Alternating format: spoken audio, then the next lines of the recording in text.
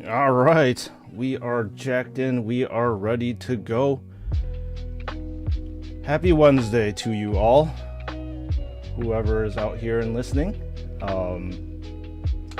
Welcome to the stream.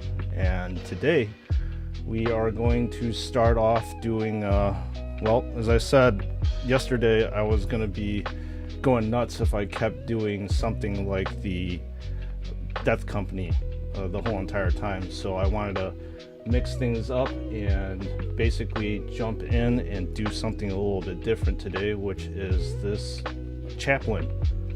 So that's exactly what I'm doing right now. Interesting thing about this Chaplain is that I decided to convert this. So this is Cassius, I believe, from Kill Team Cassius, I think. And I just wanted something a little bit more unique, I guess, to the Blood Angels like Chaplain line. So I got rid of all the iconography right here, and I think there was an Ultramarines Omega up here as well. So then I actually did miss this U over here, or the Omega on the courteous, but that's not a big deal. Frostman, good afternoon to you. How are you doing on this Wednesday? Thank you for hanging out with me and then chilling in the stream with me. Nice model. He's wicked. Yeah, that's why I was like, so this is from Kill Team Cassius. He's a special model that's I bought like years ago, and obviously I forgot about him, and then I was digging through my my archives and stuff, and I was like, I only have one Chaplain painted for the Blood Angels, and I'm like, alright, I think I should be painting another character. So this is the character that we're going to be painting for today, actually probably for the next couple streams, because this takes for a while. Duck, hello there, how are you doing? Welcome on into the stream. Good to see you here. How are you doing on this fine Wednesday or Thursday, depending on where you're at? It is a fantastic day to be streaming and painting. Well, then again, most days are fantastic now. What is good? How has your day been?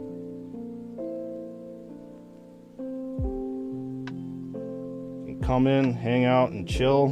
Right now we're going to be base coating this Chaplain. So as most people in the Warhammer 40K universe knows that Chaplains are black. So that's exactly what I am going to be painting the armor. Not too much of a deviation off from the normal color scheme, but there will be just substantial deviations from other things when I start painting the small, I guess, bits on the Chaplain. Very good, thanks. Good to hear. We want everybody to be doing well on stream and in chat. Let me position things a little bit better so I can have this in front of my face a little bit more. Sorry about that. Camera's shaking, but I had to basically tweak my setup. I didn't really like my microphone literally in front of my face, and then the one of my lights that I was using was literally blocking my chat messages, so that was really annoying because I had to like crane down and look. So this, as I stream a little bit more, this should be a more optimal setup. So anyways, yeah, so like I said, I'm going to be base coating this Abaddon black, and we're just going to go from there. And you all on stream get to see the progression of a bone white primed model, actually Corax white primed model, all the way up to hopefully the end. And I might actually have to paint a little bit off stream just to like clean up the bits, because this is a character model, and I tend to be very, very like anal when it comes to the details on characters. And usually, like I said, this is in front of my face when I'm painting it, so there's going to be definite things I'm going to miss when I'm doing this, when this model's not in front of my face. And just because you two have joined me on stream at 11 o'clock, just to let you know, the third and final video for the McFarlane Orc Meganob will be coming up for your viewing pleasure, where I review it. So you can take a look at that one at your leisure. So that's a nice thing of you all in stream. You almost get like a preview of what's going on. So yeah, that's coming up in about 2 hours or so. So look for that. I usually release all my stuff Wednesdays at 11, and then Saturday mornings whenever the hell I can get myself motivated to motivated to upload stuff.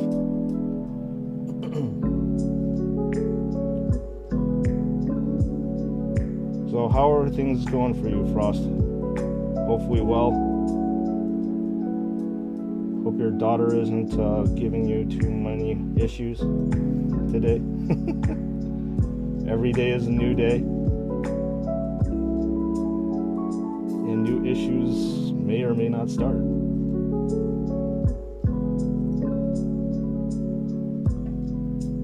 So it's a slow process of trying to get the armor painted up. And not really being super careful about this part, as I'm just going to be roughly putting out the details here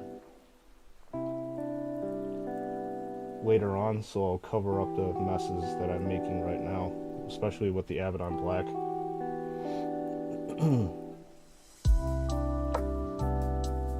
Alright. We're slowly building this model up.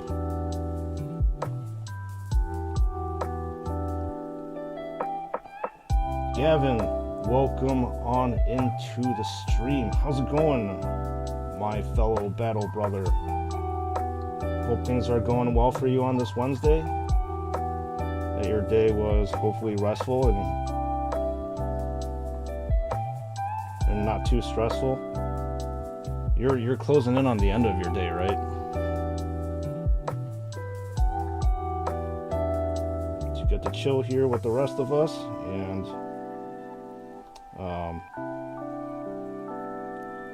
watch me paint this Chaplain. So as I was saying earlier, this is Cassius, and I converted Cassius from a Ultramarines Chaplain to obviously a Blood Angels Chaplain. And I was saying before that I wanted something a little bit more unique for my army, so I decided to buy this particular model because he looks pretty badass. He is a unique character in the lore, but I just wanted to convert him to a unique Chaplain in the Blood Angels chapter, so there was a bunch of stuff I had to do to remove all the Ultramarines Omegas on there. So yeah, so there used to be an Ultramarines Omega up here, and here I kind of actually missed this thing. I didn't know the Courteous had a Omega right over there, but that's pretty negligible. You're doing great? Good. Can end your day in this very, very chill stream over here. Glad you're able to join as usual. Always good to see regulars in the stream. And plus, it gets lonely in here without anybody to talk to.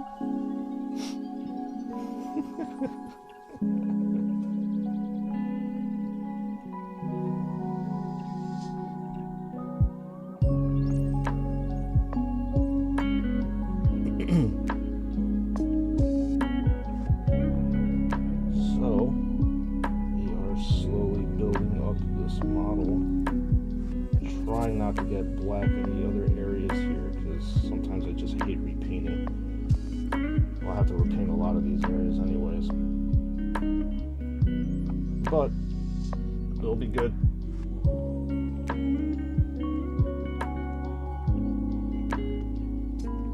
Reagan! Good evening to you, or probably night from where you're at. Well, good night is usually what you say when you want to say literally good night to somebody. So, how's it going? How was your day over there? Hopefully it was not too stressful. We are the Council of Studs. Yeah.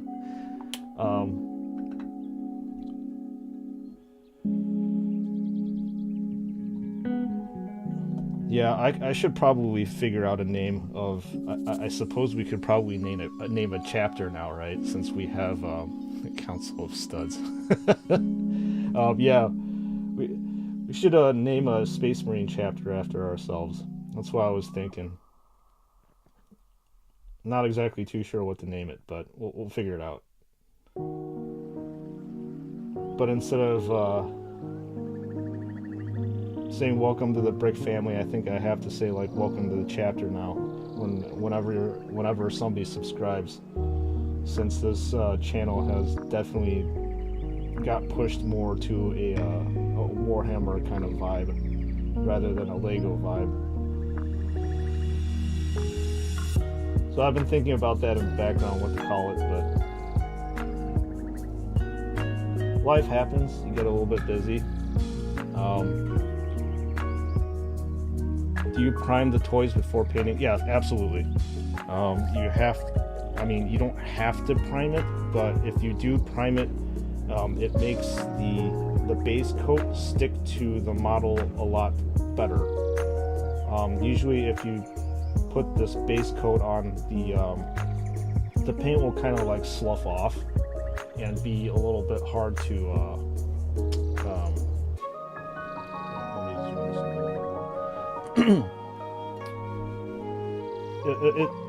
it just doesn't work out as well. It's kind of like, it's not flows off the model, but yeah, it will actually flow off the model. So yeah, I do definitely prime every single one of these things before I paint them.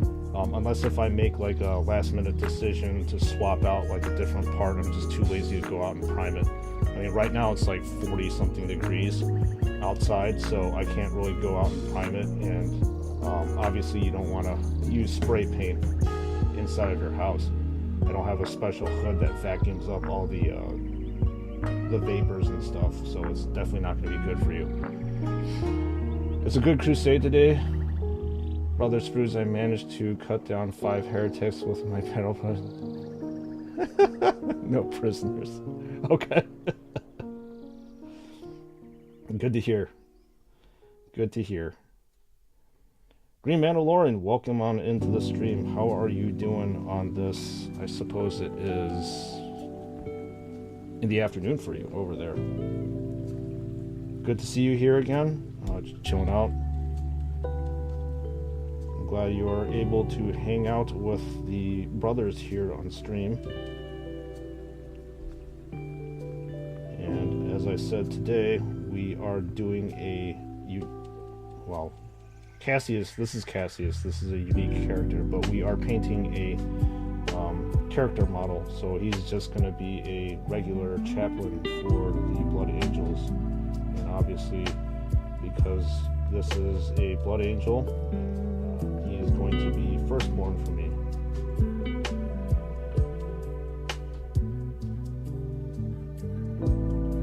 Because all my Blood Angels are firstborn. There is nary a sight of a Primaris Space Marine in the chapter. So, yeah, I've got a lot of touching up to do in this area.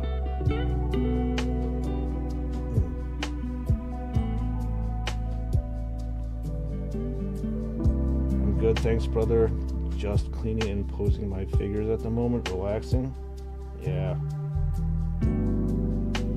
Actually, Reagan, out of sheer curiosity, like how do you pose it? Do you have like super dynamic poses when you're posing your action figures?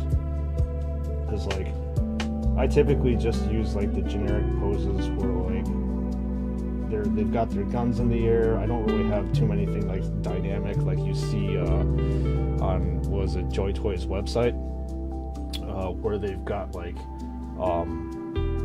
all these crazy ass poses going on. I don't usually do that.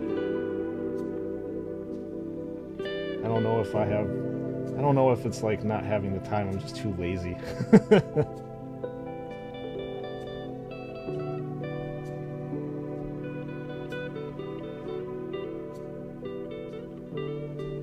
And just to let you know, at 11 my time, which is, like I said, about an hour and a half from now, my review of McFarlane's last McFarlane orc figure will be out, so you guys can take a look at it. I like to pose them, sometimes making them fight with chaos. Yeah, that's cool. I actually don't have, so I have three cabinets that I have all my action figures and models in. And I don't know, man, you may be disappointed to hear, but I do not have any of my Chaos action figures in that display cabinet. my space is very limited, so it's only reserved for these minis over here, and then my loyalist Space Marine action figures. So nothing crazy.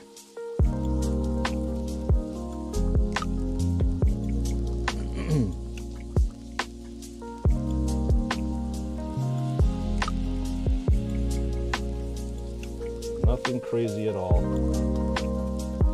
Just so that I can pose or display them. I actually was like bored enough to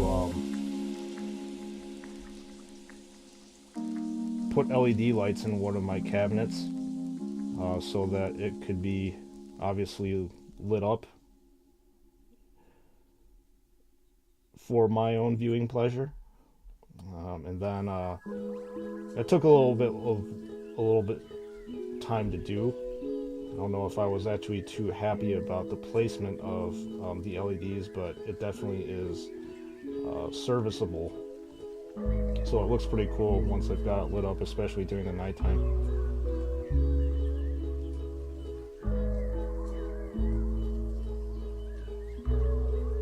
I guess you chose red because of the Blood Angels. Chose red for what, actually?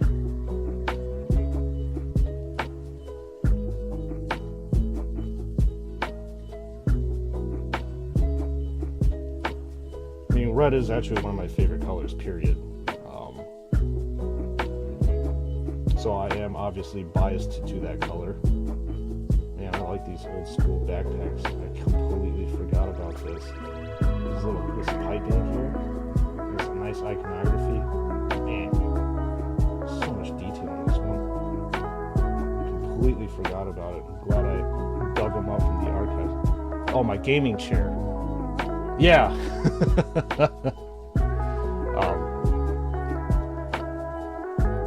Yeah, exactly. I mean, red and black are an awesome combination, just in general. It doesn't even have to be Blood Angels, but like, my favorite color actually is like a super deep purple.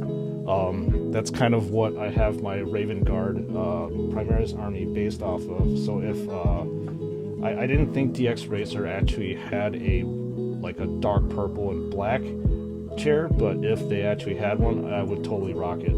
But this is a close second for me, so yeah, I dig the chair.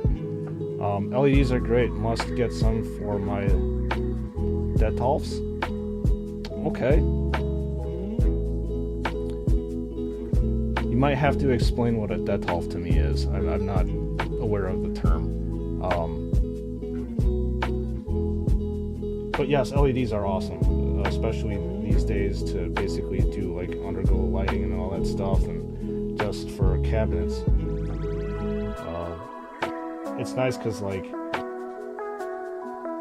almost like back in the day, you literally had to like buy these display cabinets with the incandescent lights like pre-installed with it.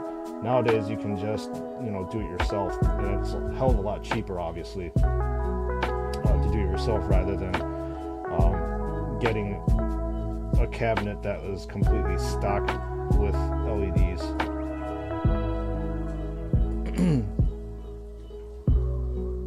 I sit on one now, the exact same as yours, red too. Yeah, I mean, I'll be honest with you, like, I've sat in a lot of chairs in my life, and this is the most expensive one that I bought. But it's worth every penny that I paid for it, mainly because every single chair that I've been sitting in for an extended period of time, I would get like back pain. And I get all stiff and stuff. I'm not like I'm not trying to advertise this chair. I'm just trying to say that it's super comfortable, and like after a extended painting session, maybe like 8 hours and stuff, I feel pretty good. And these past 2 days, when I've obviously started live streaming for these past 6 hours, I have absolutely no issues whatsoever. So I love this chair mainly because like it's ergonomic, it's comfortable, it's healthy for you to sit in. So yeah, I really like it.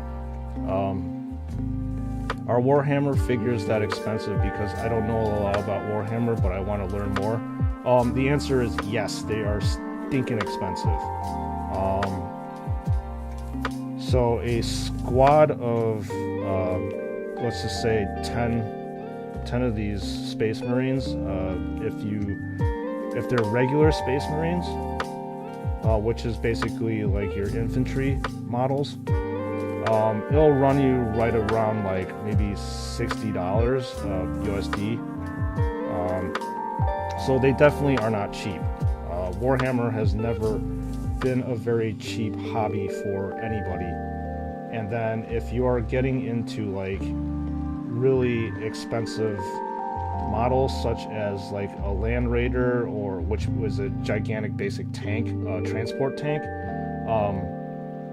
you can get up to like 100, 120, 150. And then there are specialty models that you can buy from, it's another branch of Games Workshop, it's Forge World. You can buy like gigantic gunships and stuff, and they'll run you about $1,000 each, so $1,000. So they aren't cheap at all. This is not a cheap hobby. Yes, brother, since the beginning they were meant to be expensive stuff. Yeah. So this is an interesting thing though. Like the nice thing about Games Workshop is that if you can afford to, I didn't think I would say nice and Games Workshop together, but if you can afford to buy the figures, you can get every single figure that you want. It's not like let's just say like a collectible card game per se, where you would have to like all the packs come in at random, and you don't get you won't get the card that you want. But in this, you get exactly what you pay for.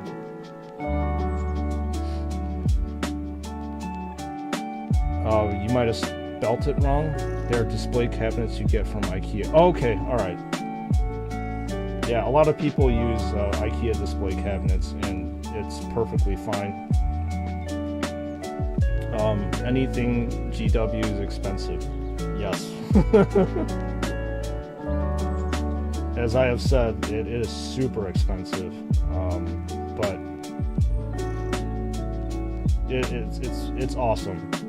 See, the nice thing about like Games Workshop stuff is that you're if you like to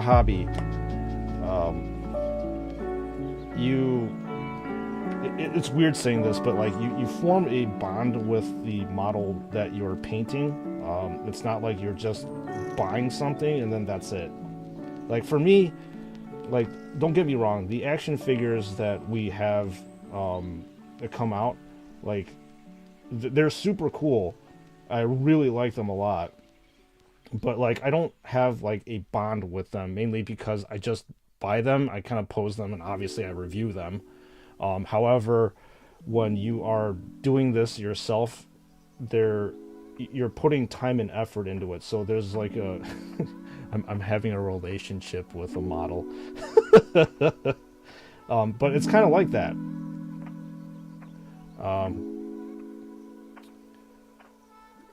Does anybody own some Joy Toy dioramas? I wonder, do Space Marine figures in them are too big? I mean, I would think that if you have a diorama, you can just scale it around the Space Marine, right? That's usually how dioramas work, if I'm not mistaken. And just scale it to the Space Marine. And make the trees like proportional to them. You can make your dioramas like how you really would want them to look.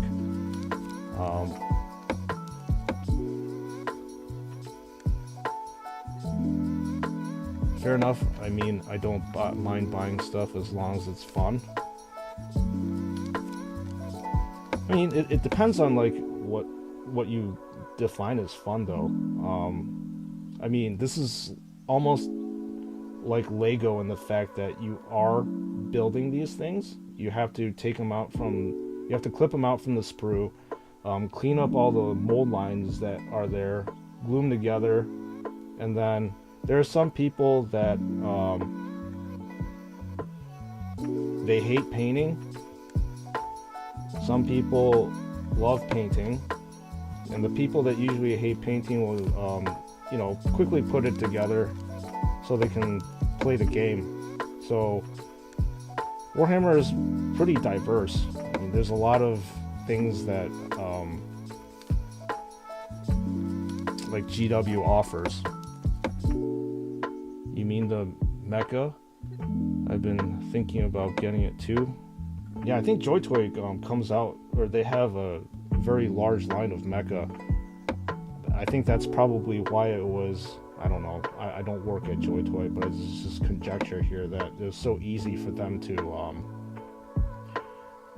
transition from doing infantry models to like things such as the the dreadnoughts, because they have a history of doing mecha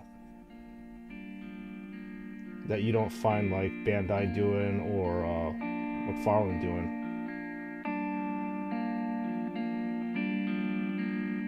I mean, some dioramas like army stuff, Joy Toy made, hangar,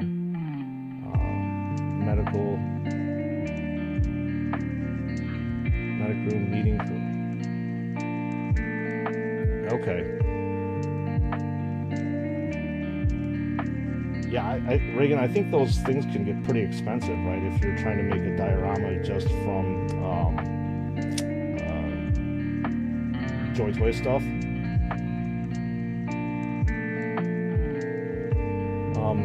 How much do I pay from paint in those models combined?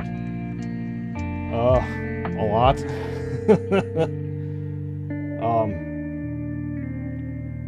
So your average paint pot in the United States, let me try to recall the paint pot. So one of these things that you're seeing over here, I think it's like $4 or $5 for paints.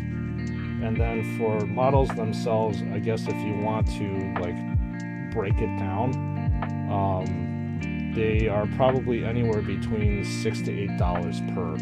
And it depends on whether you're getting a special character model. So if you got character models, then the price skyrockets. So like just one singular model can cost you about $35 to $40, depending on who it is and how big it is.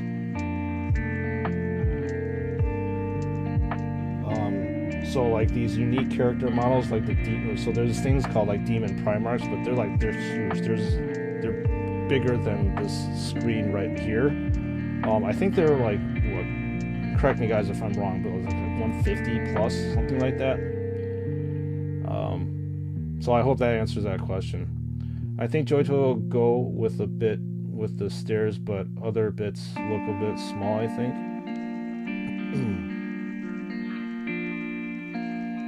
I see, yeah, Space Marine figures are way bigger than usual. 1 to 18 scale, so no wonder. Once I bought online the 1 to 18 chair sofa for Space Marines, but it's way too small. Yeah, that's what I heard.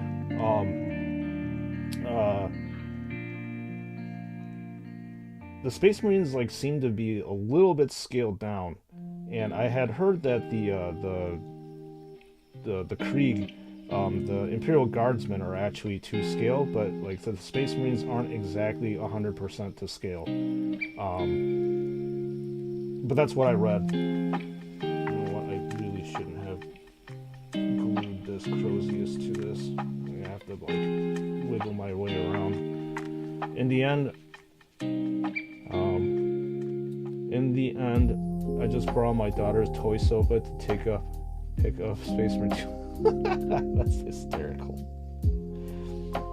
So I'm taking it that you just use like a sofa from like a, let's just say, the archetypal dollhouse or something like that.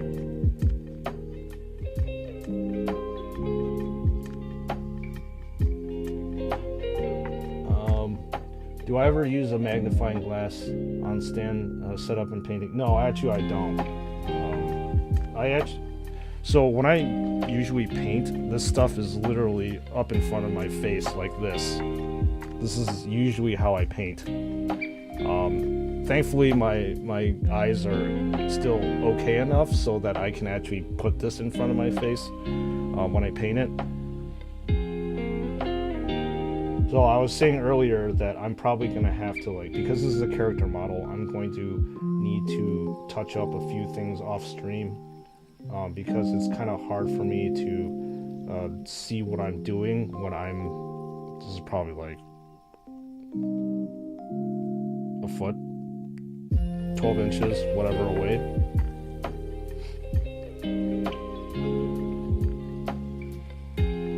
And I tend to be very, very picky about painting character models, like very, very picky. And I typically will not let go of mistakes that I make, almost to a point of obsessive detail. Because it's a character, I love spending time on characters. Whereas when you see me painting like the Death Company, those are just your regular space. I mean, they're not regular, but like they're grunt Space Marines. And for those models, I spend a lot less time on them, and I'm a lot more forgiving to myself. If I make a mistake, I'm willing to let a lot of things go on them. Because, well, special characters are special for a reason. They have climbed through the ranks of the chapter and earned their title. So, therefore, I have to give them the attention and loving time that they deserve. What do I think of the Joy Toy Kriegs? I mean, in all honesty, like, I didn't think too much about it. I never really gravitated to Astra Militarum or the Imperial Guard that much. Growing up and even now, it was always Space Marines. So I actually didn't really devote too much time to like getting to know the Imperial Guard too well. So while they look pretty cool, in my opinion, yes, they do look very awesome. But I obviously need to concentrate my resources on things that I really love, which are obviously the Space Marines. That is where my true love is. And I don't really really understand too, like, none of the action figure companies have actually come out with anything Eldar. I'm a huge fan of the Eldar too. And it's a Eldar are obviously humanoid type being, so like it shouldn't be too hard to translate an Eldar, like an aspect warrior or a guardian, to basically action figure form. So I definitely would love to have seen them try to make one of a model or an action figure, sorry, of Eldari. And if they did that, that would be super cool. Krees are cool, but they're just too many. I skip them. Yeah, there are a lot. I mean, that's what Astra Militarum is. I mean, they typically, well, that's a lie. They have the Baneblade and a bunch of tanks, but like if they're almost like a horde army, in my opinion. You got a ton of like infantry running around.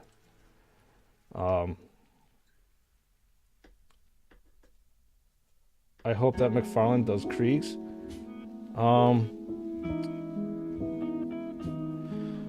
Actually, I think McFarlane did recently release something. It was based off of Darktide, and they have like an Ogren, a Chaos, what's his face? A Chaos Guardsman, and I believe a regular Imperial Guardsman. And that came out, I think, last month.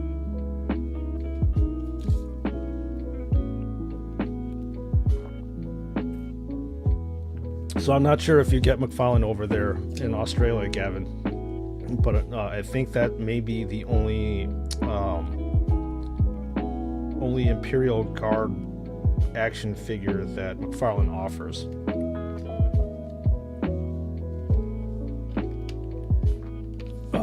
Kriegs are cool, but they're just too many. I skip them.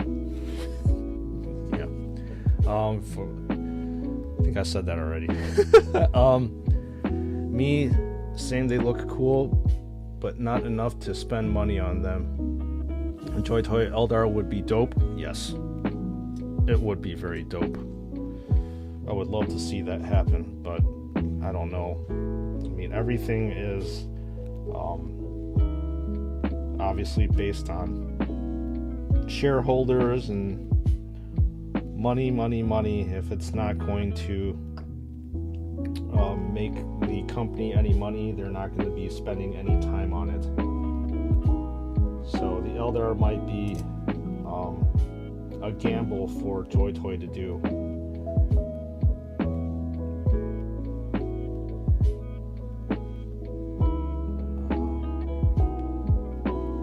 Not much McFarlane here, brother. Most people don't really like superhero stuff here. Okay, that's fair. I mean, McFarlane, yes, he has his company originally based with superhero stuff, but I mean, as you know, he's released a lot of Space Marine action figures. So I don't know, and they're actually, in all honesty, very, very reasonably priced. I mean, $20 for that action figure for most Space Marines is pretty badass in my opinion. Although we already know that just from my reviews and stuff, I just think that their painting is, as I said before, very, very lacking. And we established that he's probably doing that just to keep the costs down. Yep, seen those. I'm gonna get them. Yeah. I'm probably gonna snag a couple of them to review as well. Gavin, see how it is. Maybe the Ogren, and that's actually more expensive than the rest of them because there's more plastic there. I think the Ogren over here is like $40 USD. But out of all of them, it's pretty cool. The the Chaos Guardsman looks pretty cool to me too. I think we have a. I don't know if there's a GameStop over there from over yonder where you all are at, but GameStop had a unique Chaos Guard release. I think the unique one is it's got a different face or mask or whatever it is from the regular one that was released, that you can find on pretty much most retailers, online retailers.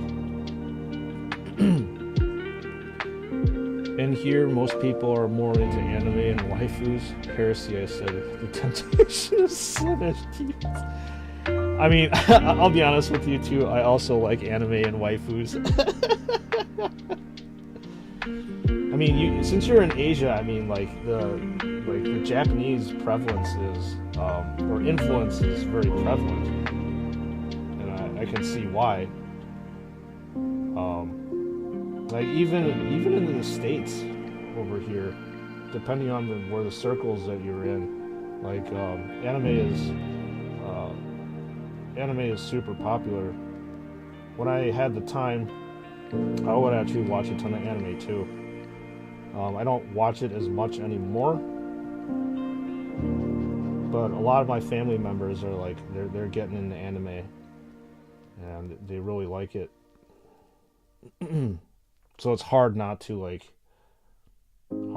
mean, you've got, it's basically like adult themed stuff, as in like you got race, politics, war, but it's just in like cartoon form, and that's why people watch it. That's why I watched it. I used to watch Bleach a lot, and then I also used to watch. Well, I still kind of keep up to date with Attack on Titan as well. But if you're talking about old school stuff like Cowboy Bebop and Full Metal Alchemist, I watched all of that stuff when I had the time. Yeah, even my daughter watched those VTuber with yeah. I mean, VTubers are interesting. I personally don't watch that kind of stuff. I really like when I watch a stream, I like to be connected to the streamer. So I personally, if they're gonna put themselves on stream, I would like to see that rather than like an avatar version of them. While it is unique, it's just not for me, and to each their own. I keep saying blasphemy. What kind of heresy this is? I don't think we have a GameStop in Australia. Have certainly heard from them from YouTube. Yeah, I mean, GameStop is an old school brick and mortar place where you can basically get like primarily video games, and they're not, if I'm not mistaken, they're not doing so well in terms of like keeping afloat, because obviously the market has changed over the years, and nobody goes to brick and mortar stores. They just obviously they're all online.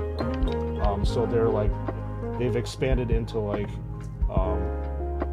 merch and all that different stuff,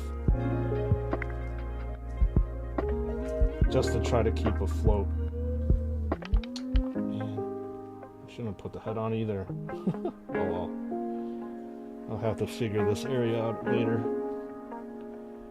Akira's your favorite? Yeah, that's an old school classic, man.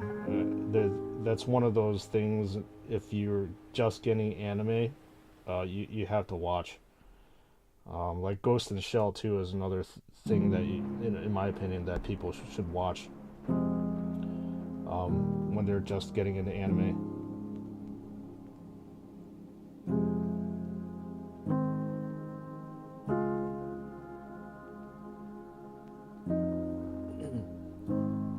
There's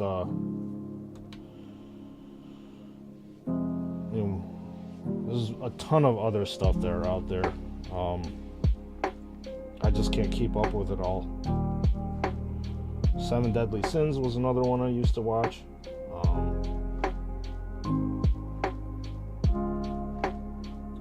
Amongst others. That's why I also started watching Warhammer. Warhammer Plus was an easy transition into that. I touched upon it yesterday. Talking about like Hammer Bolter and stuff, and Angels of Death especially.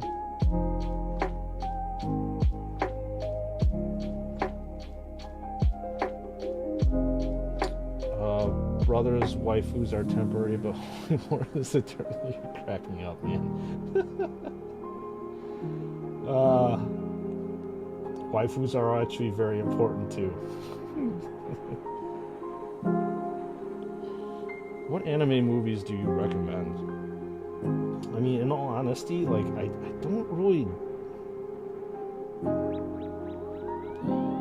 have one that jumps out at me off the top of my head. Most of the anime that I watched was that they're serialized, they're TV series. And then if they're movies that come out, they're basically like movies of the characters that are in the serialized TV series.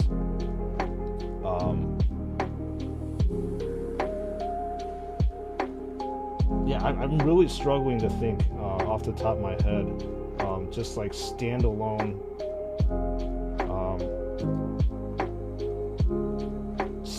movies that are anime, that are good to watch.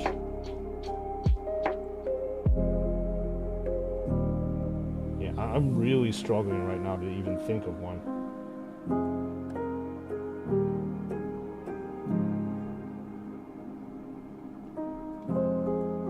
Yeah, seriously, nothing comes to mind.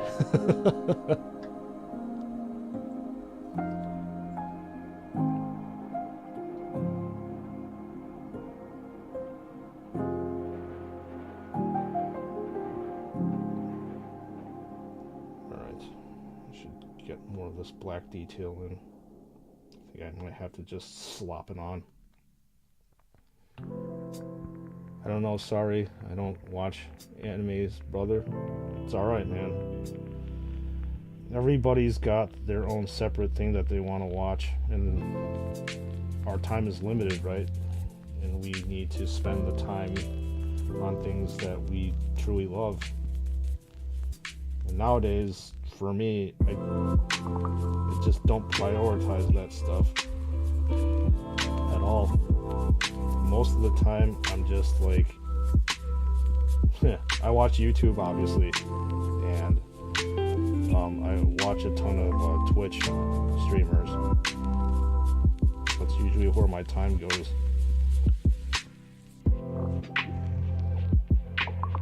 Have I seen the Animatrix? That is the anime version of the Matrix, right? I did watch some of the stuff that was presented on it, but I don't really remember that much. I think that's where they introduced isn't that where they introduced like Jada Pinkett Smith's character and stuff? They gave a little bit more background to the crew of the Logos.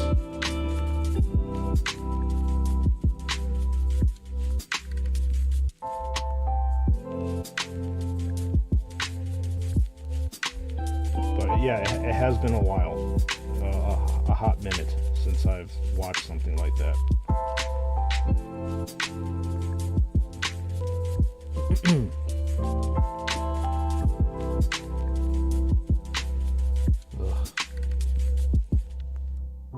I'm so tempted to just pop the arm off here. I hate getting into these crannies and crevices. That's why I usually like to paint in stages, you know? So I don't block myself from being able to access crannies, nooks and crannies. Yeah, several short stories. Okay, yeah. I did watch them, but I don't really remember that much from them.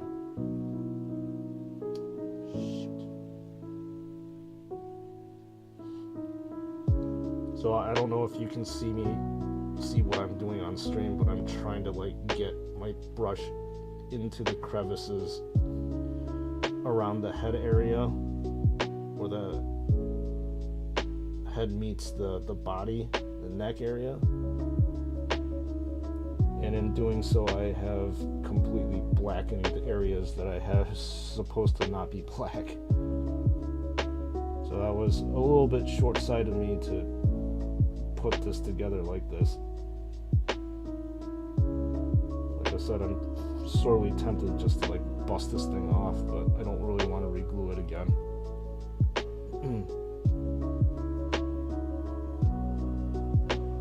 So I will have to work around it.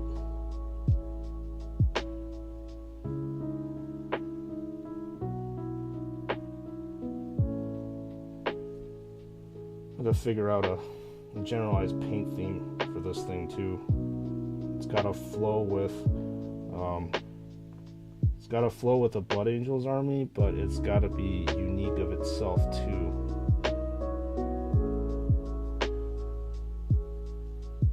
It's weird saying that within uniformity you want to also have uniqueness, and that's the fine line that painters need to think about when it comes to these special characters.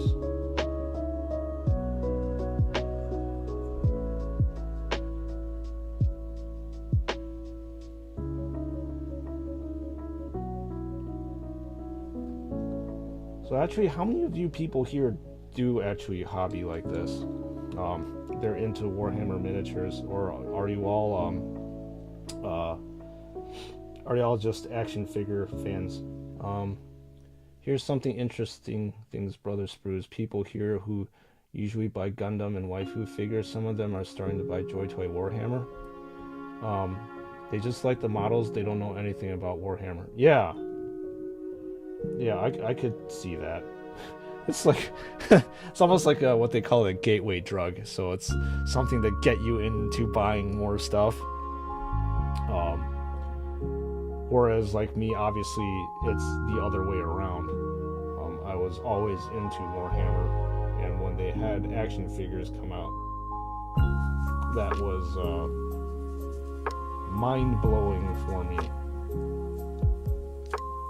I mean, there's something just super cool about the aesthetic of Warhammer, especially the Space Marines. Everybody gravitates towards Space Marines. Obviously, me included.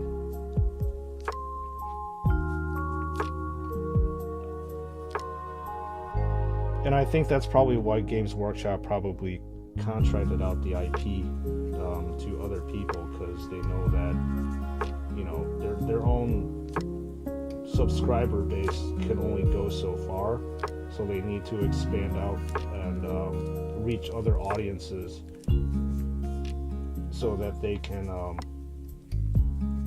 get more people into the hobby. So it's almost like a weird form of advertisement, in my opinion, contracting this stuff out to others. And I really think that, just from a personal perspective, that this part is working. You're probably going to start seeing some residuals from it coming in. I mean, obviously I don't work at Joy Toy or Games Workshop, but I'm pretty sure that they're making a decent amount of money off of us who are buying Warhammer and also buying the action figures at the same time. I used to have Skaven armies and paint it myself, but the home environment would not allow it. My dad was so mad because my room was messy with paint, so I stopped.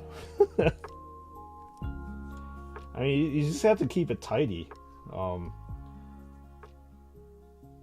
That's what I do right now. My whole entire like workspace here, I've got like a another mat underneath here to hopefully prevent spills, and then everything is pretty much contained here. So, but then again, as a kid, you don't really give a shit about cleanliness. Your parents are usually the one that's yelling at you to clean up your area and stuff. So I could see that. But Skaven are cool. And now my wife and daughter don't like the smell of paint, spray, or anything, so I can't do miniatures. Okay, I mean, I'll be honest with you, like these acrylic paints, they don't smell at all. There's no smell to them. That's why you can use them indoors. There's no spray. Now, if you're using an airbrush, then yeah, there is a smell to them. But when I'm painting right now, there's no smell. The only smell that comes from anything is when you're doing the base coat, the primer for the paint to stick on. That's where the smell comes from. One of my family members is like absolutely addicted to the smell. Every single time I spray it, they're like, "Oh my god, it smells so good." I swear to God, they're a druggie.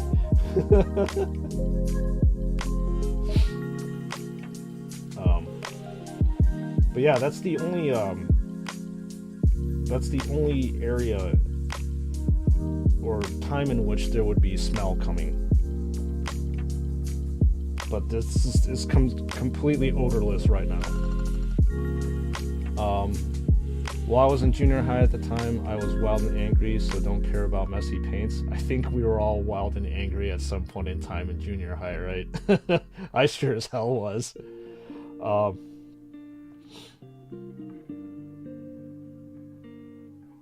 Yeah, you get all that the teenage angst or the preteen angst, rebelling against your parents because they're telling you you're tired of them telling you what to do and what not to do.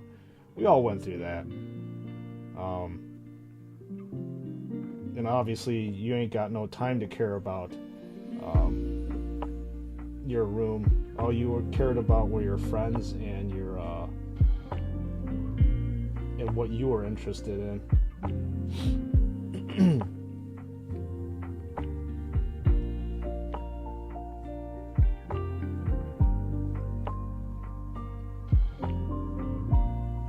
Yeah, it's interesting though. Like, I'm surprised that you actually had the patience to paint. Actually, hell, I'm even surprised I had the patience to paint these minis back in the day. But I think if you, Reagan, if you paint with like oil-based paints, they tend to be, they have more odor. So the paints I use are completely acrylic. They're fast drying, and they have no odor, which is nice. That's why I'm able to paint in the comfort of my own home without any issues. Alright, so I think the base coat is pretty much done. And then I will have to move on to the fun bits, which is bringing more character and life to this mini. I'm gonna have no inner monologue here because I want you guys to see what I'm doing. Juice ingot for sanguineous, indeed. Welcome onto the stream, Juice. How's it going on this Wednesday? I don't know where you're from, but from where I'm at, it's Wednesday morning. Happy middle of the week to you. Hopefully your day is going well and you are doing good today.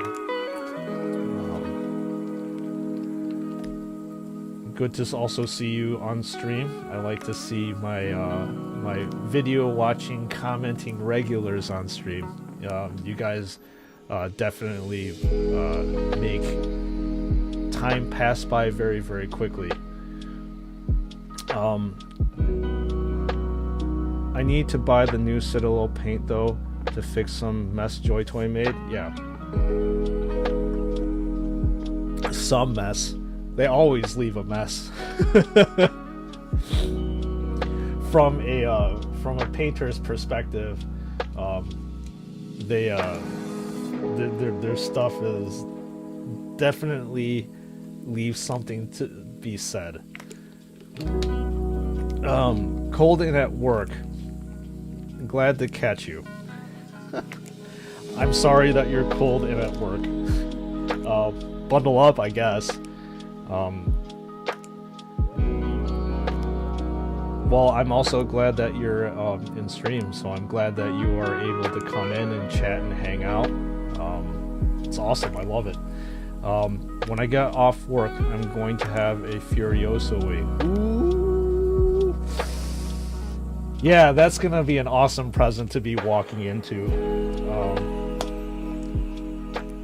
You're not going to... Well, in terms of painting, yeah, you already know me. You're going to be disappointed because of that, but anything aside from that, it is a glorious, glorious action figure.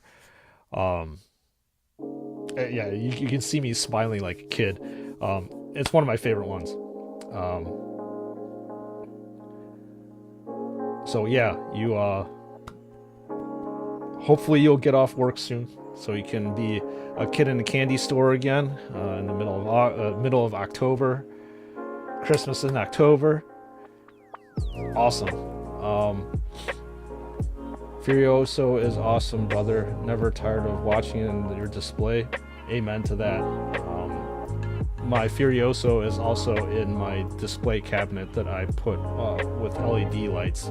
So, yeah, it holds a very, very special place in my heart.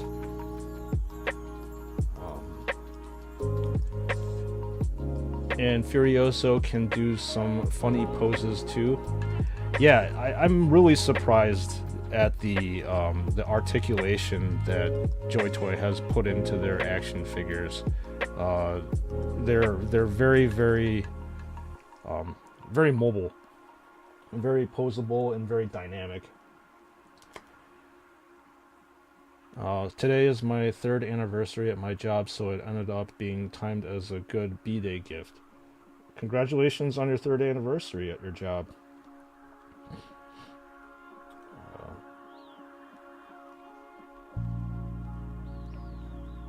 Staying at a job these days is not easy, so congrats on that one. Like I said, you're definitely going to love coming back to that. When I was at my full-time job and when I saw the notification that my own Furioso was delivered, I really wanted to get the hell out of there, out of my job, so I can go home and play with it. I mean, I don't play with things. Sorry, review it.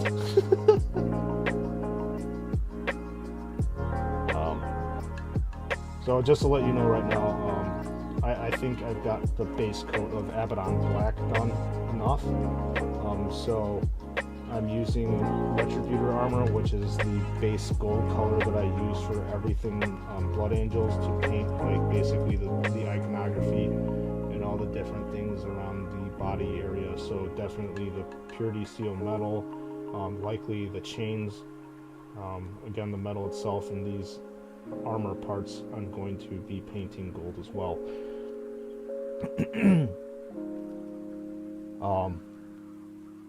You got a Furioso on order, can't wait. Congrats, Gavin. You're not going to be disappointed. I really don't think you'll be disappointed with it. There's so much detail. Those Furioso claws are awesome too. I kind of wish that Joy Toy actually converted those claws into blood talons. I love blood talons. They're so wicked. Landscaping. I love what I do. Hey, you know what, man? That is the most important thing. As long as you love what you're doing, you're probably in the minority of a lot of people. Most people hate their jobs. When I was at a regular 9-to-5 job,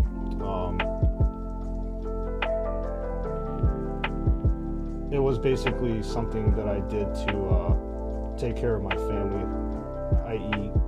the money from it. Can't really say that I liked it per se, but in the end I started hating it. Wasn't worth it. I hate my job, work in an office cubicle. I think that is, again, the majority of how people feel about their jobs. Working, it's hard. Finding a job that you really love and actually pays. I mean, we do what we have to do to survive these days in this very interesting and turbulent time that we're in. I mean, as long as it pays the bills, Gavin, that's good, but at some point in time, you know, I suppose that you've got to learn, if you're that miserable, you just have to leave it, right?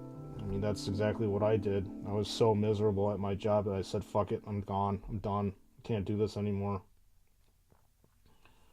Mental health and happiness are things that a lot of people don't talk about, but I'll talk about it to you. It's super important. I want him, but if my wife finds out at his price I'm a dead man, you'll wonder what happened to Frostman because he doesn't watch anymore. Sorry to hear that. You know, Frost, I already told you, you keep referring to these damn things as toys. That's probably why she doesn't condone you buying this stuff.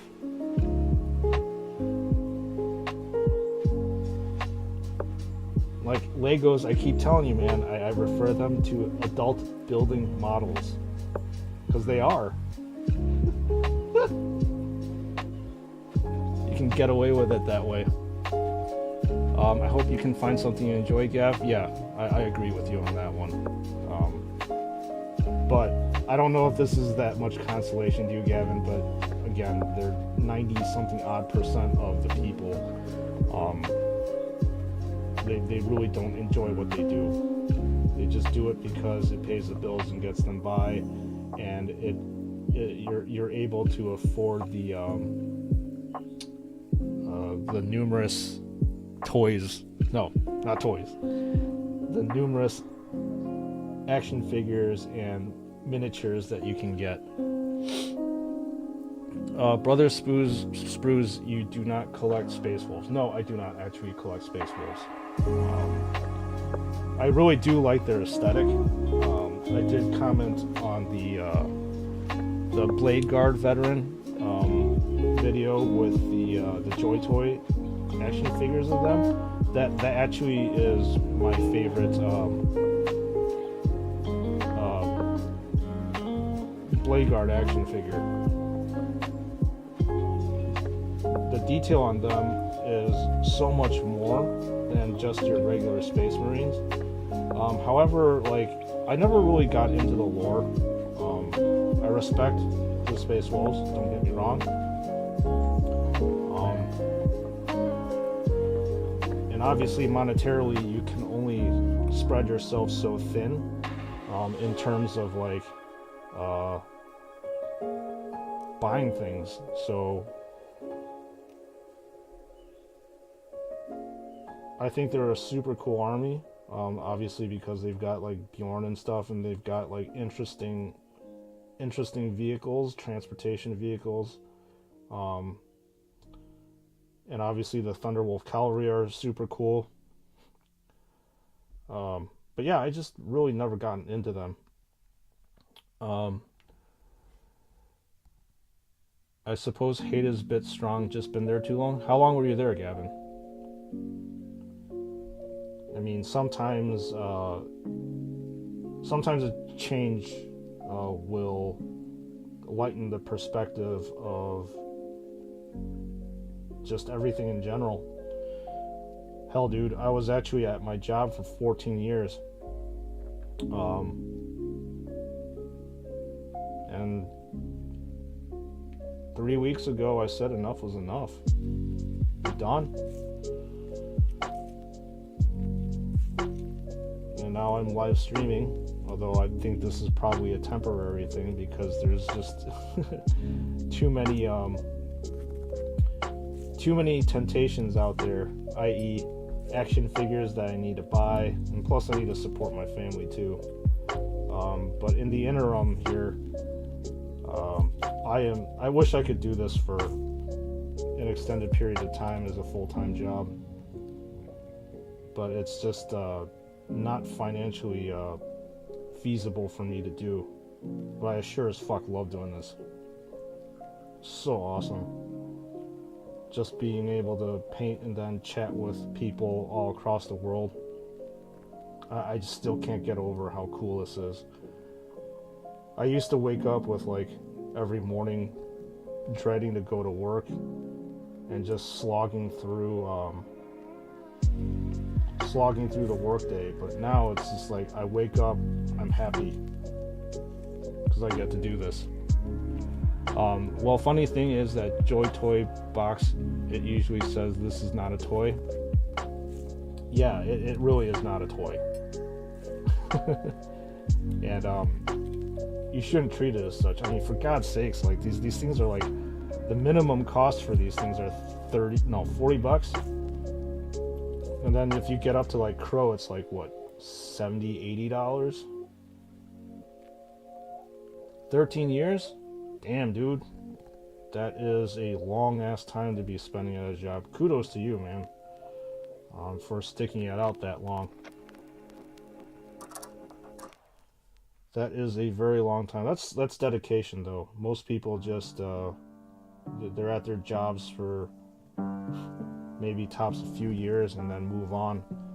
So there is something to be said about longevity and stuff.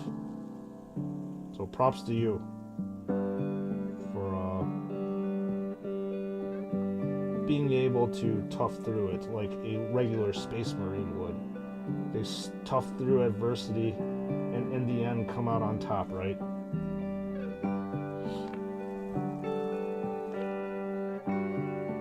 I mean, they said this is not a toy, but their name is Joy Toy. Well, it's toys that bring joy, right?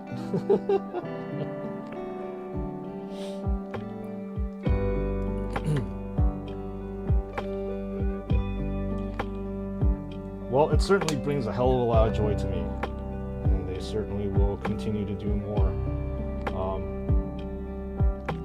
Speaking of which, what else have you all seen online with regards to the upcoming releases? I know that a few of you have mentioned there might be Imperial Knight that's coming out. That would be super badass, mainly because I can't even imagine how big that thing would be and how much it would cost. Is probably what would freak me out. I heard that Tau was going to get released. The Sisters of Battle were going to get released too. More stuff to burn money that I don't have now anymore on. I try to have an Astartes attitude when it comes to work. Good. I think having that Astartes attitude will definitely will get you through a lot of tough situations.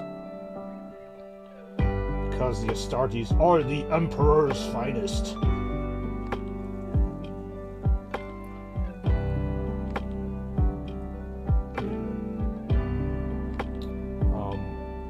When it's snow removal time, I have to suit up with my bulky stuff. You feel like a Space Marine? Yeah. Oh, that must be tough though. Just going out there and doing that kind of labor. But hey, at least you get a workout, right? Instead of me being a fat ass sedentary man here.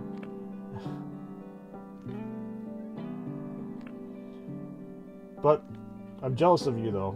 You found a passion, you love doing it, and A lot of people can't say that.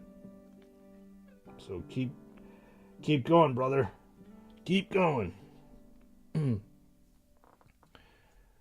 I really want tanks. I believe there was one coming out. Oof. Oof. Is it one of the Jesus, Gladiator? Is it a Gladiator or is it a Predator? I'm curious. I mean, it sounds like because they're gravitating to more Primaris stuff, it might be a Gladiator, right? I'm sold if they're actually going to be doing a Predator, because obviously the old school nostalgia is way too much for me to ignore. Hell of a workout? Yeah. I can imagine.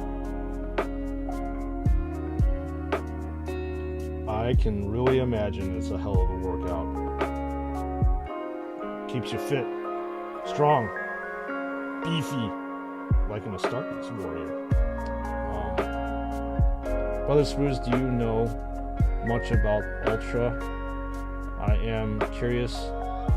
Do Joy Toy released almost every type of units, or there are still other types of units? There are still other types of units that they haven't released yet. So one of the ones that I'm hoping that they do end up releasing are called Eradicators. No, Eliminators. Eradicators are coming out, sorry. Eliminators, so they're basically snipers. They're Phobos armor, and they're snipers. And I hope that they come out with that. That's still one thing they have yet to release. If they come out with that, I definitely will be getting it, because I love the whole sniper genre thing. As I said yesterday, the Vindicator Assassin is actually my ultimate favorite model, period, that Games Workshop has ever produced. So going back to it, are there any other ones that they have yet to release? I'm trying to look at my... So if you're talking about like OG models, they don't have any Terminators at all. Any kind of Terminators. There are no Assault Squad type of characters with the jump packs.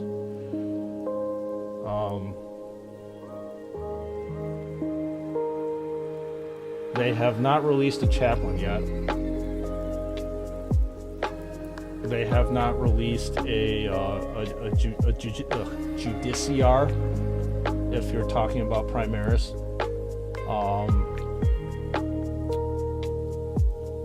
So there's a decent amount of stuff that has not come out yet from Joy Toy that have yet to produce in the whole entire Warhammer lineup. Is the Eliminator the same as Devastator units? So no, they're not. Eliminators are basically snipers with like yeah, they're basically snipers with like pretty hefty guns, but they almost serve like Devastators, I suppose, but they don't have heavy weapons. That's the thing. They don't have las cannons or melted guns, heavy bolters, that kind of stuff. Man, still many I am bleeding here. You and me both.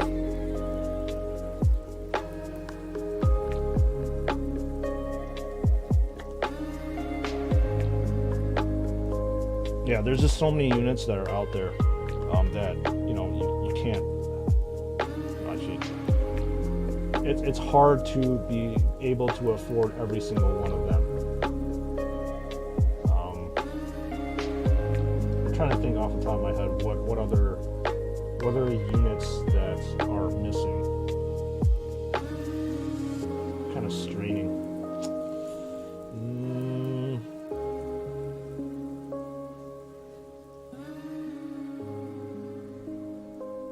I suppose I could just be bored enough to pull up all the models on the website and take a look at what's missing, but too lazy.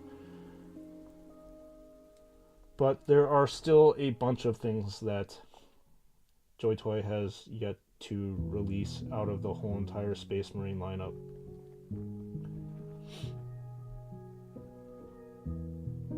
I'm not sure, it was a bit different looking, more like armored truck style with 3-wheel treads for the 4 wheels and had cannons. Armored truck type style. So is that sounds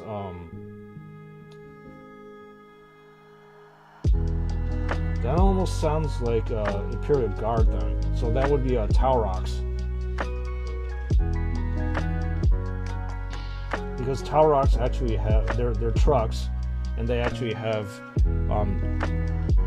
instead of wheels, it's actually a tread around where the wheels would be.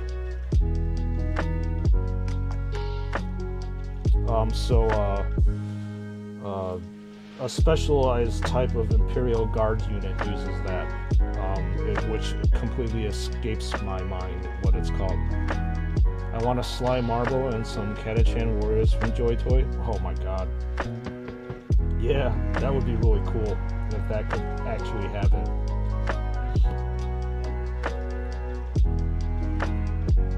Yeah, the Jungle Fighters they're really cool. I like the whole aesthetic that's behind them. Did you get Juice, did you get the I don't know if you're into the miniatures themselves, but like they came out with one that was just like the African American dude in Predator. It's like completely modeled the same as he is, and it's so cool. But yeah, he is a jungle fighter. Super awesome. And it was a special release, if I'm not mistaken, maybe a couple years ago.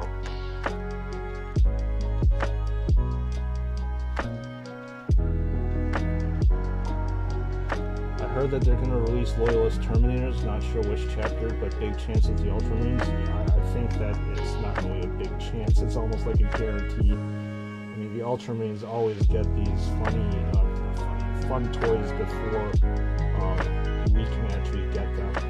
We, as in other chapters.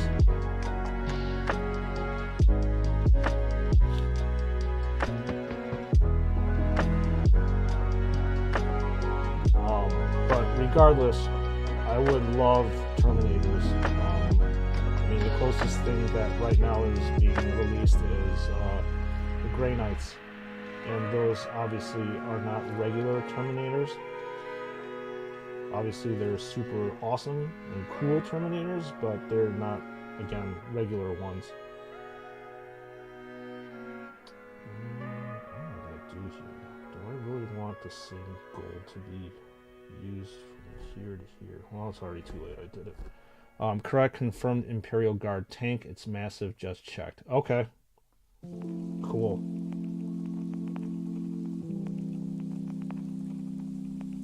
Very, very cool.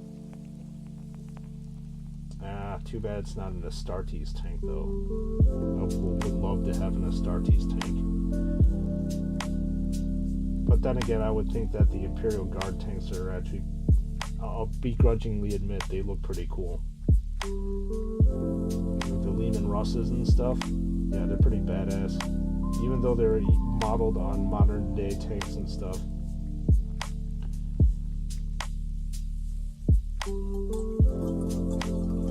But having like a Bane blade would be super awesome.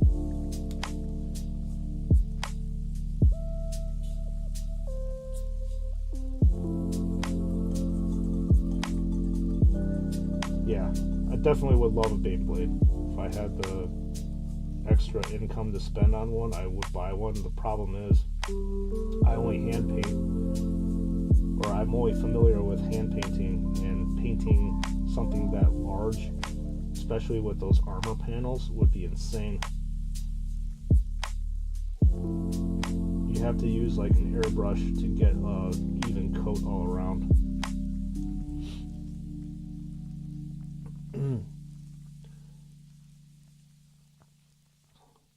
I'm gonna have to check out, because the first Predator is one of my favorite movies. I don't have any minis yet. actually just getting started into PC strategy games. Sanctus Reach, Horrors of the Warp. Okay. Cool. Yeah, I find it interesting that you all are action figure Warhammer people first, rather than the other way around like me, which is Warhammer miniatures first and then action figures. That's cool. Regardless, it doesn't matter which order it came in. We all here now, and we all good. You want Space Marine tanks? Me too, brother. Me too. I would love to have myself one of those tanks. There's just something to be said about these OG Predators. Especially like the Predator Annihilator, which is the ones with the two las cannons up top, the twin link las cannons up top, and then they have las cannons as sponsons on the side. Yeah, that's my favorite all-time configuration for tanks. Aside from the Ball Predator, which is the twin link assault cannons, which are obviously more suited to the Blood Angel style of warfare.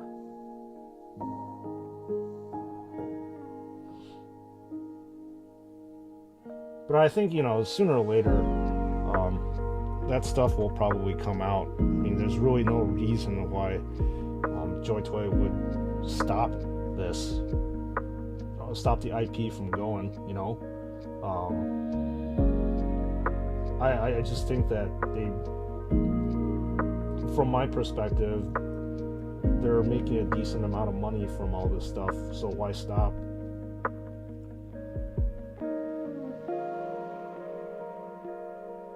I know that there's probably like at least 5 people here or 6 people here in chat, including me, that would definitely spend a good amount of money on that stuff if they even do come out with it.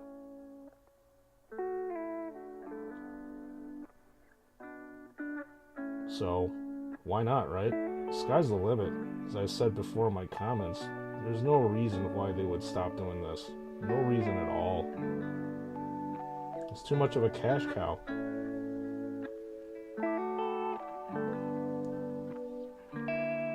I would think it's a win-win situation. I'm pretty sure that, Joy Toy probably has to pay some royalties to GW. Hopefully they don't have to pay too much, that they'll keep manufacturing all this stuff.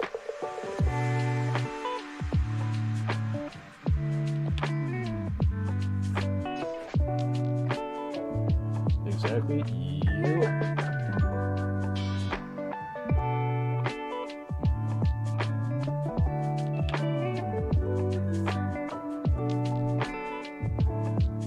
So just starting to pick out the details.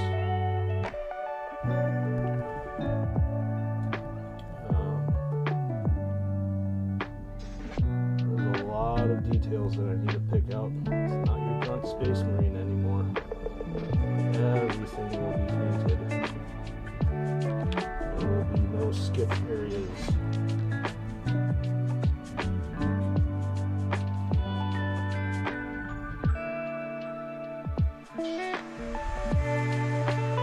So the way I'm painting right now is usually the way I paint. My face is like literally stuffed into the mini, and you're probably seeing my grays coming out. But that's typically how I paint.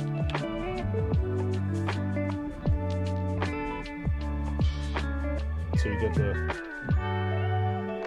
get to see the nice haircut. Yep, was so happy when Joy Toy brought out these models. Keep them coming. Heck yeah. No reason to stop.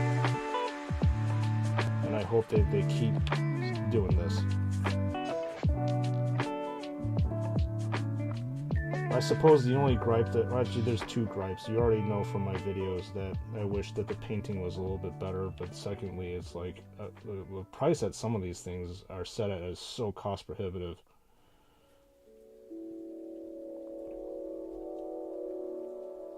I mean, the the Grey Knights, for example, I was like, should I get this? Should I get this? Should I get this? Obviously, I did. That won out. But I was like, woof. 200 plus something bucks for that stuff? Better be good.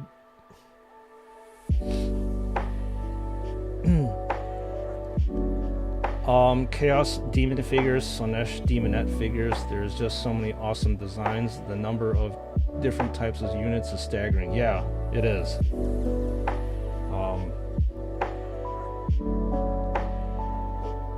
Games Workshop, like their lineup is just absolutely insane. The amount of just figures that are out there. And they had to sculpt it, do everything from scratch, which is super cool.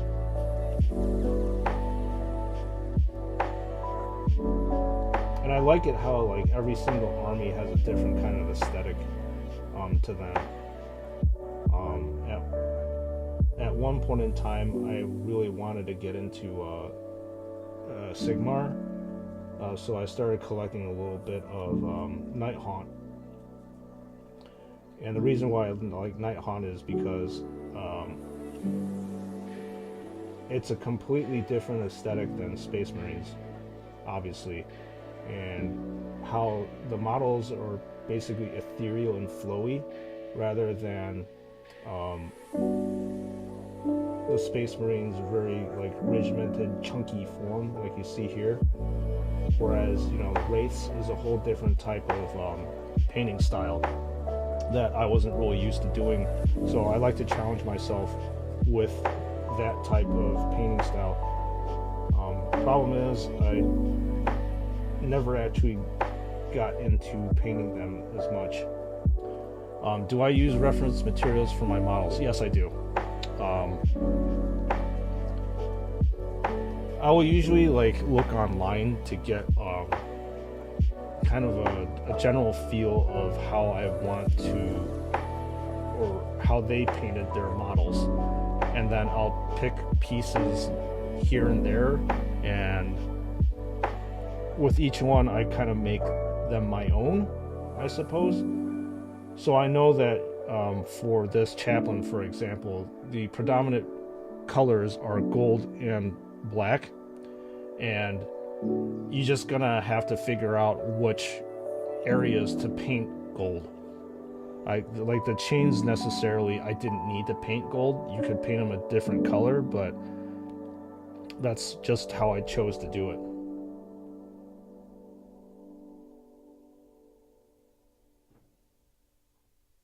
So yeah, reference materials do help. It gives like almost like a general roadmap of how to get to the end, but the journey in between is basically you figuring out what colors you want to paint this thing. Yeah, I'm very picky what I choose to buy to save money. You have to be. You definitely have to be picky. Not many of us can afford to go out and blindly spend hundreds of dollars on action figures and stuff. I mean, other people, you know, you've got other responsibilities and priorities in life that you need to funnel your money in, right? You got mouths to feed, insurance to pay, all that crap. All the adulting stuff, which sucks, but that's just how life is. You can't really,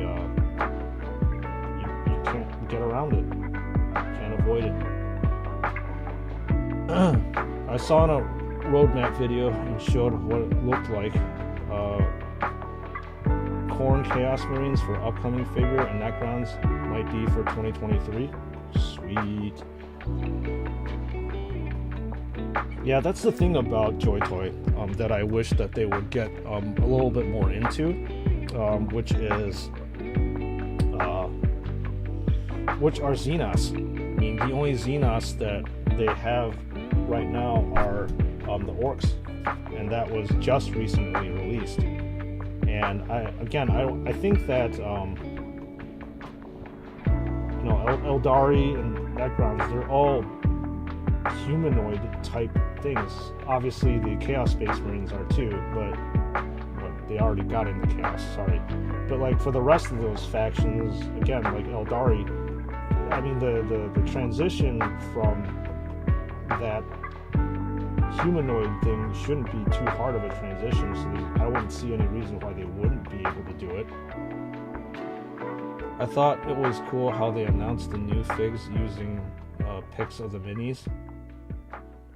I would love a blade-armed Tyranid figure. Are you talking about Hive Tyrant? They're the ones that typically come with the blades. I think the Tyranid warriors also have blades. And obviously there are other Tyranid models that actually come with natural blades, like the Carnifex.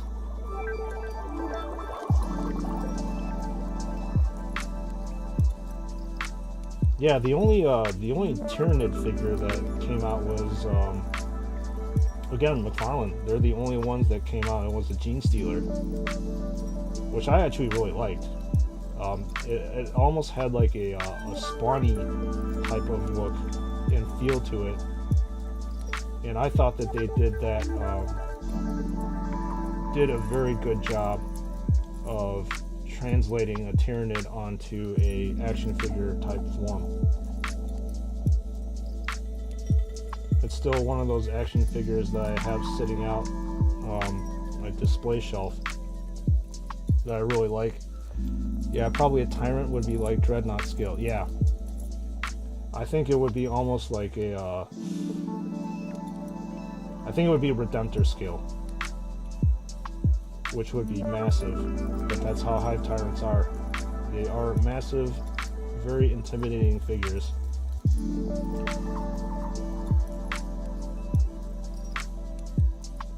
And they are just really cool, especially, like I said, the winged ones, the winged Tyrants. It's almost like a personification of death from above. So yeah, I would definitely like to see that for sure. I mean, there's so many things that I would just like to see, period, come out from Joy Toy.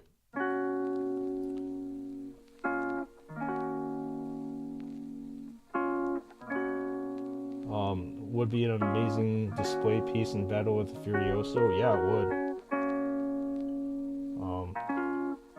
Considering that the Furioso is a very you'll get to see this for yourself, Juice. It's a very dynamic figure, and it's super posable. Reagan also did allude to that. It's very, very posable. In fact, I think it's a lot more posable than the Redemptor, because Redemptor's motion is fairly limited in the legs. But regardless, yeah, it would be super cool to see like a battle between those two things.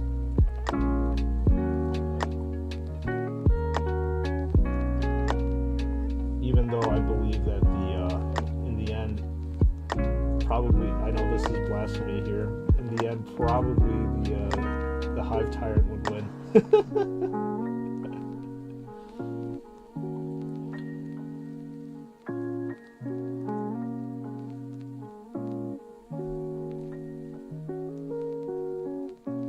Yeah, Tyranids are they're proper cool. Although some of the models I didn't really like after they refreshed it. Like, for example, I really like the OG Carnifex. And what they turned it into, I'm not too much of a fan of, but you know, to each their own, right?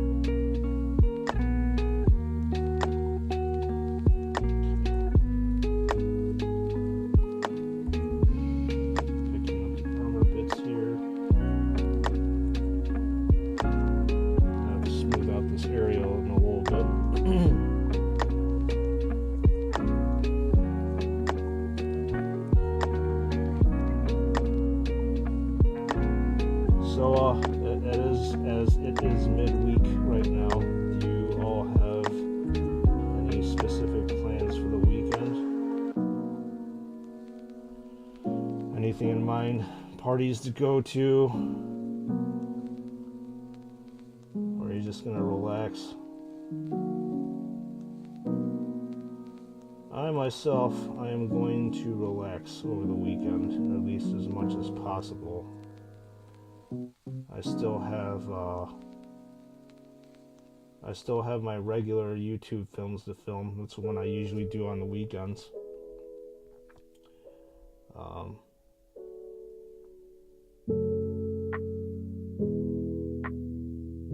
But I'm usually busy with that, and obviously, if you've been looking at my other shorts and stuff, the Lego,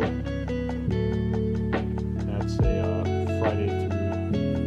Friday through Sunday kind of thing. The weekends aren't really weekends for me. I'm still doing work, but it's the type of work that I love doing, so there are no complaints from me. Just relax on the weekend sounds great, Gavin. I mean, if you're working a full-time job, I mean, you gotta chill. You gotta know when to take a step back and not stress yourself out. And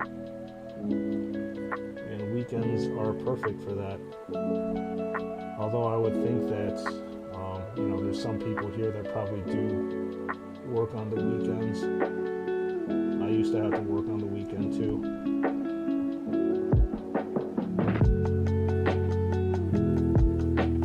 Which wasn't fun.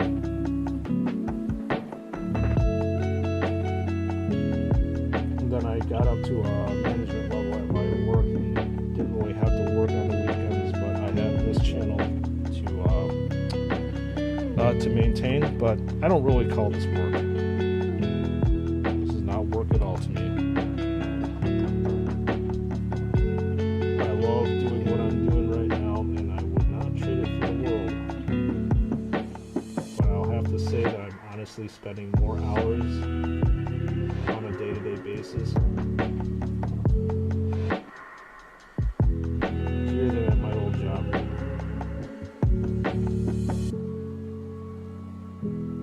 This one makes me so much more happy than my old one.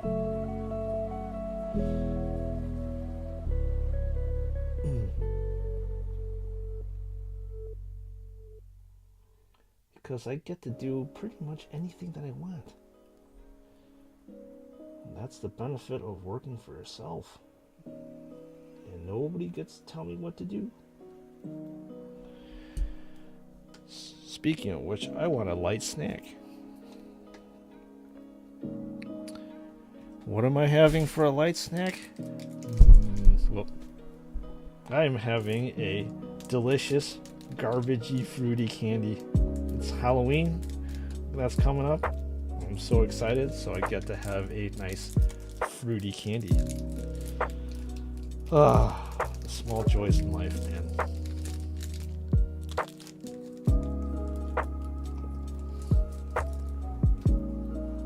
Good stuff.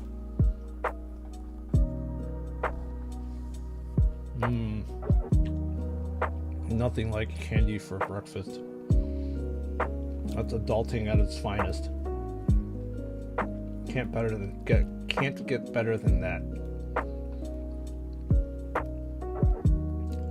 Oh yeah, bro, I like sour candies. I love sour candies. I would probably rot my teeth out if I had a chance. When I was a kid, I was like 3 or 4.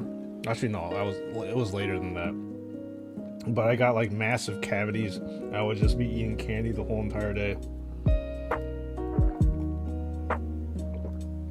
We don't celebrate Halloween here, though. And those candies you ate are probably expensive here. Most USA candies, yeah, I would understand that. I mean, you would have to import that stuff in, right?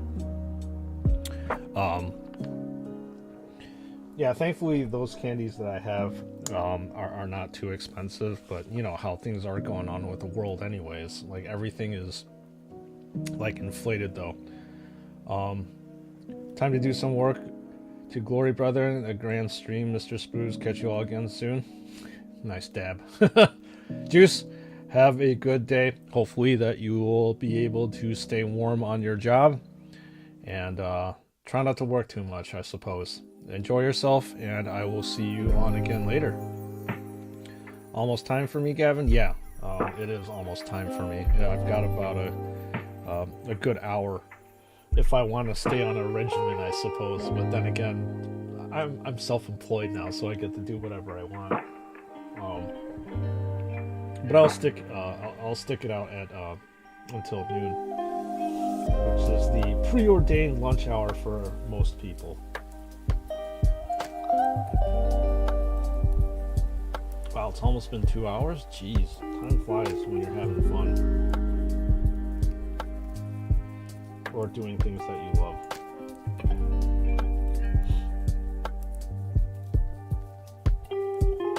Yeah, so anyways, sour candies are my favorite. We have these things called like Sour Patch Kids, which is basically like a fruity candy, sour fruity candy in the shape of kids. It's weird. You're eating kids, but that's the whole premise behind it. And then you have like sour gummy worms and Skittles and all that kind of stuff. But yeah, celebrating Halloween is very, very prevalent over here in the States. They call it a kids' holiday, but it's actually more for adults. Most adults usually typically gather and have a party. It's almost like an excuse to drink.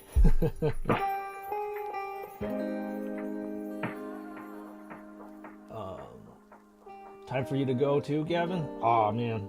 Thanks for coming on stream and chatting. I understand it's probably really late over there where you're at. Appreciate you, and I hope you get some good rest. Take it easy. And thanks for hanging out. I hope to see you again soon.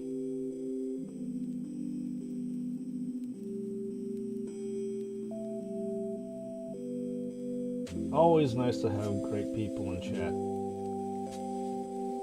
Chatting away.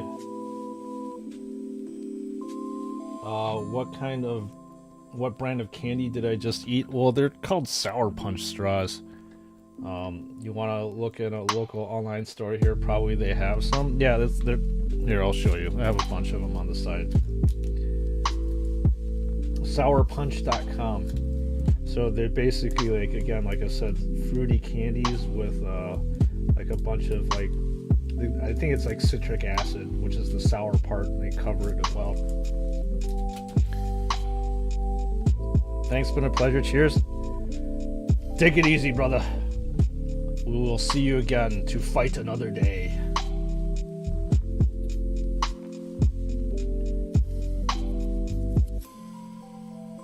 I mean, Reagan, you guys in Asia, you get also a decent amount of candy there too that we can't get over here.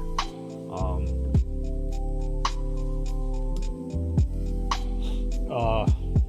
trying to think like how to describe it.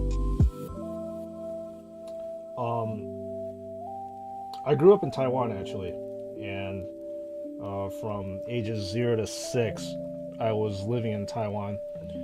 So I was eating a lot of just Asian type of candies, and I really like the flavors of Asian candies too. What was it? Like the melon flavors are really, really good. That get produced from Asia. It's like very cantaloupe-y, as my friends would say.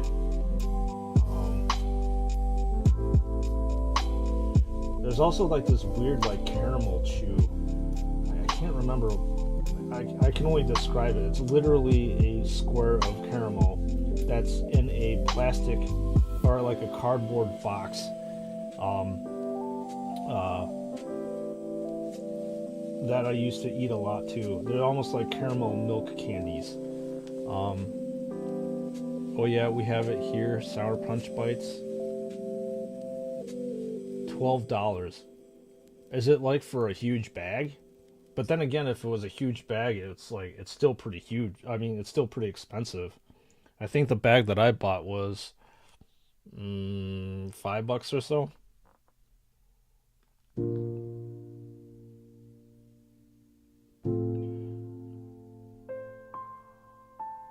And that's the type of candy that we give out when the kids come in. We call it trick or treat. If you're not familiar with it, you probably are. They come up and ask for candy on Halloween and say trick or treat, and we toss delicious candies at them so they can rot their teeth out and keep paying the dentist.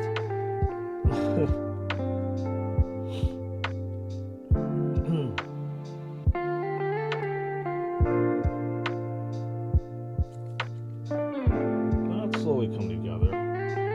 Still a little bit rough in my opinion here, but it will be smoothed out later. Just trying to pick up the details.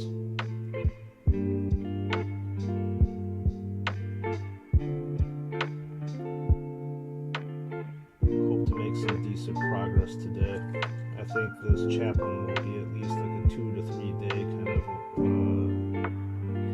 type of thing. Yeah, on the bag it said 9 ounces, 255 grams. Okay. Yeah, it's expensive. That's not cheap. Well, then again, nowadays with the world turning upside down, distribution problems and all that stuff, nothing is cheap. Reagan, out of sheer curiosity, like talking about food, because I always talk about food. Like when I go to a grocery store, nowadays my family member goes to the grocery store, not me, but we typically now have to pay like almost double what we used to pay. So like, for example, like $100 before the pandemic would be able to get us a ton of groceries to get through the week. However, nowadays we have to pay at least like almost double or 50% minimum, like 150 to 200 just to get the stuff that we want or need. I'm just wondering if that's the case in Indonesia as well. If it's just a global thing or something that it's just isolated to maybe the United States. But maybe I'm just guessing that it's a global thing.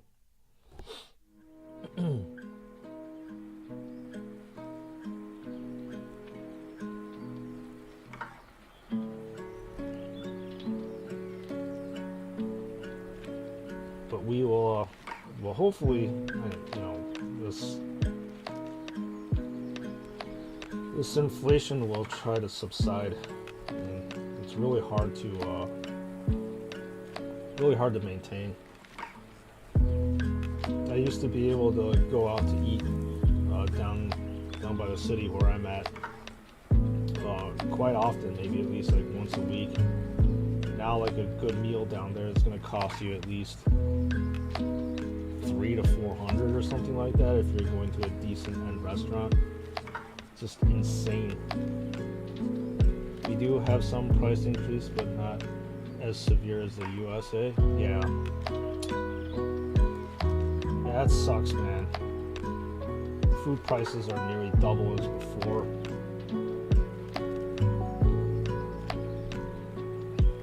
Which is very hard to sustain, especially when you have like a family that you need to take care of and feed, clothe, all that kind of stuff.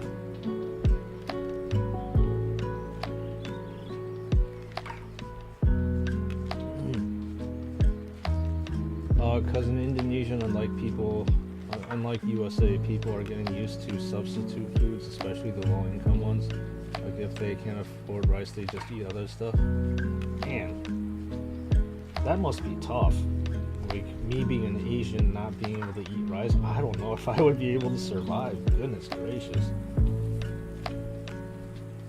I mean, obviously I'm gonna guess that you're Asian too, since you live there. I could be wrong, but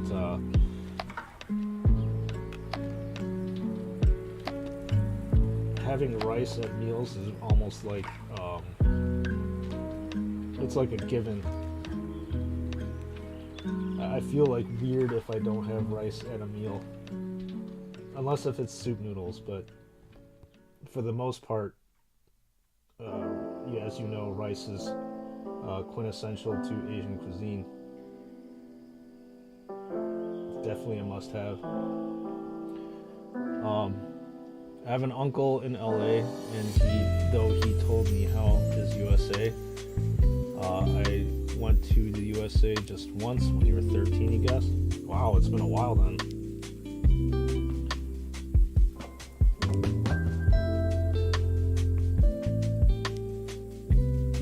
Yeah, the US, it's an interesting place, to say the least.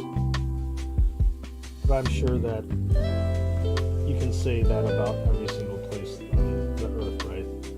But yeah, it's 13 years. I'm going to assume it's probably a little while for you, right?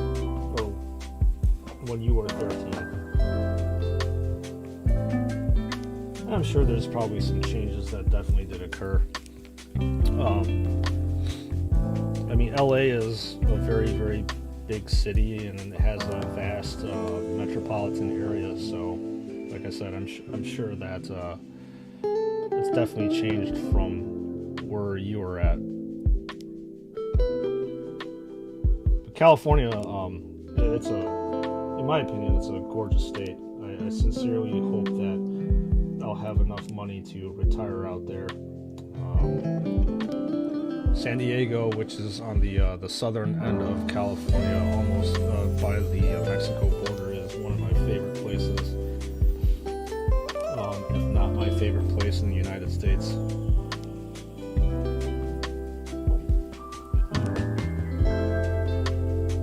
So it's definitely a look-see. It's a super cool culture down there. They've got really good seafood. It's probably costs an arm and a leg now, though. But regardless, that area is perfect. It's not cold. Most days it's like sunny and 75 degrees. It's typically not where I live right now. It's cold, windy, and miserable. Just order the sour candies you just eat, bro. Just curious. Oh, wow, okay. Hey, maybe I can get Sour Punch to sponsor my streams. I think they're good. I mean, again, to each their own. They're super sour, and like I said, I love junky, fruity candies, and yeah, that's just what they call my jam. Well, I genuinely hope that it was worth the money that you paid for it.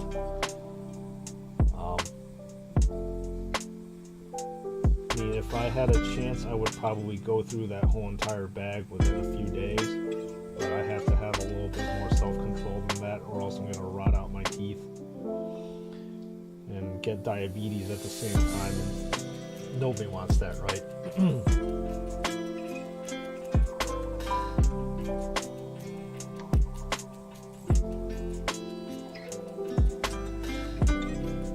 Yeah, so the U.S., like, we do a very good job of producing unhealthy food. Like candy-wise, I really like these things called like gobstoppers, which basically are like hard candy, and then within each layer of hard candy is a different flavor. So like on the outside, you'll have like a grape flavor, and then maybe after a minute or two it'll change like flavors and stuff. That's also one of my favorite candies to eat.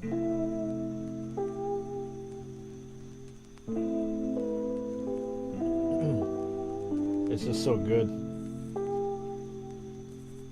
Problem is, you can only have so much of it before, again, you rot your teeth out.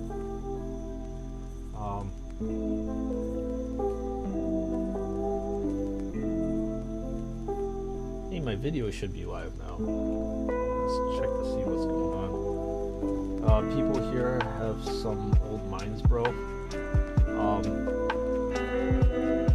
Meaning that they only stick to what they like and they don't like to do anything else. Is that what you mean?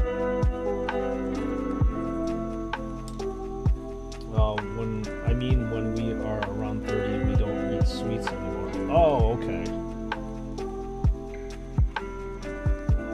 Their mindset is for kids. No, wait, man. Definitely not for kids. I mean, just because you become an adult doesn't mean that you need to change and do like quote unquote adult things, you know.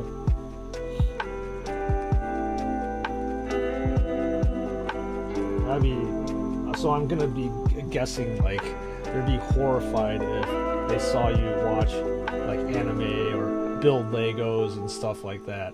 It's just this, that doesn't make any sense to me. A lot of the things that you do as an adult is rooted to your childhood memories. So I would think that you doing the stuff that you now as an adult that you did as a child, you know, it would bring you happiness and you'd be cheerful about it. I know I am. Hell. But me, I don't care. Amen to that. You do you. Whatever makes you happy.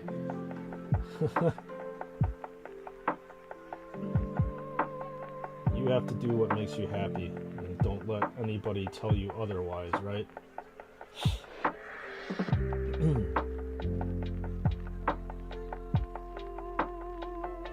That's exactly what I do. Doing exactly what makes me happy. Painting sloppily on screen and talking to you all. Amen to that.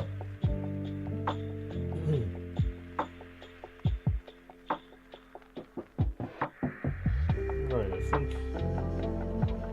I probably have, not probably, I must touch up these gold accents, but these are, it's looking pretty good. Just trying to think about what to, actually no, I missed a ton. I missed the gold here and here. My daughter, who is an early teenager, once dared me and told me to stop playing with toys and act like a man. Oof. I don't know. That's not cool. You can't do that. These are not toys. We already know that these are not toys. Yeah, it's actually weird coming from your daughter that they would say that kind of stuff.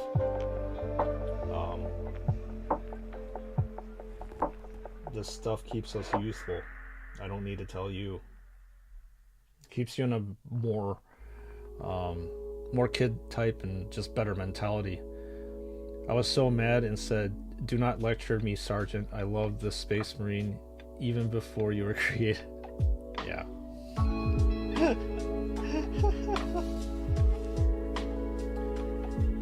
I think you did the right thing. In this aspect, I don't think that your kids have any right to lecture you about what you should and should not be doing, because this is, you know, it's not like this stuff is detrimental to your health. I mean, for God's sakes, it's not like you're, you know, I think most of Indonesia probably doesn't drink because of the general faith around there, but like, you're not drinking yourself to death, or or not, you're not using drugs that'll kill you and stuff. So definitely no lecture that's needed, especially if you are posing your Space Marines and fixing them up like what we are doing here.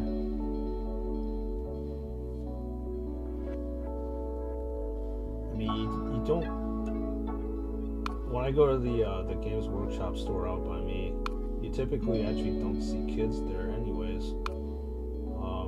It's mostly adults, mostly adults there, because they're the only ones that are capable of affording something like this. They think it's fun. And yeah, lots of people think that, like here, sadly, life is too short to be taken seriously all the time. So you have a good mentality, Reagan. I like that. Life is way too short to be stressing about what's an adult thing or what's a kid thing to do. Just do stuff that makes you happy, as long as it's not a detriment to yourself or anybody around you.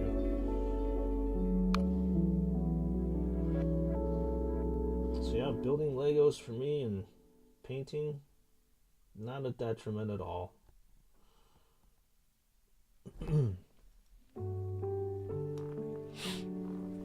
Let's see what's up here.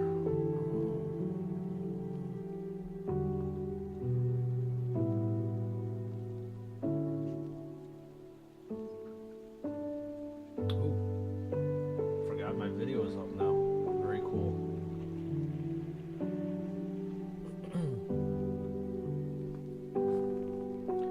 Yeah. As I said before, I ended up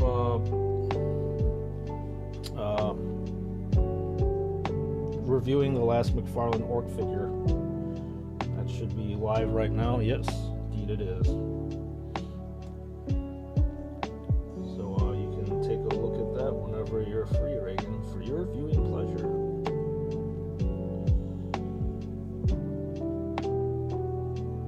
You know what's really interesting about this figure? It almost looks like it's got weird chaos colors. Brother, I have to go now. It is getting late here. It's 11:12. Well, thanks for hanging out, Reagan. Appreciate you. Thanks for keeping me company on stream. Your presence here is much appreciated, and so is your support. So you get some good rest, and I will see you hopefully either in the comments section or live sometime else. All right, you take it easy. The Emperor protects.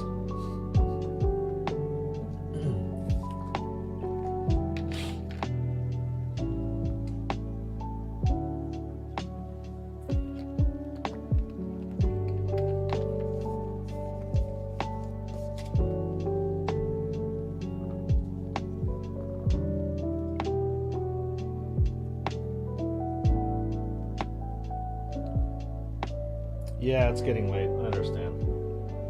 And you probably have other things to do, right? Rather than just hanging out. Yep, take it easy. Praise to be the Emperor, brother.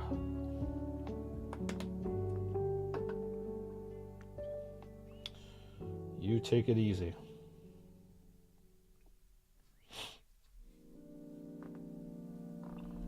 All right. We are moving along. It's actually kind of hard to see where this gold area starts and stops. Slightly frustrating to me that I can't really see that much in detail. Looks like I will just have to use my rudimentary painting skills to figure out where the gold should be and shouldn't be on this thing.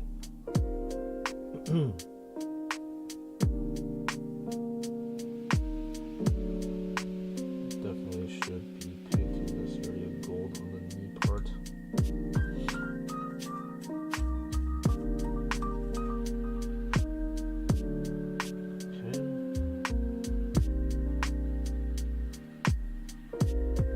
Starting to see a little bit more detail popping out.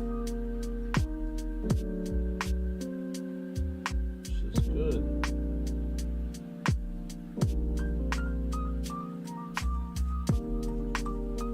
Obviously, I'm gonna have to touch this up for sure.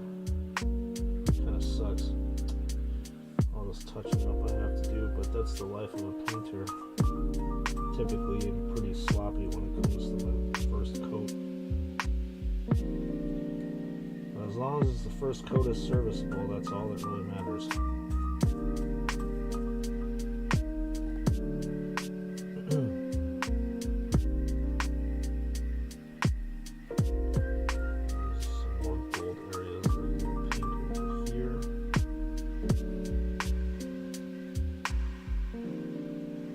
sure to get some good coverage.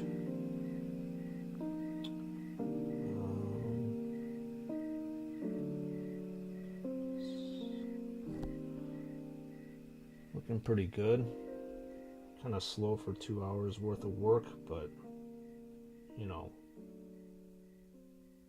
painting a Warhammer miniature is not about rushing it, in my opinion. It's really taking the time and the effort basically to get to know your mini. Like I said, this is a character model, so you want to spend a lot more time on it. And definitely, I have all the time in the world to be spending on this right now, which is really nice. So I shall take my time with it.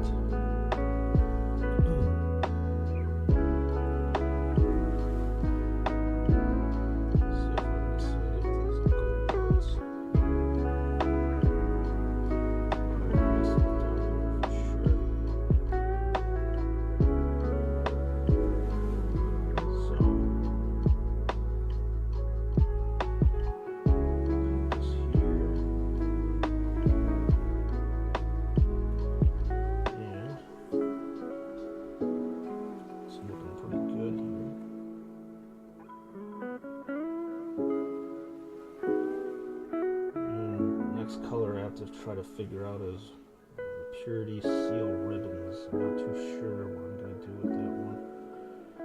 I'm going to paint them red.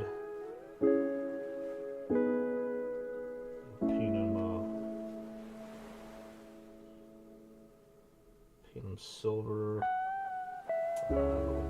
Maybe green. I don't know. I got to figure it out.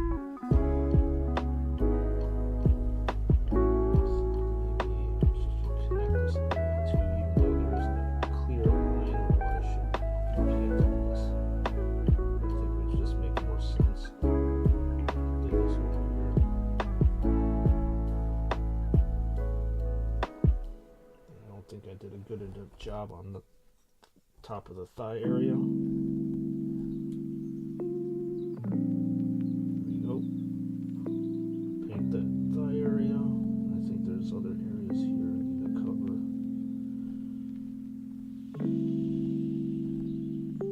I'm thinking probably do a little bit too weird for the Purity Seal ribbons.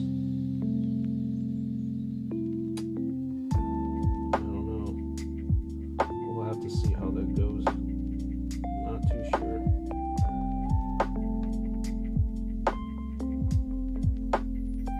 Kind of whatever I feel like in the end, how to paint this thing.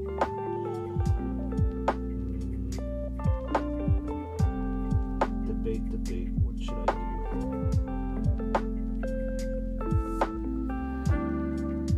Not sure what I would do. Well, the nice thing about painting is that if it's something that doesn't look good, you can just go ahead and cover it up with another layer of coat. That's the beauty of painting. I think I'm probably going to go with a red ribbon. See how that looks when I'm done with it.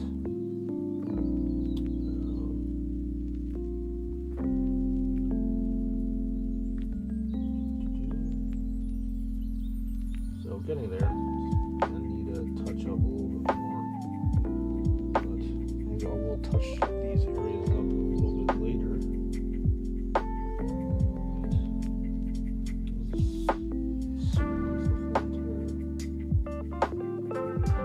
So it looks like this gold band surrounding this kind of backpack vent area.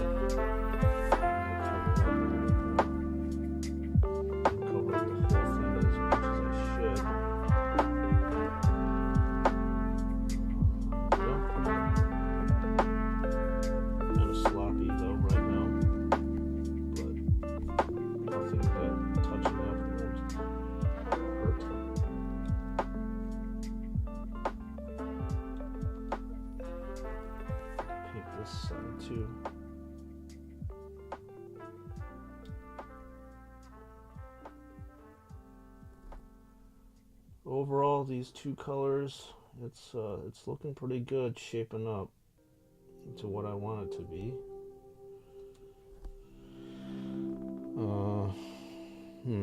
I don't know. What should I do about the I'll think about it. Okay. I think the gold bits look pretty decent now.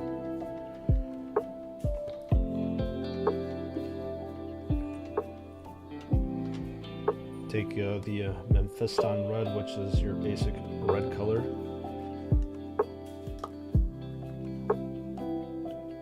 And then see how it looks on the ribbon in the end.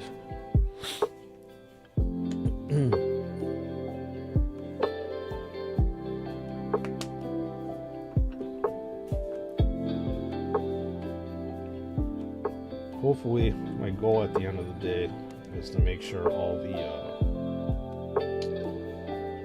the parts have been picked out with their unique color, and then I can start touching things up. Actually, probably shading, and then touching things up before I start highlighting. Thinking about like what techniques that I want to do with this one. Especially with the courteous over here. Maybe I'll do a wet blending technique. I don't know. I gotta figure it out.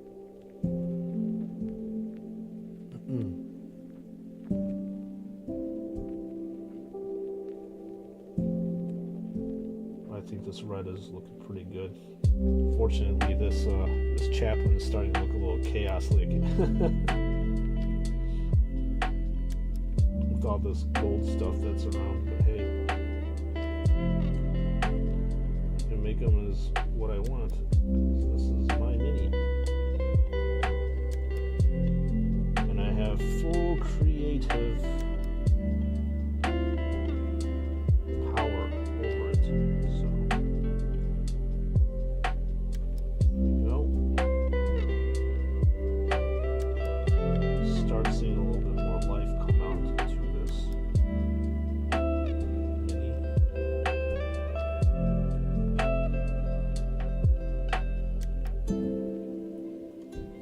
Get some nice reds in here to give off a nice contrast to the black.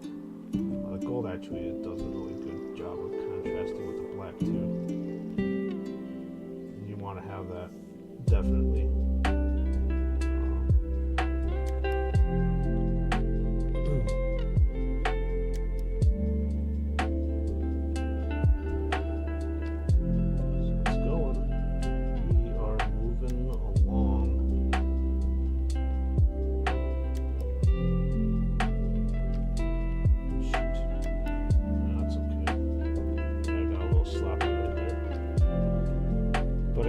That's what painting is for. You can just cover up your messes. Not a big deal. There are a ton of messes that I'm making on this mini.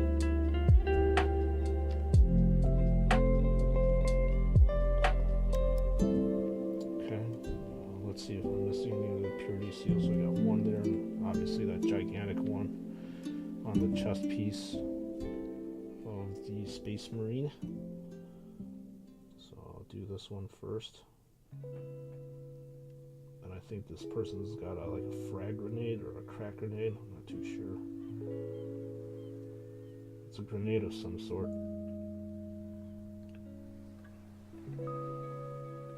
Frostman, welcome on back. How's it going? I'm still here. Had you in the background been busy? No worries, man.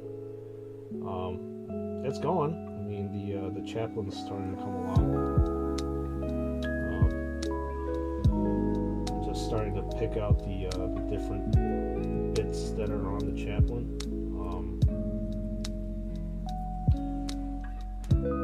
Yeah, no worries, Frost. Everybody's got a life outside of YouTube and being in the streaming world, especially if you have your own family to look after, a young daughter. I can understand that.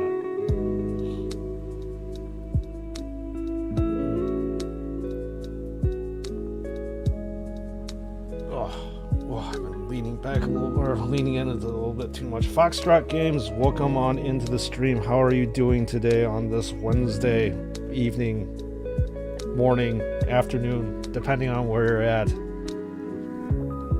Yeah, he is coming on nicely. It's still like super sloppy though. I'm gonna have to clean up a lot of my, well, messes. Ow, man. What's the problem?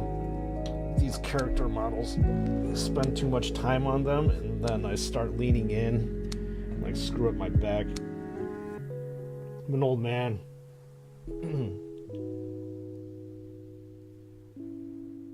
With incorrect posture, my back starts hurting, and painting is terrible for my posture sometimes, especially when I'm trying to, like, you know, pick out all these details here.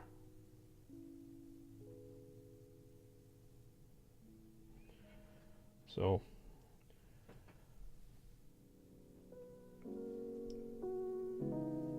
thanks for dropping in, Foxtrot. Much appreciated. Keeping me company over here. I don't like to talk to myself. It's a sign of insanity. No, I'm kidding.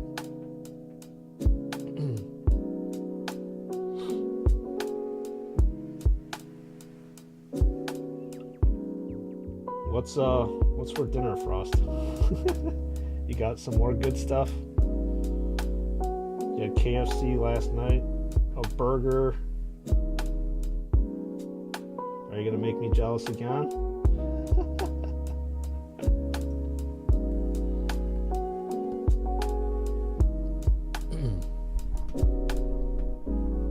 You probably are.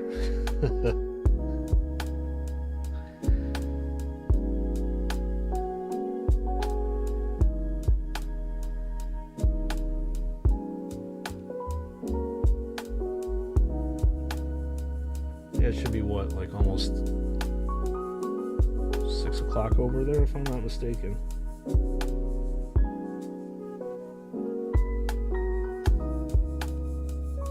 Definitely time for dinner. Time to recharge your stomach for the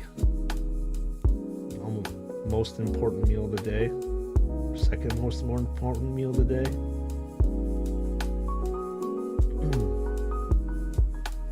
So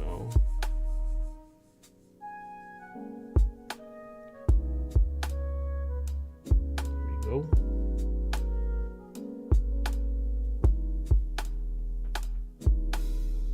Wet pallette's weird. It's like kind of dryish. Oxymoron. Alright, so what do I need to do next? I'm not exactly too sure. Maybe I'll take a look at the pouches and stuff. I need to get a different color. Do a standard brown color for the pouches. It's on the Chaplain's belt.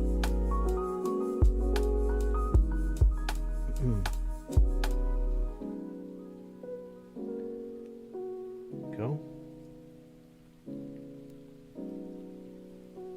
And I think this is probably...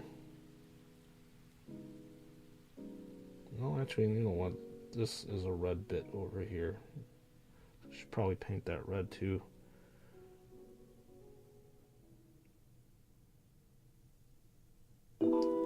Use a slightly different method to do that.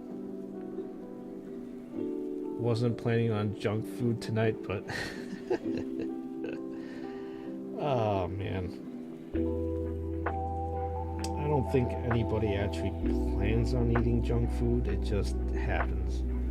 Actually, people do plan on it, but regardless, it just look at that, sloppy.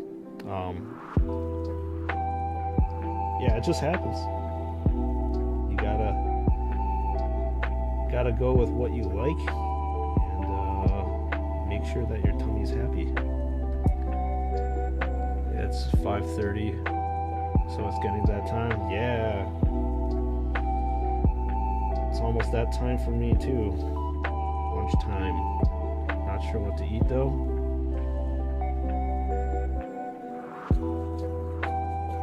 That's a tough thing to figure out sometimes. What you're craving. What do you have a hankering for?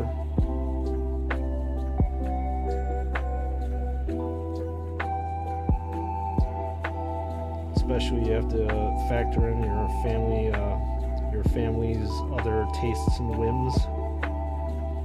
Sometimes you have to give in to this, you have to give in to them and say, all right, fine, you can have this, even though I don't really want to eat it.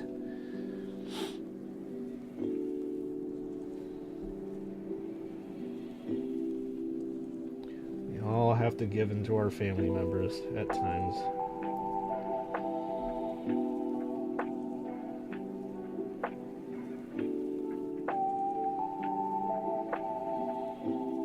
Can't have our way the whole entire time. Oh crap. Sloppy.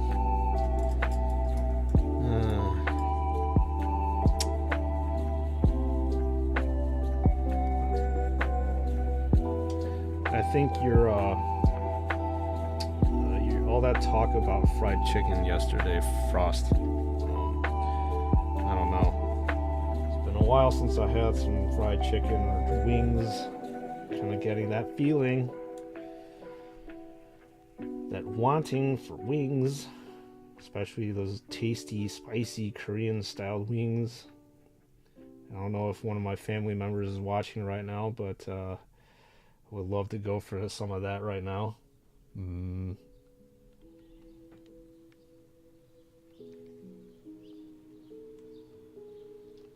You've woken up my hunger, Frost.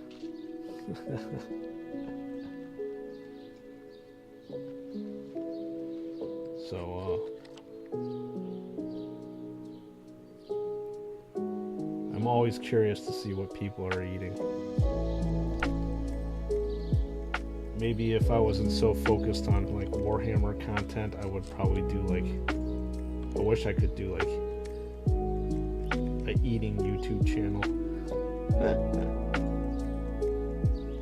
I think that would be pretty cool. Problem is, nowadays it costs a lot of money to eat. These restaurants that, or at least the good restaurants that are in my area. And I missed another thing here. This should be cool too. Man, I see a lot of things here. That's the beauty of painting. You can always go back and fix the wrongs into rights.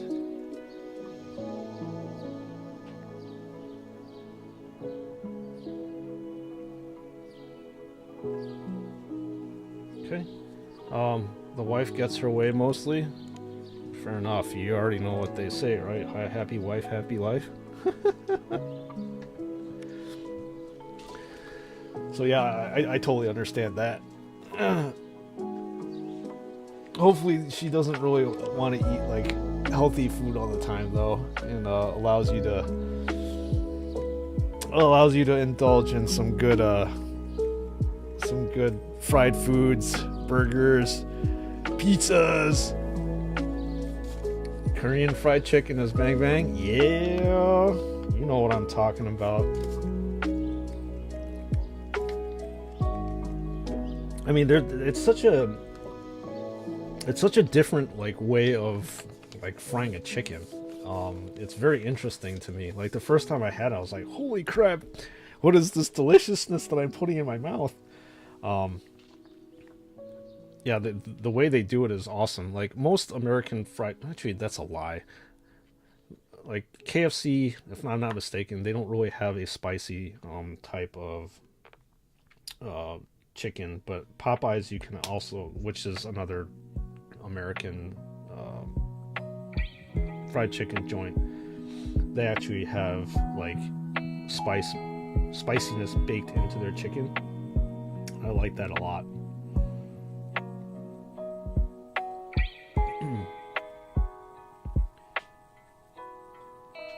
But yeah, Korean fried chicken with a side of like a good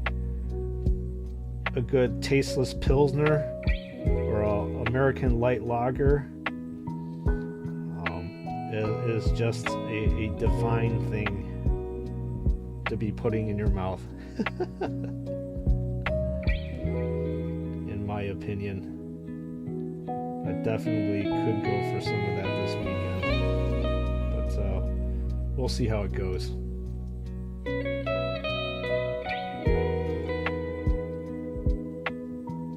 Maybe I'll get a sudden craving for something else.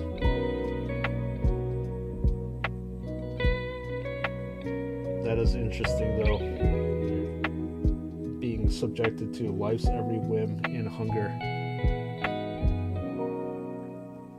She's the junk foodie. What does she like to eat? Out of sheer curiosity, what's her favorite thing? Oh God, screwed up there again. I'm really displaying my painting prowess on stream. I'm gonna shock and awe everybody with my sloppiness.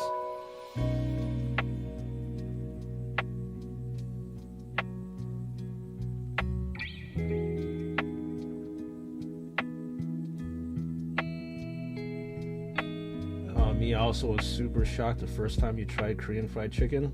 Yeah, it's... I don't know how they do it, man, but it's fucking phenomenal. How they actually... Like, my favorite ones are just like the regular breaded chicken wings. They have the spice baked in, or mixed in, and it's just so good. And crispy and juicy, fried to perfection. Like, they also put a ton of sauces on them, as you know, probably, Frost. And I don't know. I don't think I was ever like too much of a sauce fanatic, I suppose, because they can get kind of a little bit garbage. They can get a little bit heavy-handed with their saucing, and I don't really like it when the chicken is so soggy, you know, that it just is gross having soggy fried chicken. That's obviously not how you're supposed to eat chicken. It can't be soggy.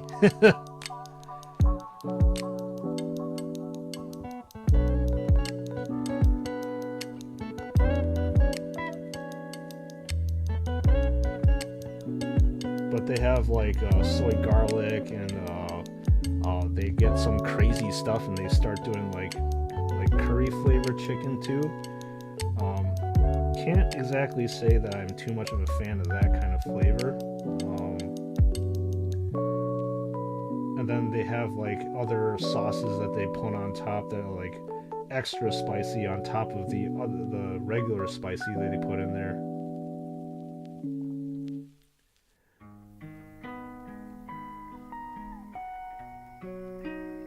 But you know what? We have a legitimate stream. We talked about food. I was joking with my family member yesterday that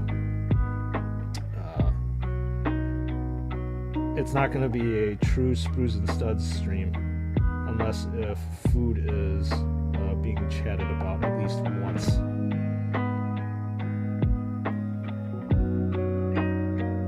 And if we haven't been talking about food, then I'm definitely gonna be forcing the issue and talk about food.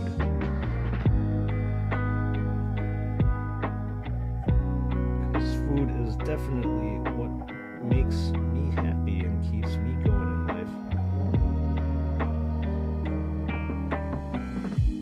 That's why lunchtime is such a important time, in my opinion. Alright, I can't see here.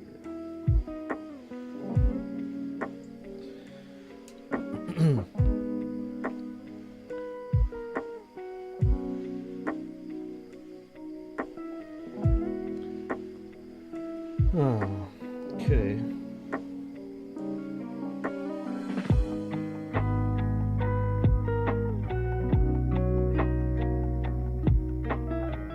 Picking out the gold parts is coming along. I'm kind of wondering if I should pick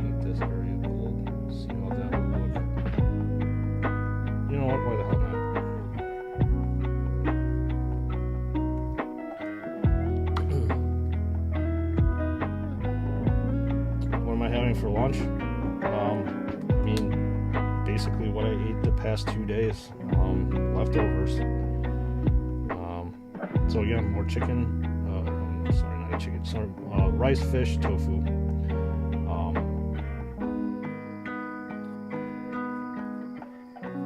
It's interesting because, like, I at my old full-time job, I would go out and eat all the time because where I worked at, there was plenty of places where I could go eat, whether it be, again, fried chicken, burgers, tacos, subs, Mexican food, Vietnamese food, everything. But around where I live at, it definitely there's not that type of variety. So I usually just eat leftovers. And plus, interesting enough, like streaming wise, like you don't get the chance to like cook stuff your own because you're gonna be off stream too long, and you obviously don't want that for your stream's livelihood. But like, I'm getting a massive craving for like just you know, your ramen. I wish I could actually go upstairs and cook myself some of that, but it's gonna take me off stream too long. So I usually will just, like, again, pack my lunch the night before and take the time to nuke it in the microwave for about a minute and a half, quickly eat, and then jump back on stream and paint. So definitely starting full-time streaming has cut down on the variety of food that I'm able to eat. I suppose I can order from, like, you know, other restaurants and stuff and have it delivered over here like other streamers do it, but yeah, it's okay. Maybe once a week I'll do that, but if that, we'll see, whatever. But it's usually leftovers from you know, what my family members cooked the night before, or I cooked the night before, and eat. Gotta save money. Save money so that I can buy the Emperor's Finest action figures so I can review it with you all.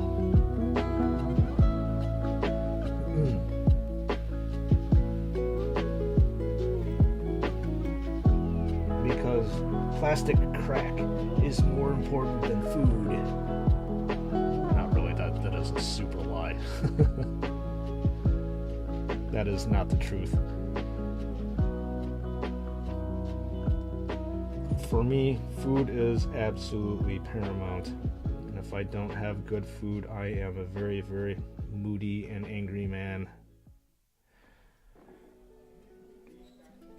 I have to eat.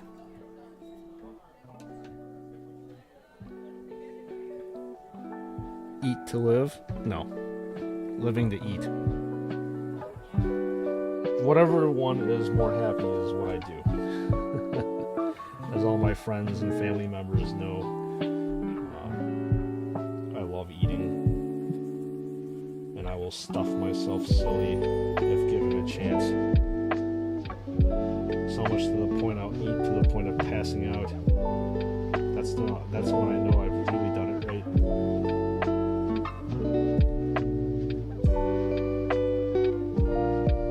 There's gonna be a lot of touching up here.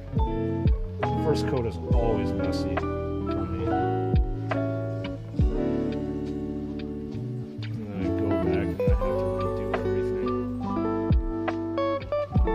After all these years, I still haven't learned to be a little bit more patient with who I do.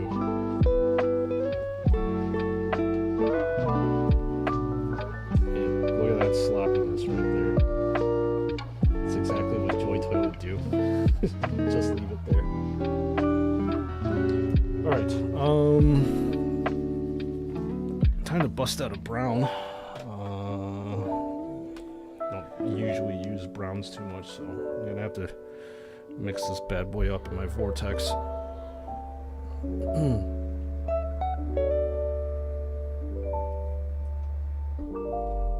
There we go.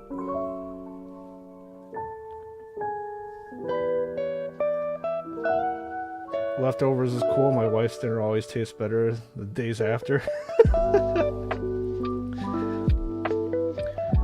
I mean, that's actually is true for a lot of different foods, you know, like especially with soups and stews. Like the first time you cook it,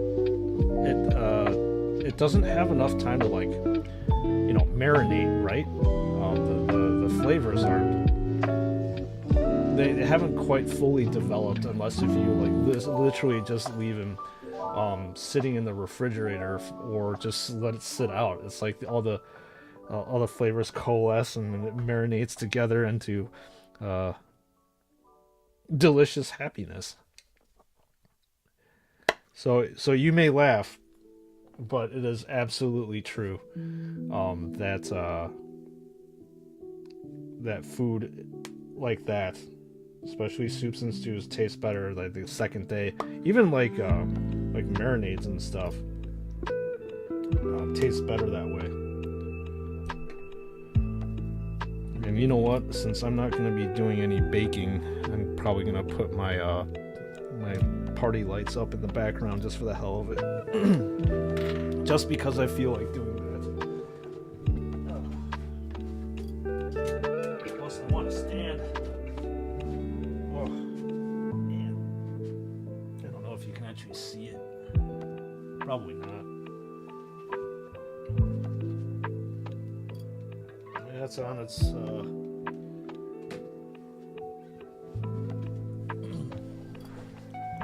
oh, you can't actually see it, which is good. But it's on the highest brightness.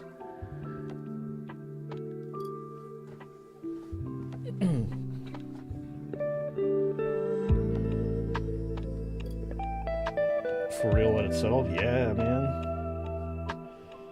All the different flavors get to marinate and coalesce together into one orgiastic feast in your mouth. Alright, so pouch time. Paint the pouches a Mornfang brown.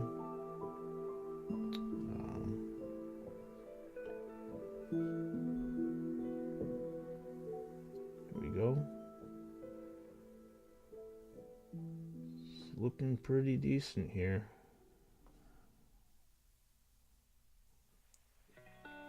From afar. Up close, this looks like trash. That's usually how my figures start off anyways.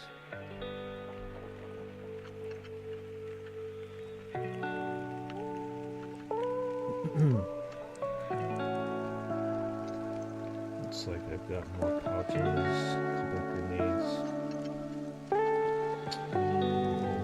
This is like a ribbon or another extension of a pouch. I'm talking about this part. I don't know what that is. Well, this is gonna paint it brown. Whatever. Move on with it. Ain't got time to figure that one out. Oh, it looks like ribbons.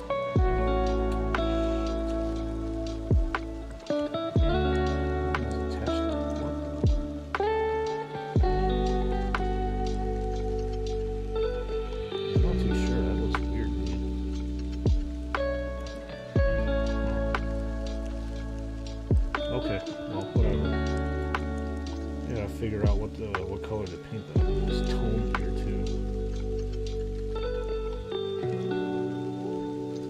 Maybe a different kind of brown. We'll figure it out as time goes on.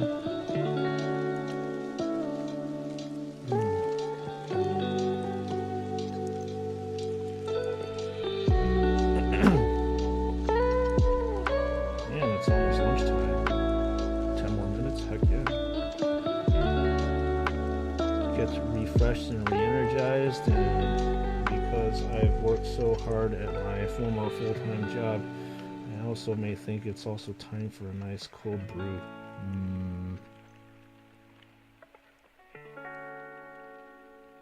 Delicious cold brew.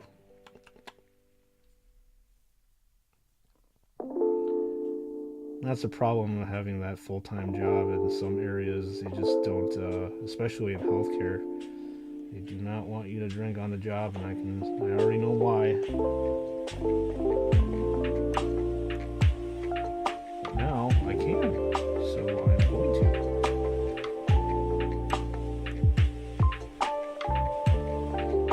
to. Because nobody else can tell me otherwise.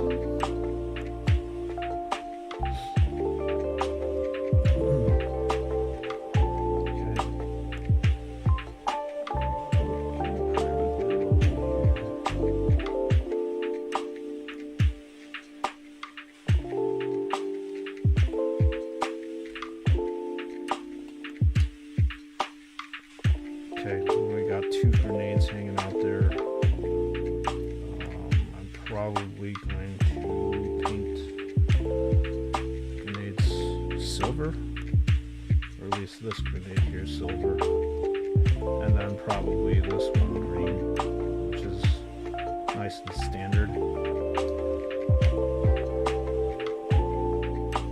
So lead belcher first, my favorite silver, very dark color.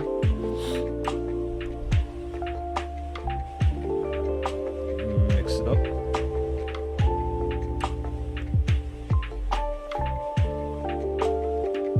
Okay.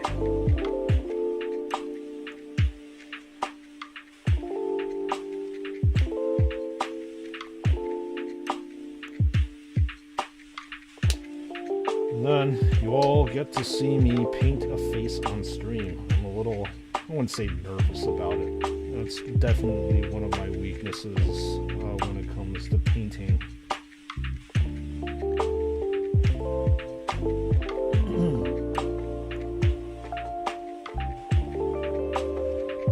Let's see here.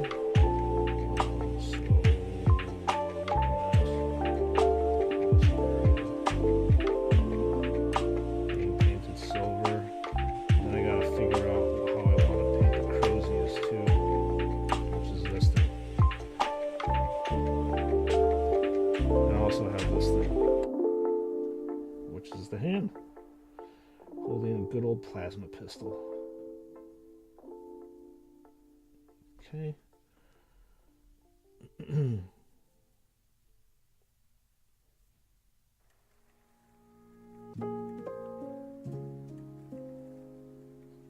Coming along. Pretty slow actually for 3 hours worth of work. As I keep commenting, that's how I usually work. Especially when it comes to painting slow and methodical and sloppy.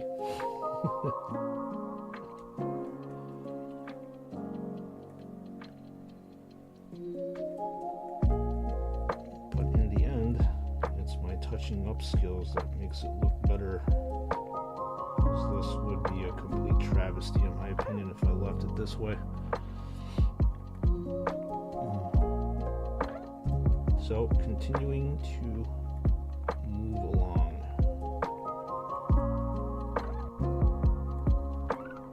Paint got a little bit runny there.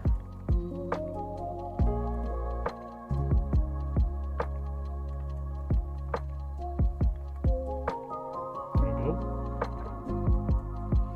Grenade number 2, sloppily base coated.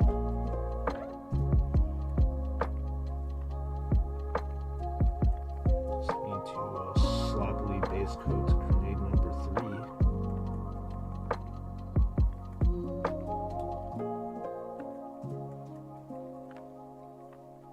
Okay. I'm gonna paint the bottom of this thing silver. And paint the body of the grenade a green. I think instead of a bright green, I'm probably going to do a muted type of tone. Maybe a Dark Angels green, I think, for the grenade that I'm painting right now.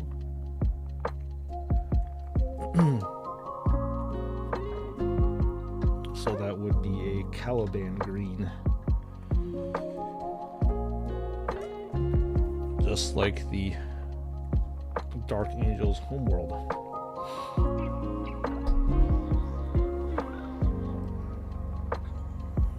mix this up. It's been a long time since I actually used this to paint. Oh, yeah, it's really gooey. Just a little bit. Don't really need that much. A little bit goes a long way in the world of painting. Thinking maybe I'll paint these pipes silver too, but we'll get to that later. Always thin your paints as usual.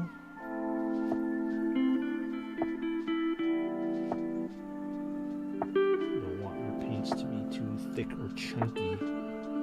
I'm using the wrong brush. Too thick.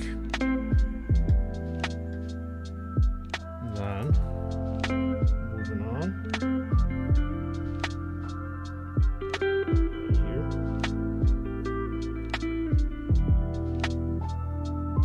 Get enough on.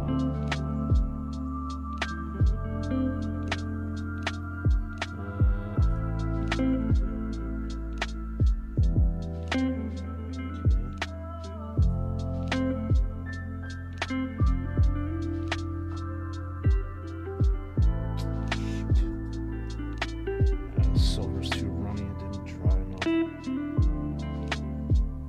Suck up all that silver paint.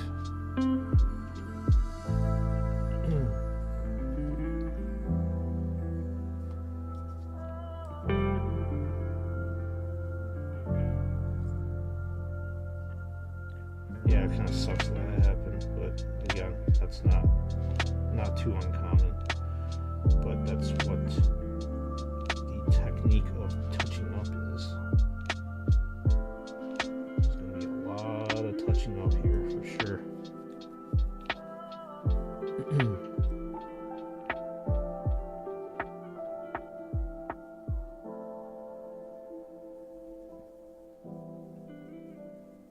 Ton of touching up, in fact.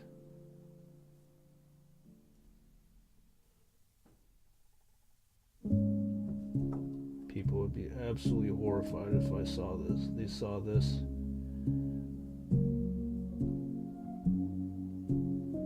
Like Sprues is super critical on his video reviews of Joy Toy and McFarlane, and he's a hypocrite by leaving all this stuff a mess.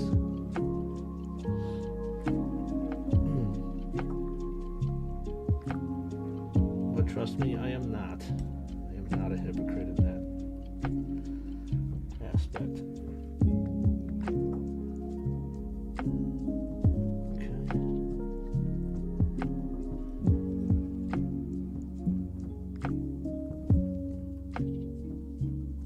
Is that just water I add? Yeah, it's just regular water. I mean, you can there's different like other things that you can add to it that I suppose won't thin out the it's weird how I say this. It won't thin out the consistency of the paint, but it will kind of like bleed out the or mute out the colors.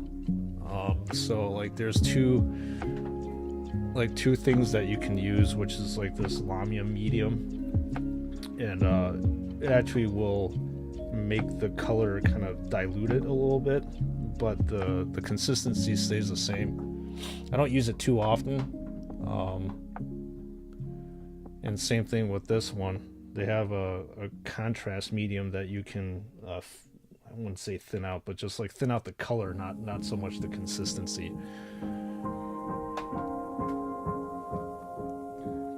But water, I mean, for all intents and purposes, suits perfectly fine.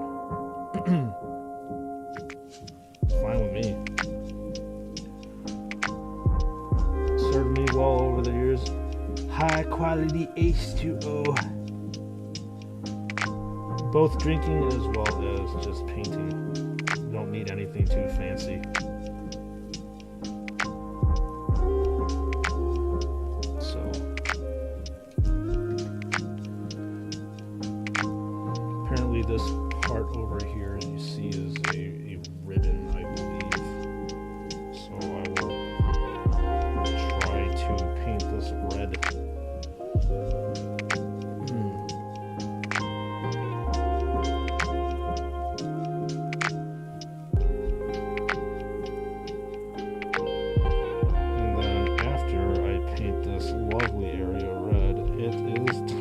for my favorite time of the stream, which is to be eating. I am so stinking hungry, and you'll hear me say this day in and day out, as long as I'm live and on stream. That I'm looking forward to eating.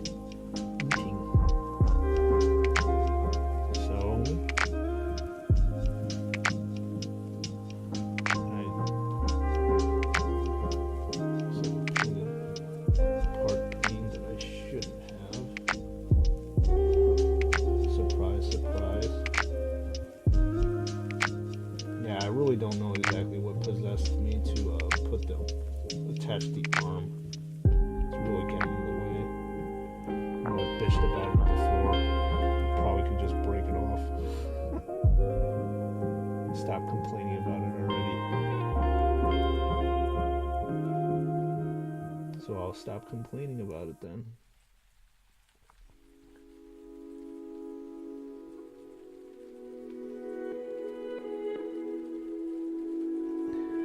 Bobby Boucher has a deep cut, bro. Hey, Waterboy is one of those classic films, man. It's part of modern day culture that if you hadn't watched it, then I don't know if I can talk to you anymore. But yeah. Whew.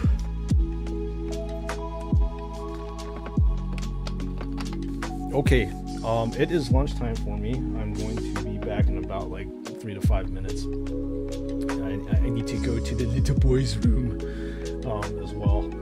So got to pause the music because YouTube does not like apparently you playing music in the background. So I will be back in a little bit.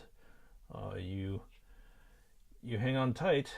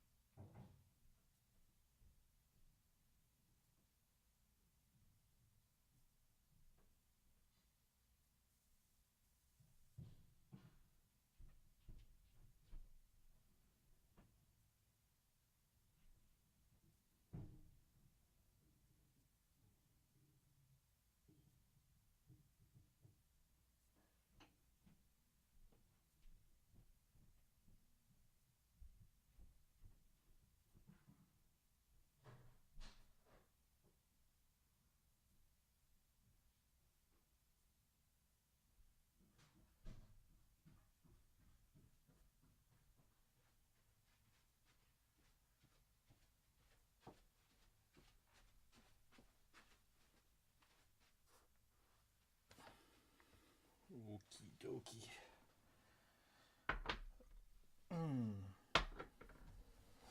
Ow. All right. I am back with food in hand and beer in the other hand. Let's fire up the music again. I'm going to talk over the music so I won't get a nice fat copyright infringement. Even though the stream that I'm using right now actually doesn't care, which is good. I just don't like having a copyright strike on my thing. And so it is as much the same as yesterday. Tofu, fish, and greens with a side of brew here. So, going to now disappear as I eat. Again, I wish I could play something with and take a look at my my handiwork.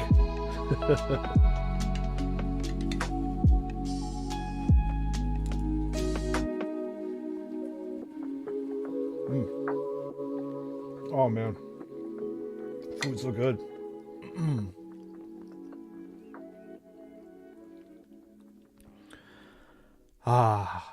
That first bite of food in your mouth is such a rush, man. Such a rush. I'm talking as if I'm like doing drugs or some shit.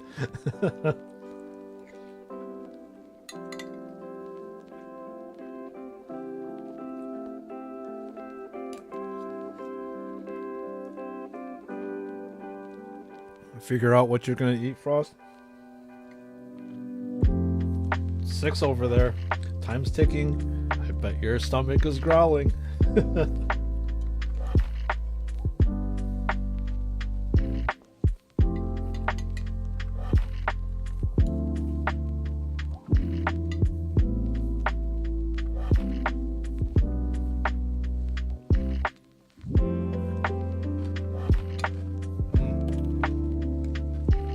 Oh, that was bamboo. Look how that big ginger piece. Yeah, it generally is healthy, I would think. Although I would say that the sodium content is not that good.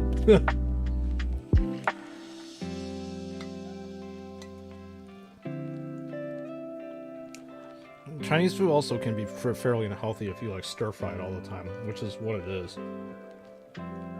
But in the grand scheme of things, it's likely healthier than fried chicken or a burger or pizza or whatever it is.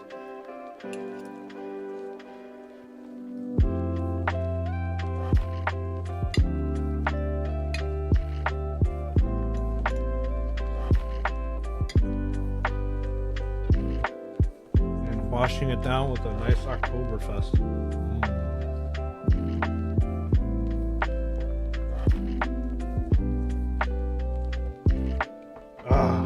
That's refreshing.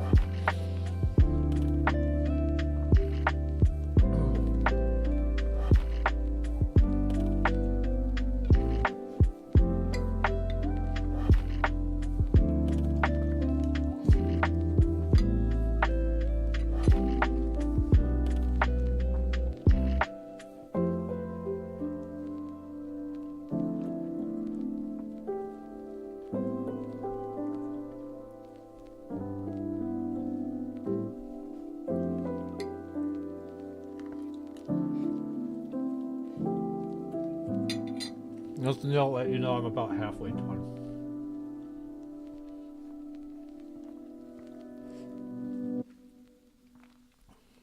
Chicken burger, fries, and hoops. Are hoops like literally chicken rings? Or chicken nuggets, but in the shape of a hoop?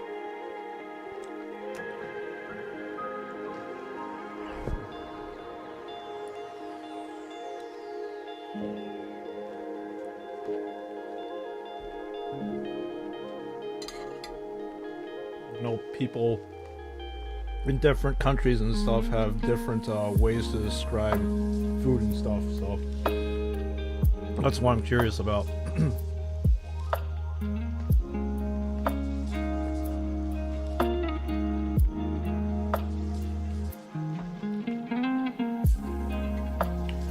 Over here in the United States, we got a really crappy fast food joint, pretty much, called White Castle, and they've got something called a chicken ring, which is basically a chicken nugget that's been shaped into a ring, literally.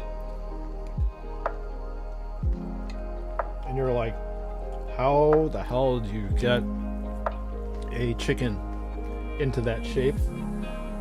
Yeah, only if you reprocess it and put it into that shape. Reprocessed meat. Yum.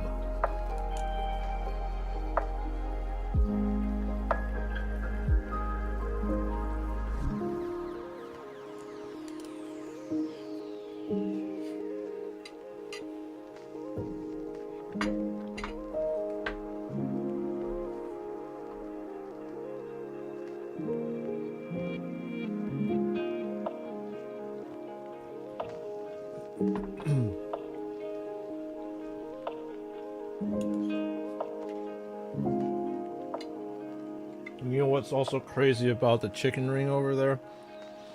I think my friends are probably irritated because I tell this story too much. They have this honey mustard sauce that when you open it up, I swear to God, it glows radioactive. You can probably see that shit from space. It's like literally a nuclear yellow.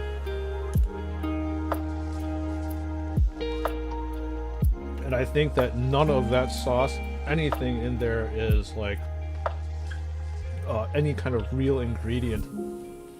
It's probably some like reprocessed chemical.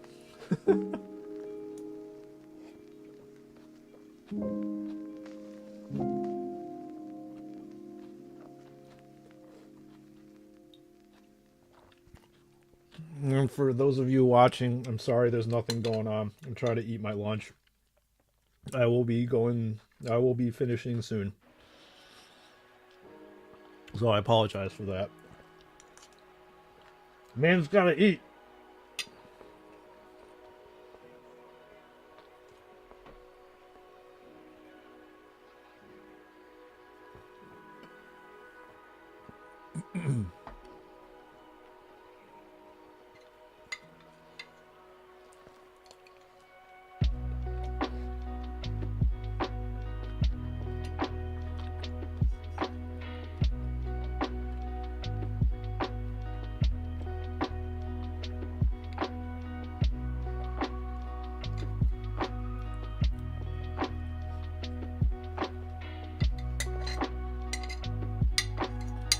Almost done. So you can see my bright and shiny face. Again.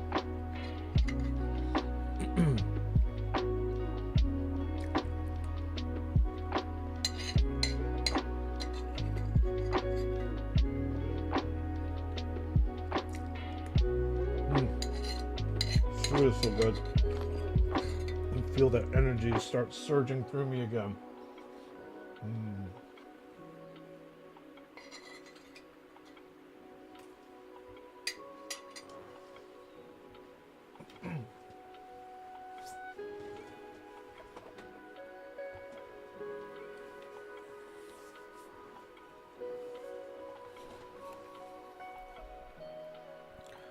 Oh yeah, good shit. I am done now.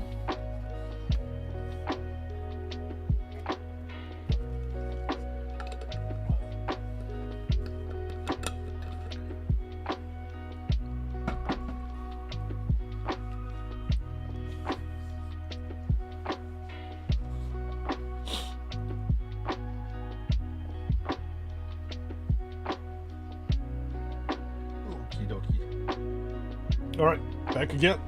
Miss me? No, I didn't leave. All right.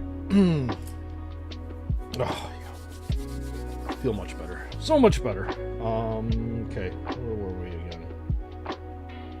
Soppily putting on red. That's where we were at. Okay.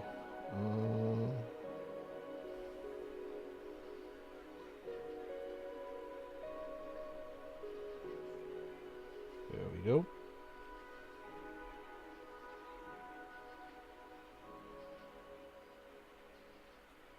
Touch this area up a little bit, and then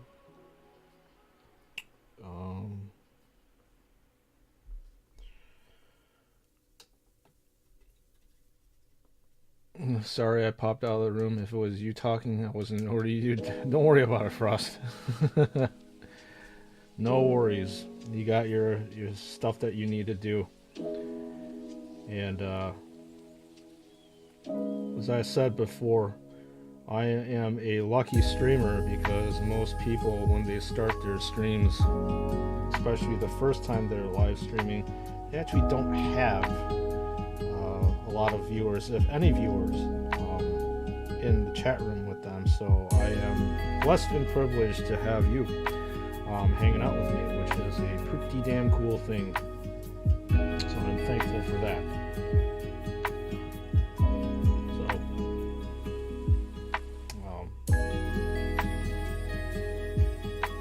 Yeah, I was just commenting to my family that, again, not many people have as many viewers as I did when I first started out on Monday.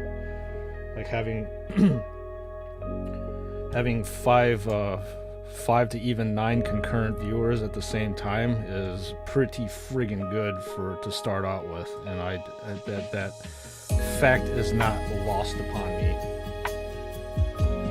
Because I had such a loyal fan base, such as you, that watch my videos regularly, that you want to come in and say hi, which is super badass. Most appreciative.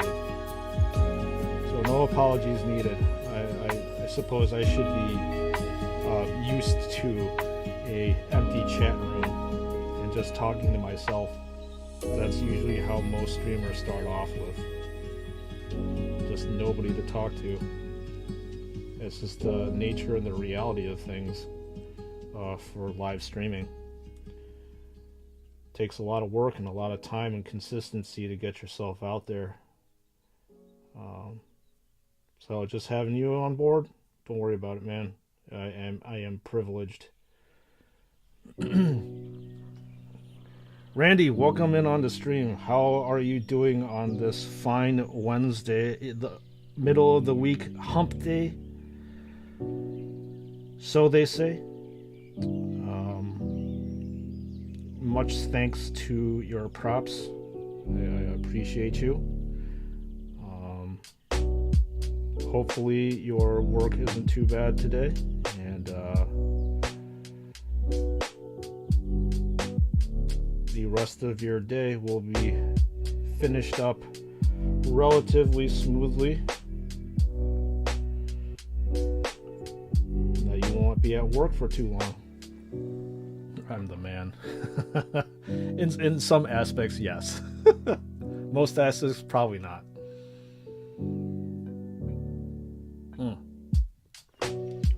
Cheers to that.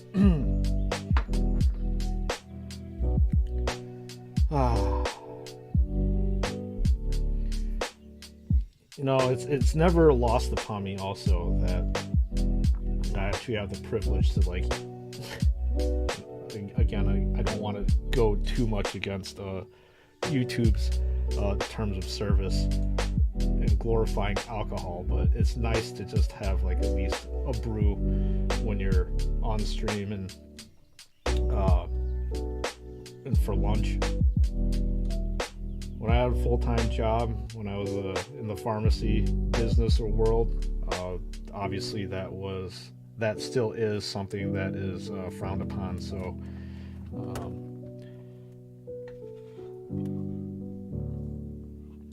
but it's nice being out of there and kind of doing my thing.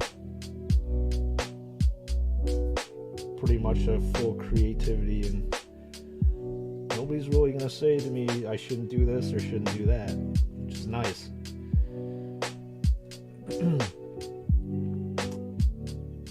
So right now, just painting a little bit more detail on the backpack. These pipes, they're so cool.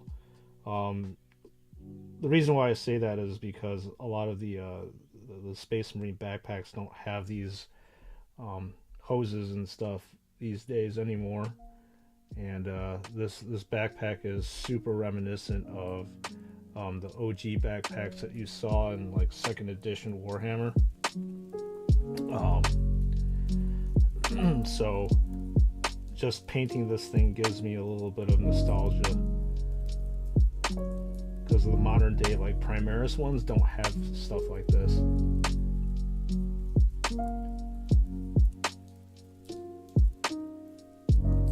And just I love nostalgia, man. So it's a powerful thing.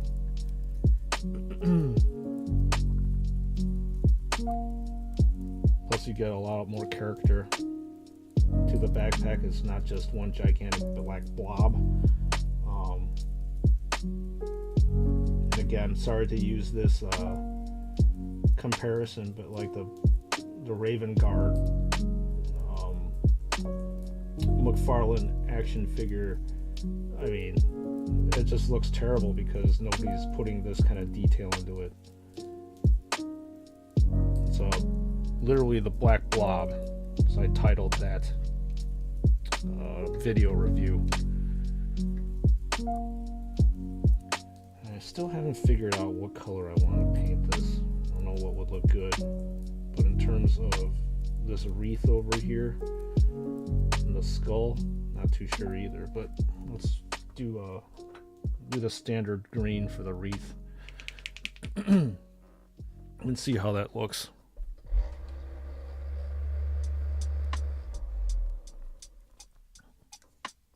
I'm sure it's going to look pretty good. I wouldn't see why not. Don't need too much here.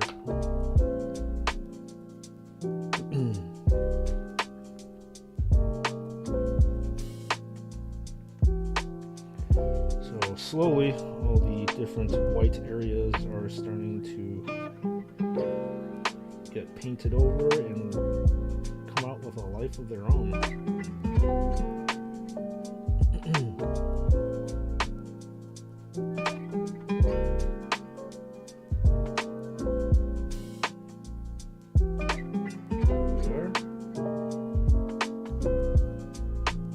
Looking pretty good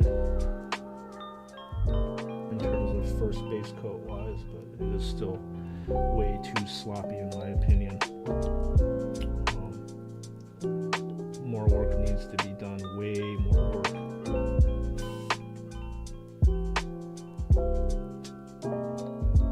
Yeah, pick up a little bit more detail, you know, later on.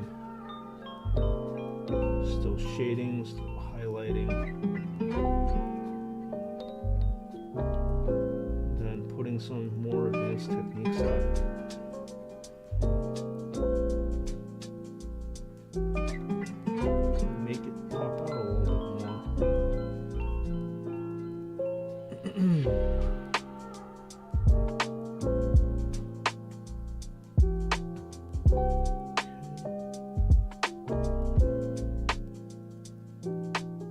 Starting to see some more life here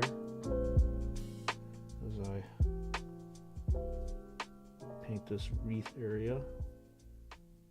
Suppose if I was bored enough I could have just trimmed this, because this used to be Ultramarines Chaplain. You don't necessarily will see this type of iconography on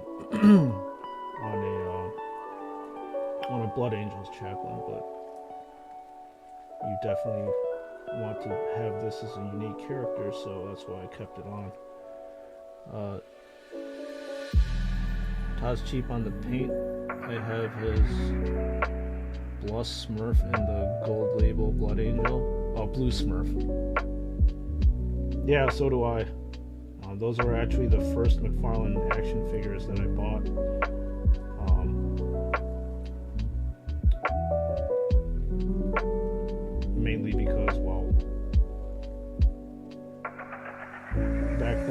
was such a new thing, and I was really excited to see them coming out with a new action figure line for Warhammer.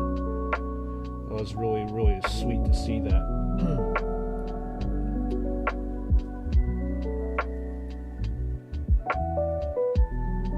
And now the excitement's worn off. No, just kidding. Definitely has not worn off. As they're producing more, the excitement just grows, and the bank account goes smaller and smaller and smaller. Unfortunately, it's usually how it goes with that kind of thing.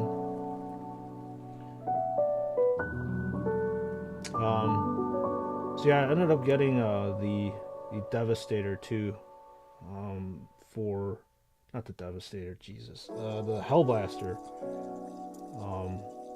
for the Blood Angels.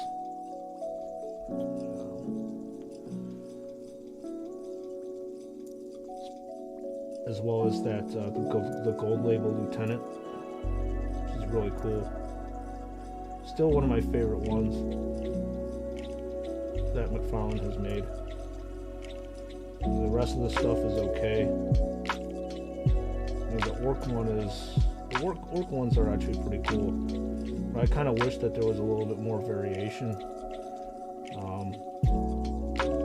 with the action figures, because I think I'm probably going to end up doing a video on it. It kind of looks like they just used the same body and then kind of like made different weapons and then kind of slapped it together.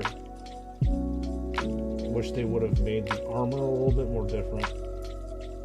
So yeah, I think I'm probably going to do a video comparing and contrasting those orcs.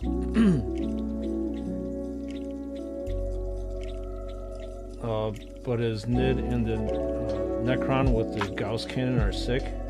Yeah, I have the Gene Stealer, and I said before, it is super cool looking. They did get a lot of the details correct on it, as I said in my video.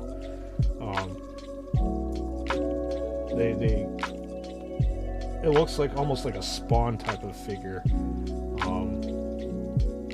as I attribute it with the Nids. I really like that one. And then I have a flayed one actually that I still need to review from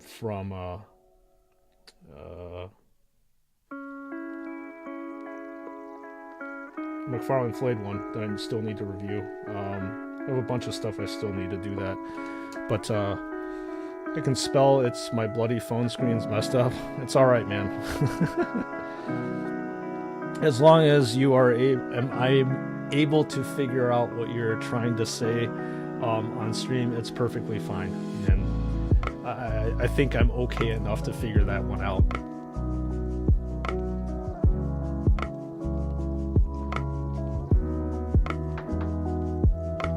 The power of inference, I suppose. But yeah, I'm pretty excited to actually review the flayed one. It seems to be a really cool action figure. And again, McFarlane's the only one that actually decided to do any sort of Xenos, which is, again, right, it was really surprising to me that they haven't, they as in the rest of the action figure toy makers have not decided to catch up with McFarlane and actually do Xenos.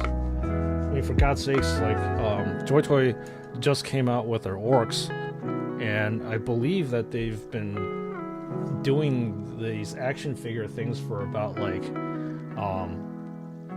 a year already, right? I have two of them, very detailed, the pair. Yeah. So it's just weird that they haven't decided to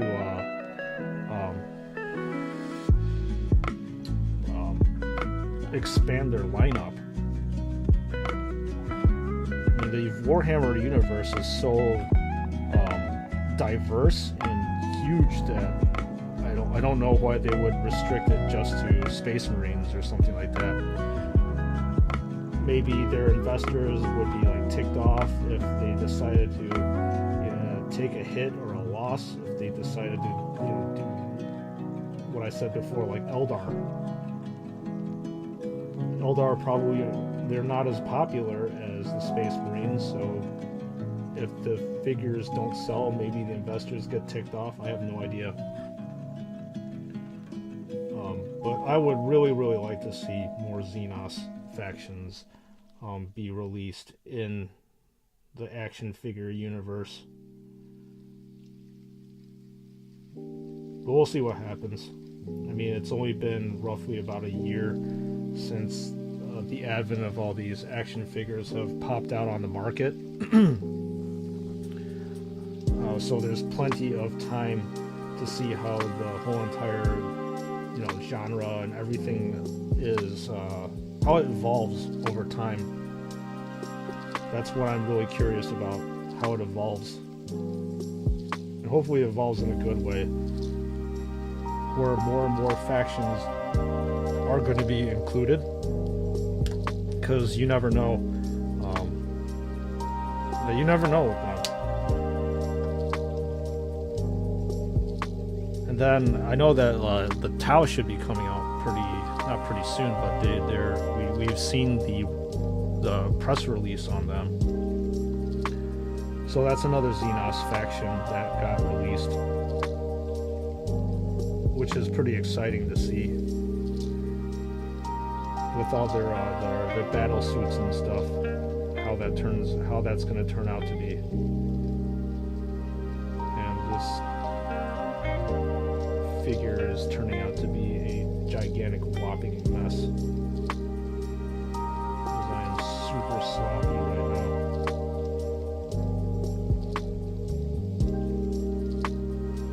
Wouldn't say that this is my my strongest showing, unfortunately, but that's how I'm painting right now. Is literally how I paint off camera.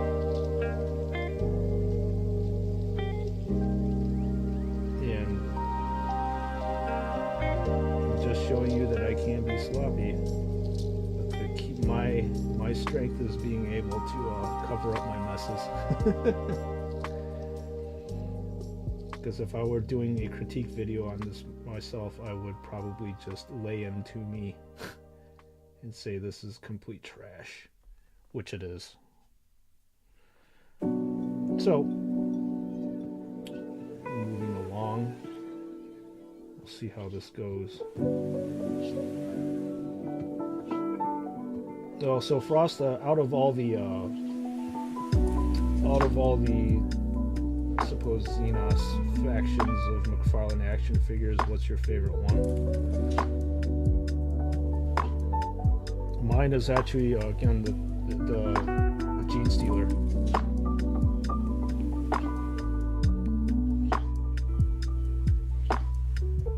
The level of detail on that is super cool, and then I really like how the talons and claws are really awesome to look at too, and it looks properly menacing. Like just how all Gene Stealers are supposed to be. Even my family was like, "Oh, this is really disgusting looking."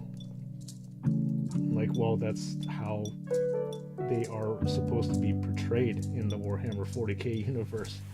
There's nothing pleasant when being stared down by a Gene Stealer as he's trying to rip you to shreds and incorporate your DNA into itself. So that is a proper Xenos action figure and how it's supposed to look.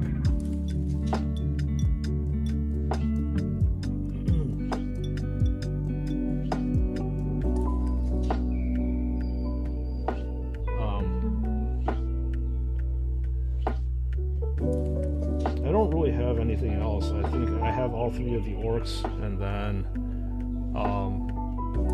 both of the Sisters of Battle.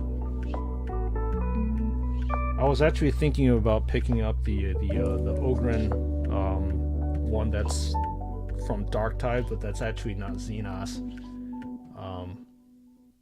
And it came out about a month ago, so we'll see. But that looks like a big, awesome, chunky boy that I would love to own and review.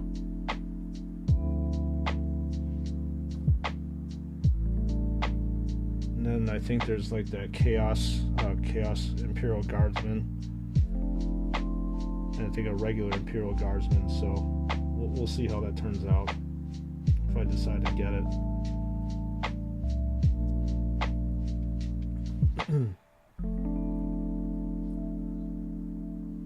So right now I'm just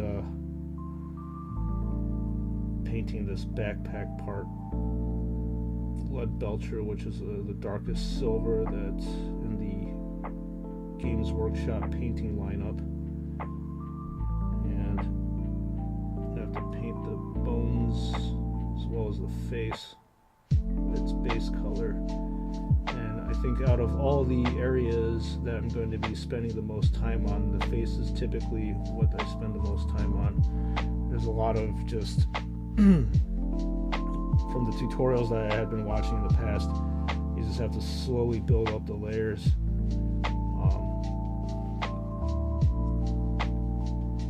Depending on the character itself too. And obviously if you want a special character, it's very slow and methodical deal with faces. So I'm curious to see how this face is gonna turn into on stream. In all honesty, I'm a bit nervous because painting faces are definitely one of those things in which I am very weak at. So we'll see how I mature over time, I suppose.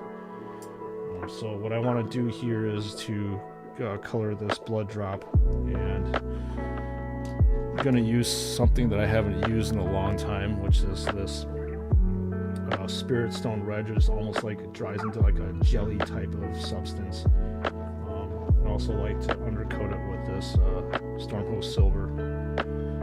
As people have listened to my review videos, I harp on this all the time. So practicing what I'm preaching.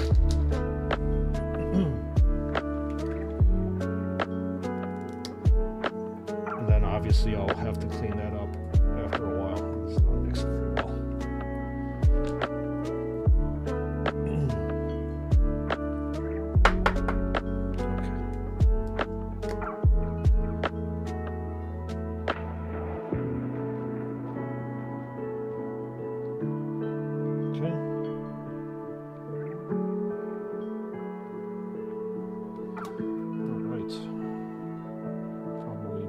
A little bit too much than I really need, but it's gonna be all right.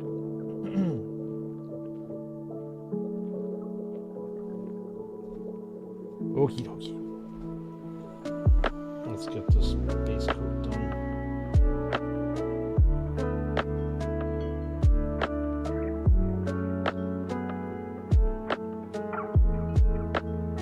Being careful to stay within the lines here.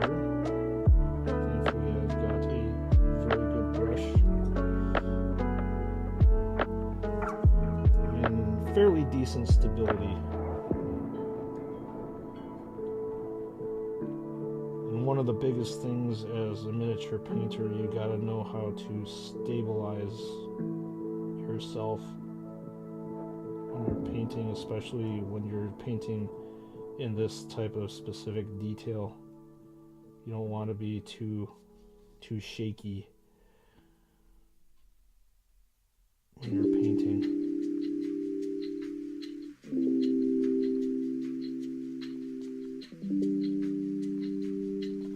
Green Mandalorian, welcome on in.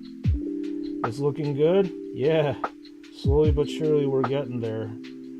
I would think that we have probably about 2 more live streams before this will get into the final stages of where I can make this thing acceptable, in my opinion. Right now, it is complete garbage and not acceptable. There's too many paint issues. I was sloppy painting stuff on. And that's always the case.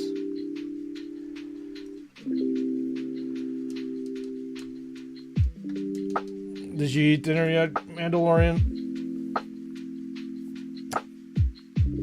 Ow. Oy. I'm gonna stretch out a little bit.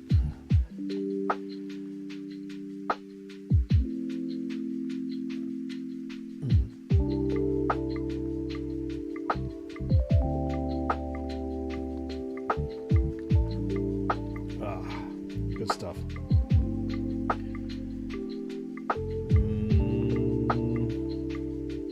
Got some bones in there. Just thinking what colors to paint this thing. While I'm at it, I'm gonna paint this tiny skull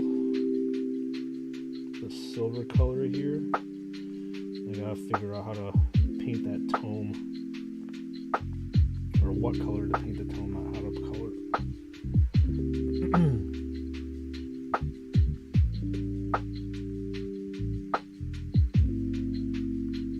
Okay.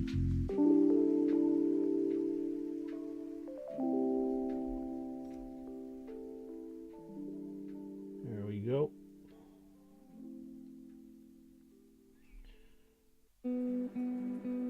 And sometimes when I'm trying to figure out what to paint, what colors to paint something else, like I'll jump to another part of the model that I know what color to paint. Yeah, I'm a little in a debate on what color to paint that. I'm not too sure.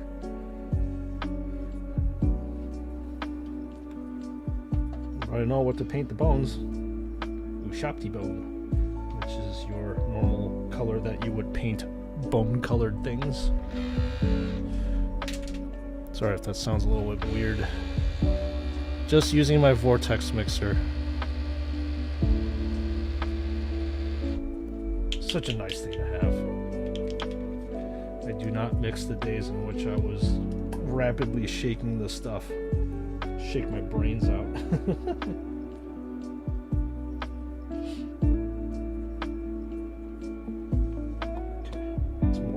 That I really need.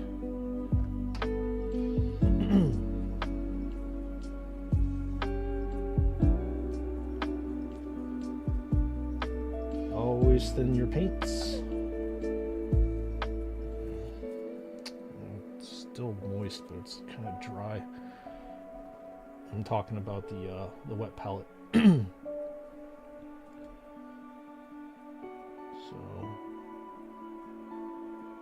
Paint these bone areas, and then with that I'm also going to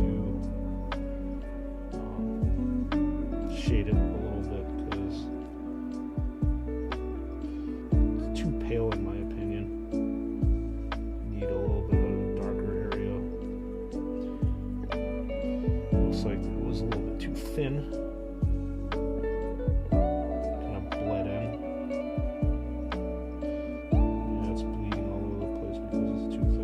Okay, I was gonna color this area with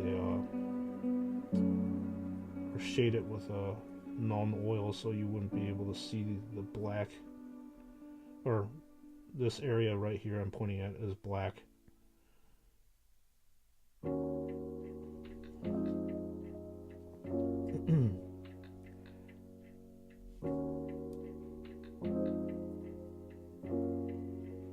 Okay.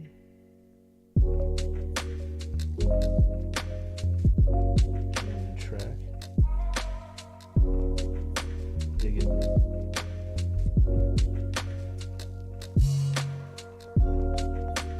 That's what I'm talking about, stabilization. Most of the time when I'm painting, I want to have like a really stable base before I start painting. Lest the paint starts running off into areas that I don't want to, which I already did. So So this is going to be an interesting area to touch up when time comes. Hopefully it should be alright.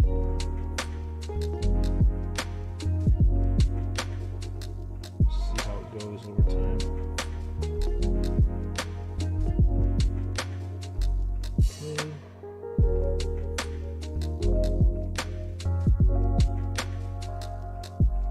Alright.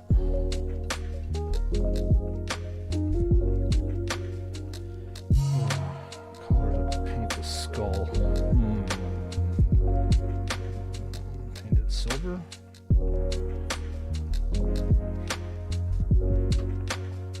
Paint it Balthazar gold. Is that going to be enough contrast? Kind of want to have a little bit more contrast. We'll just go through this.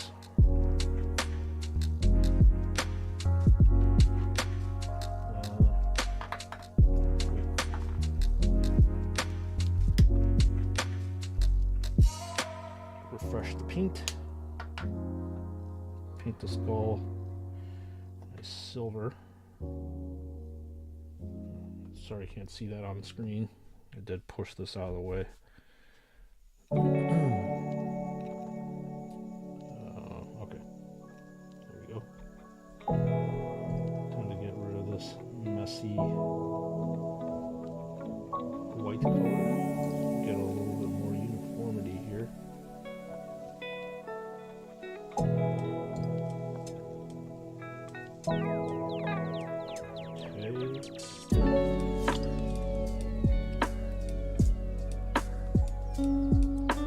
Stabilizing myself to make sure I'm not going to be painting all the edges and being shaky with my painting.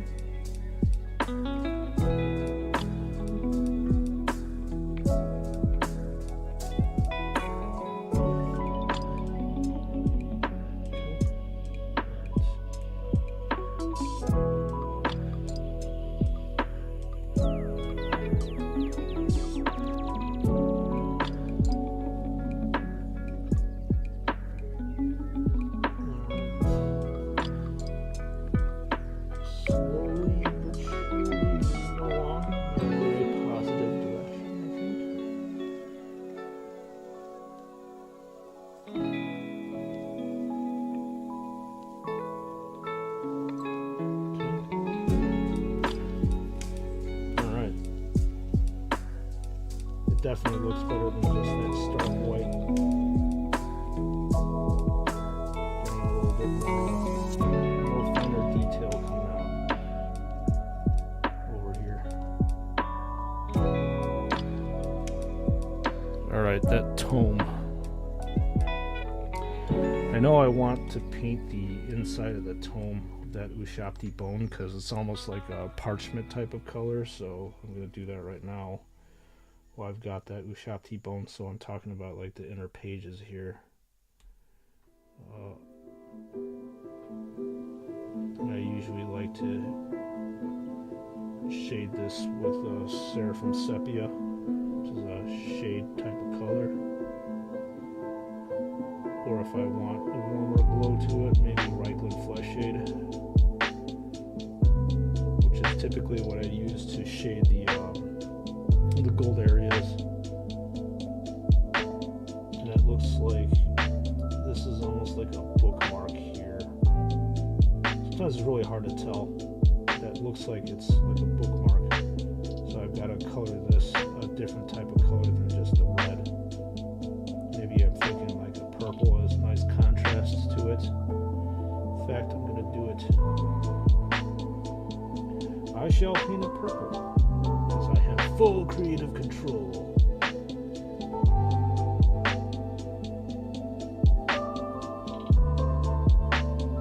Yeah, my favorite purple color is this nice Phoenician purple over here, and it's actually the base color of my Raven Guard successor chapter. Such a nice purple. So I will paint this ribbon area, this bookmark area, exactly that color. Don't really want it to blend in, but I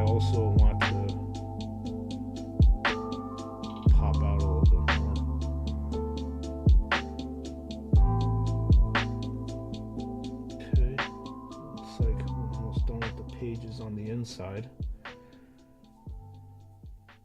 Over here. Okay.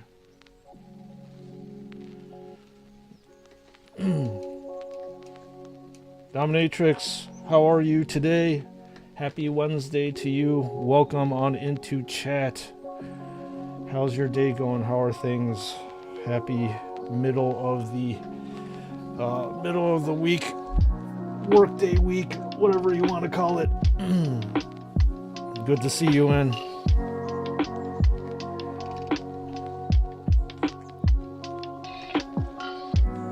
Good to see you in.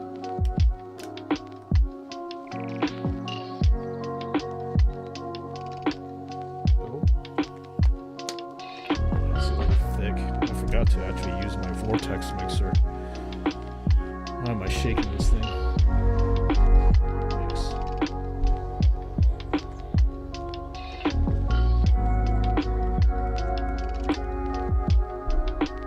Okay, there you go. That's better.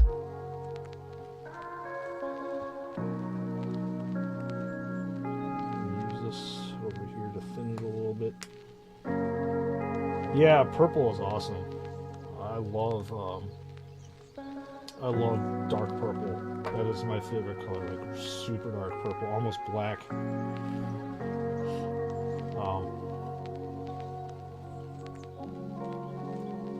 So I'm a big fan of cars, and there are not many like stock colored cars that I really like. Years ago, Infinity, which is a car maker,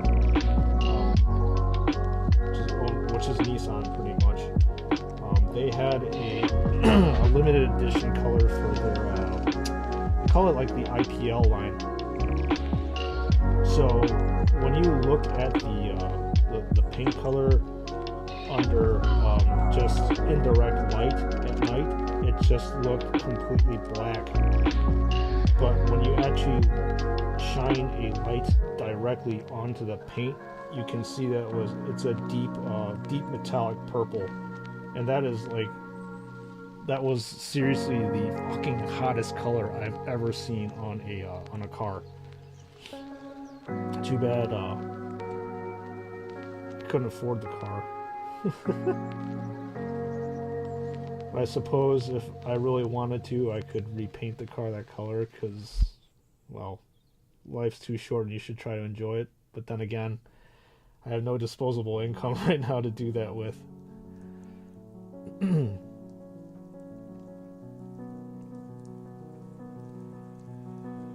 But yeah, I love that color shift kind of thing. Looks like one color from one angle, and then turns into another color on a different angle.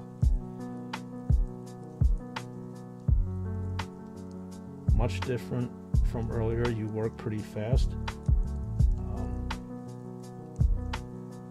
Good to be here, getting my chill on for a little bit. Good. I'm glad that you're able to come in and relax. Collect yourself. Yeah, Frost, I actually don't work that fast. I am a very slow painter.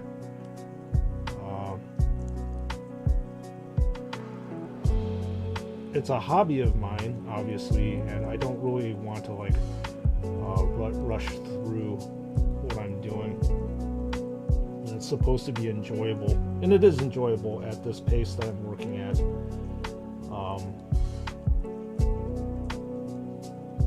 But I have friends that can speed paint, and they'll have like a ton of figures done actually really well very quickly, and I do not actually have that ability to do that. Or I suppose if I actually tried, I probably could, but the whole point of me painting is just to enjoy my time and work at my own pace. I don't really want to rush through it because it's enjoyable, and I think if I try to rush through it, I wouldn't find painting enjoyable.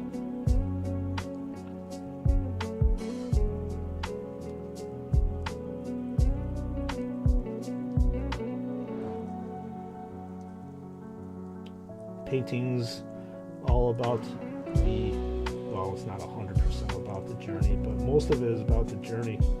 And then finally admiring the end product when you get there out of X amount of hours that you've been spending on it.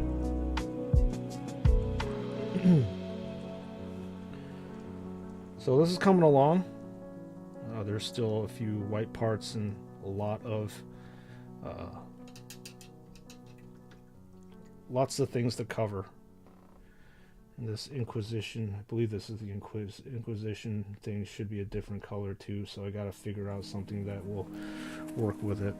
Thinking like probably a dark tone kind of color, maybe a dryad bark or a Rhinox hide. One's a cool brown and one's more of a warm brown. I'm thinking warm brown tones. Warm brown tones with a nice, like, maybe bronze inlay. Yeah, let's do that. Doing nothing done fast is good, or the wife says. In some cases, that is true. Haste makes waste, so they all say, right?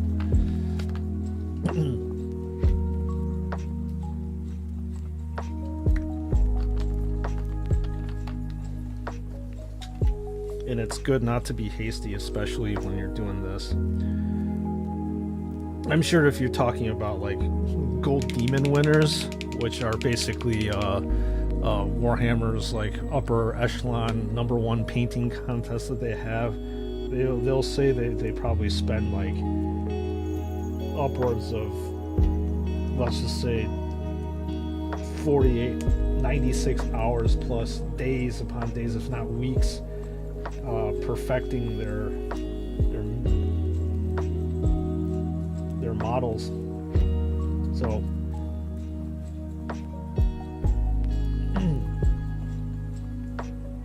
something that definitely should be taking time.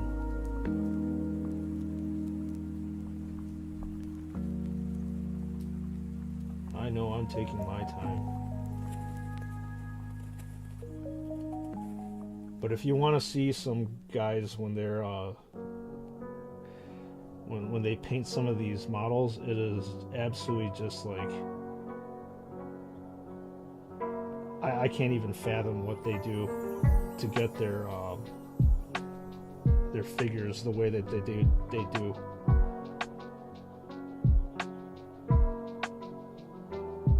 Like, they've basically like got perfect blends.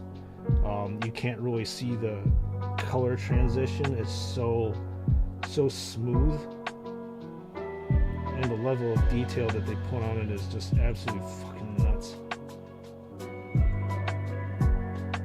Even the people who don't even win the competition, their offerings are miles better than mine.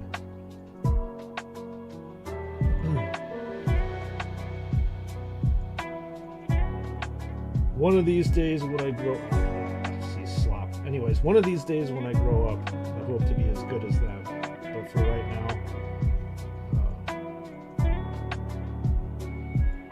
being an above average painter is, I think, good enough for me. Even though it doesn't even look like I'm doing an above average job on this.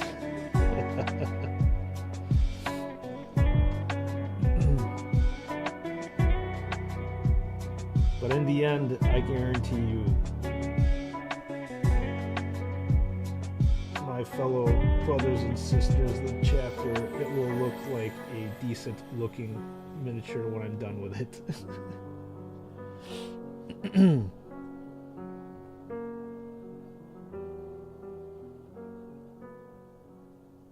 Be careful not to cover up the parchment, which are the pages of this book. Purposely taking my time over here.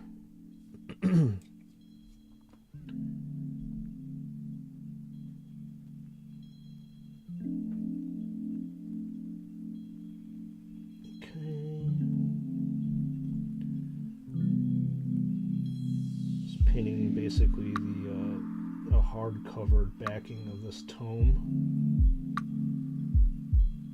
and definitely taking my time with it. I know I have to retouch it anyways in the end.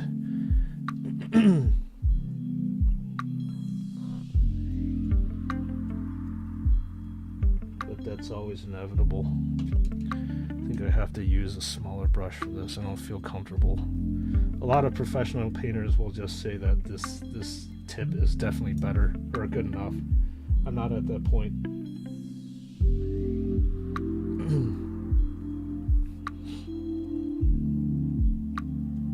Just painting this thing here.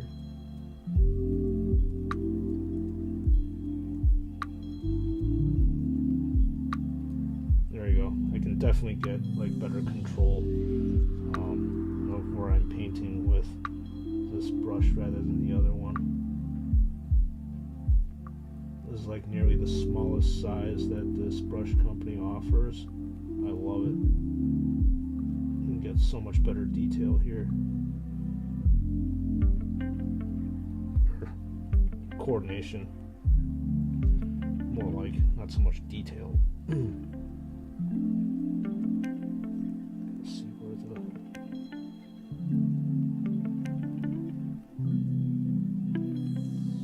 where the tome ends and where the pages begin.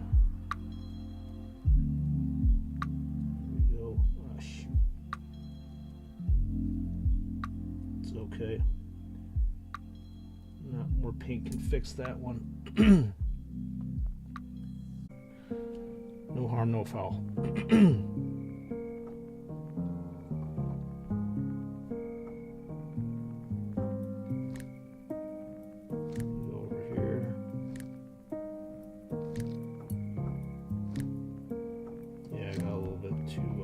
Too heavy-handed over there. It's alright.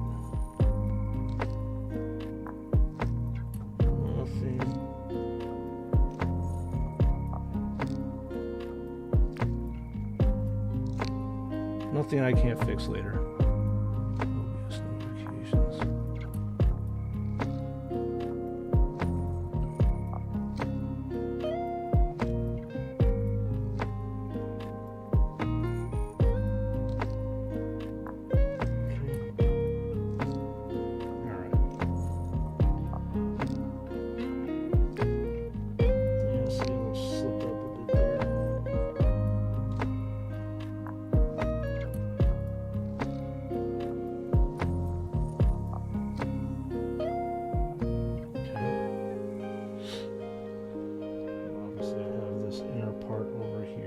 Sure if you can see on camera that I need to paint.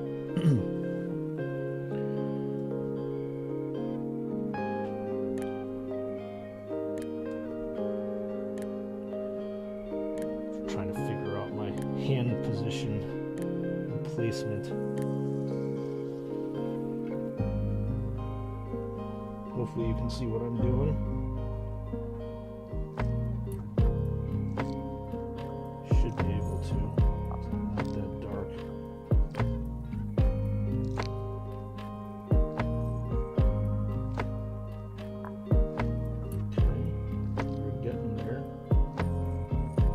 Of the white parts have now been painted, at least with their first base coat, which is good.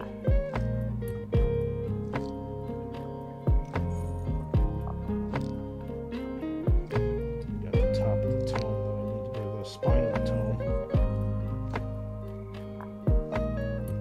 Definitely not as hard to paint as compared to the other parts, which are in like really recessed areas that are hard to get to.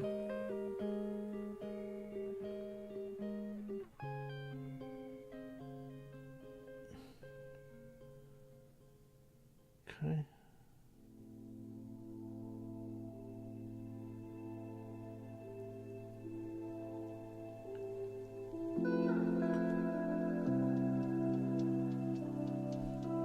I think I got most of it.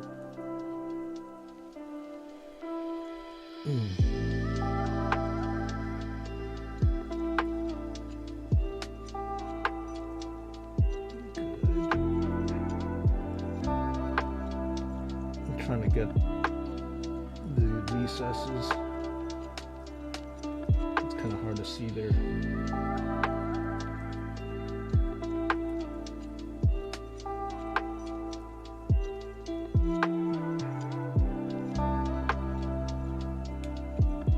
Okay, awesome. That part is done. Now I gotta get this, I believe this is the Inquisition icon. Something that I believe this has like a metal binding up here that I need to paint, maybe with the spine. Yeah, I'll leave the spine alone.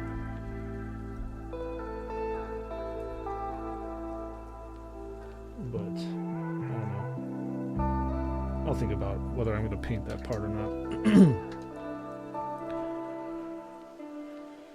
Vortex mixer.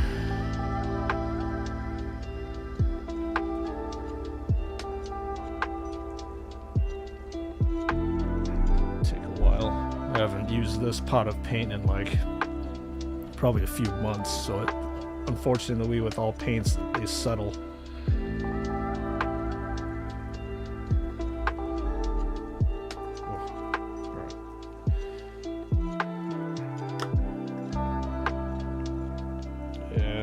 Getting there, not quite there yet.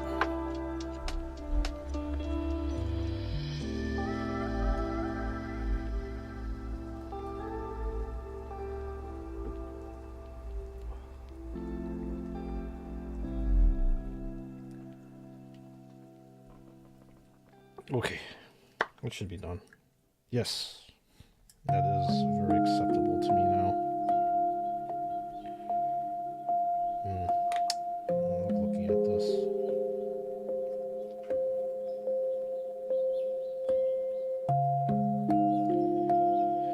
I don't know.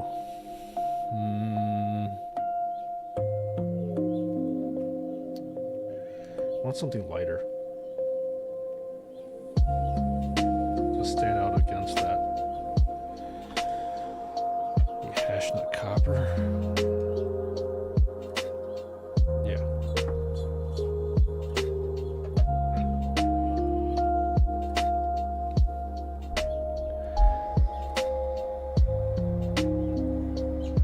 Definitely has to be lighter. You can't have like two darks in one area, in my opinion.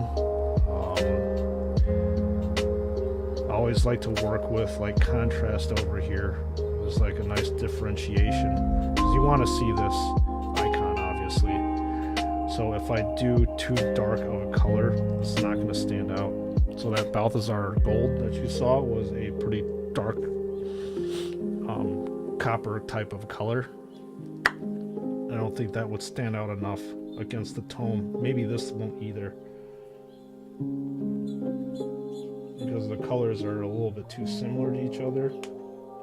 Or maybe this should just be gold. I'm thinking gold might actually just do it. Yeah, I don't really like the look of this.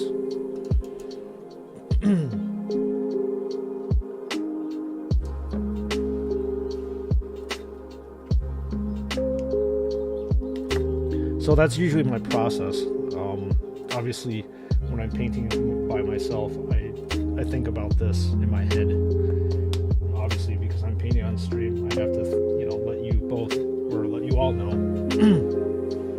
what's going on inside of my head as I make these decisions. And Gavin earlier did ask whether I have like a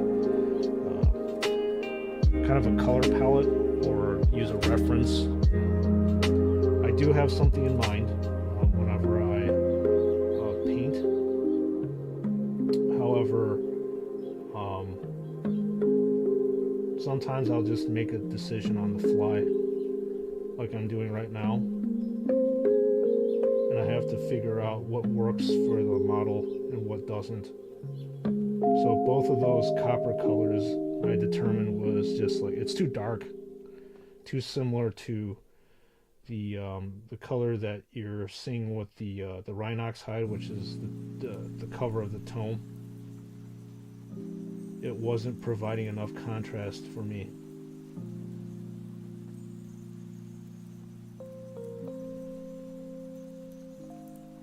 I suppose this is kind of like a, I don't know, what do you call it, a sixth sense or a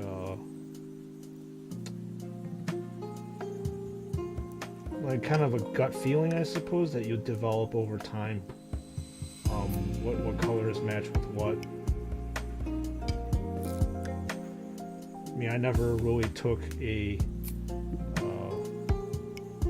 formal like miniature painting class per se, but you just over time get to figure out and know what works and what doesn't.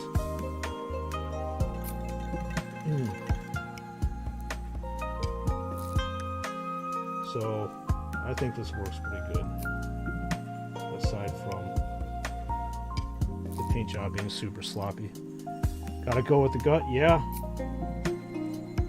It's just one of those innate things that you just can't teach. You just feel as if it's right and you go for it. And that's what I did there. And I think I made the right call. Because there's also like a flow kind of over here too. With the gold down here, it flows pretty well. Just like with food. Well, that one almost goes without saying. You definitely have to go with what your gut says about food. Because in the end, well, you already know it's the gut that digests the food, and the gut has to be happy.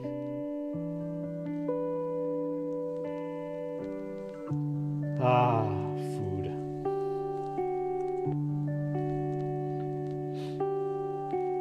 Talk about food forever if I was given a choice.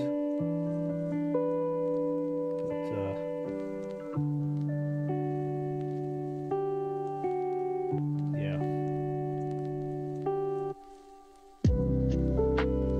Alright. This is looking okay from afar. Up close it still looks like trash.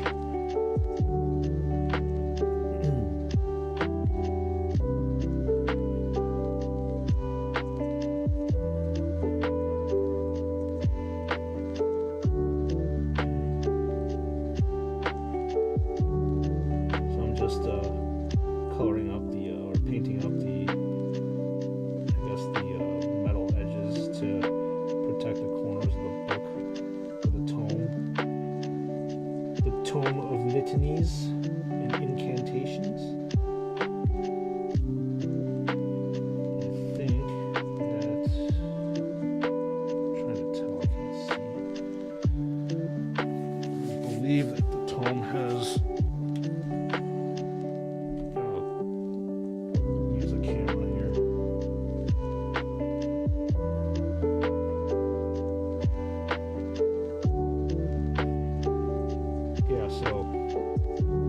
the other side has that same metal tome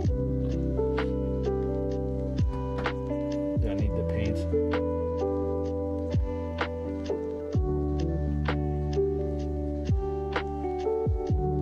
Now I'm just trying to position my hand so I can actually see where I should be painting and what I should be doing.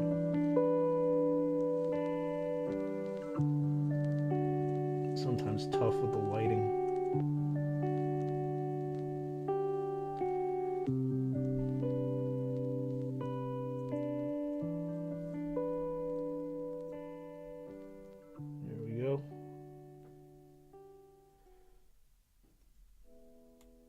Starting to look pretty good.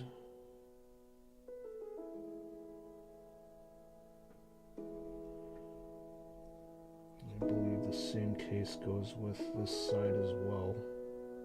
I think it just goes up to like about here.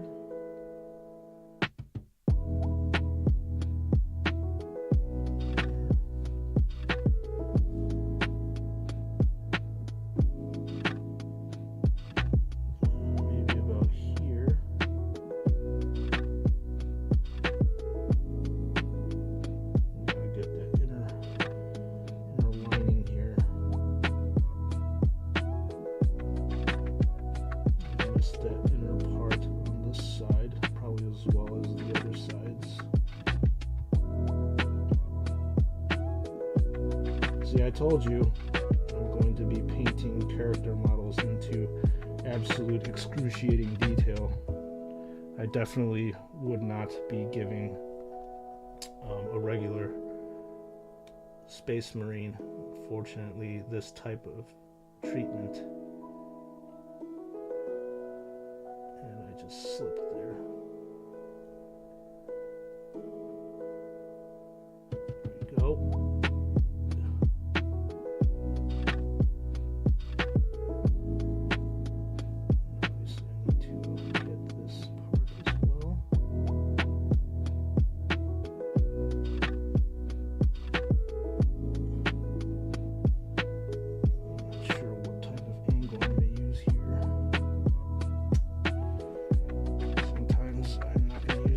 Handle.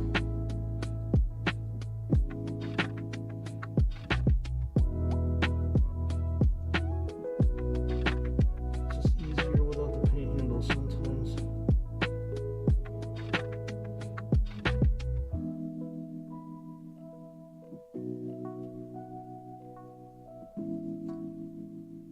And there's this little binding here.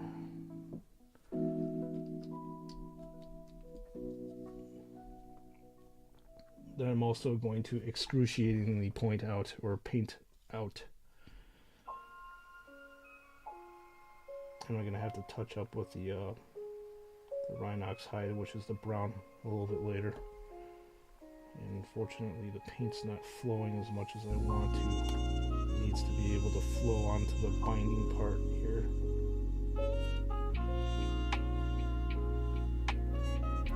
Obviously touching up will need to be done. This is not good.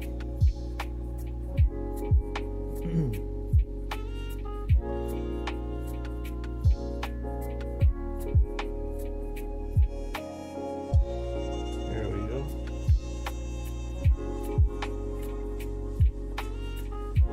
Just need a little bit more lighting. Maybe I'll get to see what's going on.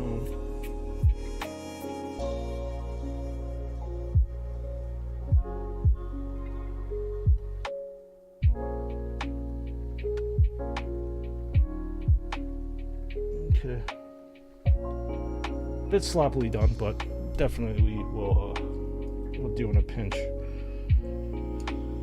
So, what do we have left? The courteous to do the base, and then obviously the face as well.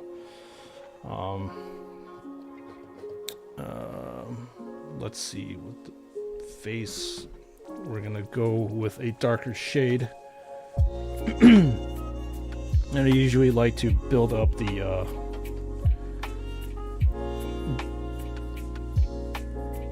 flesh tones slowly but surely. So typically this is the darker tone that I'll use, and then I'll slowly build up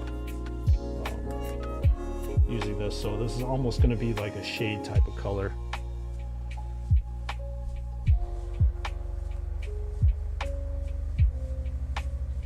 I will need to actually paint the areas around the ears first, probably. So let me actually do that first. So what I'm talking about is this. And that's typically, I don't know, a silver type of color. So let's go for that. If I can actually find my silver.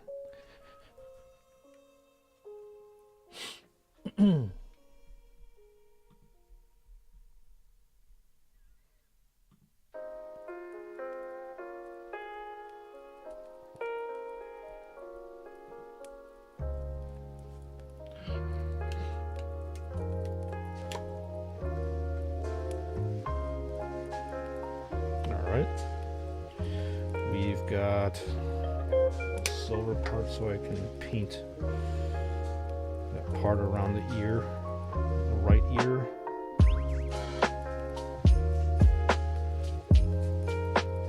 So I'm talking about this part, and I think there's like another band back here that I'm going to try to paint. Maybe the same color. I haven't figured it out.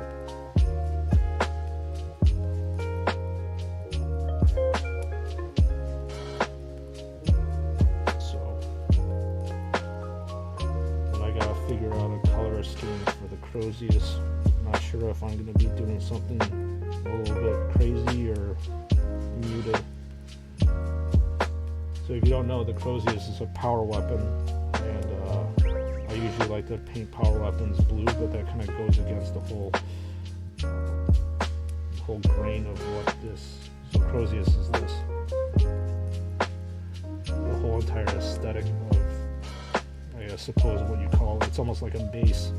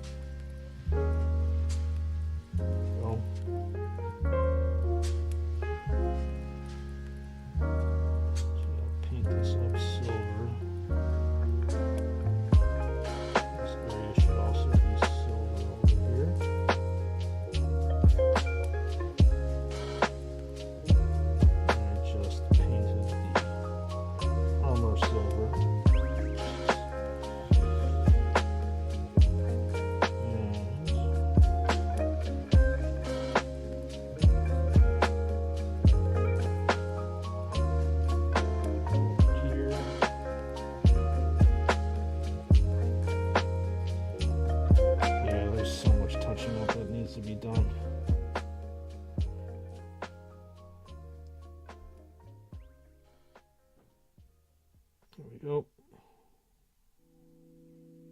Then there's like this band in the back of the Space Marine's head that attaches to the power armor that I need to paint. Not sure if you can tell what I'm doing. Should be able to.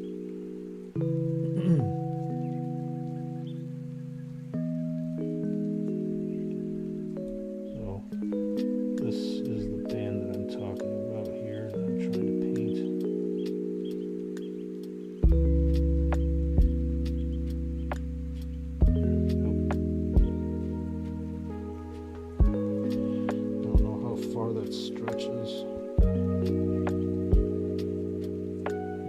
Obviously it stretches all the way around in the back, so I'm going to have a little bit of trouble trying to get to everything, just how the head is positioned. And usually I don't assemble Space Marines to this extent because stuff gets blocked, and I don't like it when I can't get to certain areas to paint.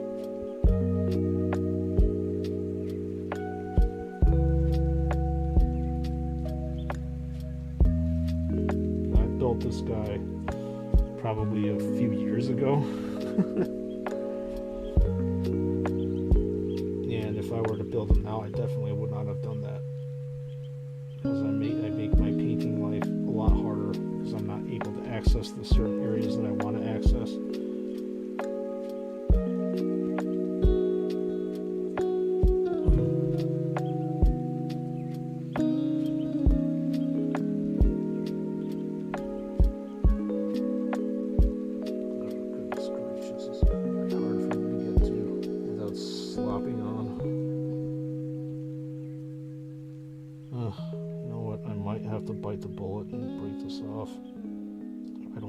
I can break this off. I don't remember how this was attached.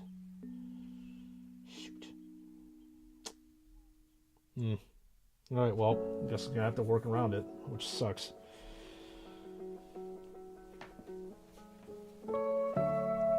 But I've faced tougher things in my lifetime.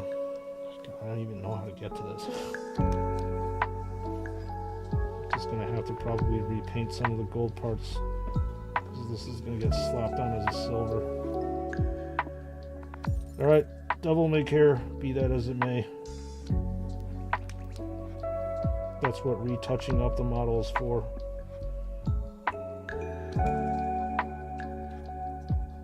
I don't even know what the heck I painted there. So hard to see.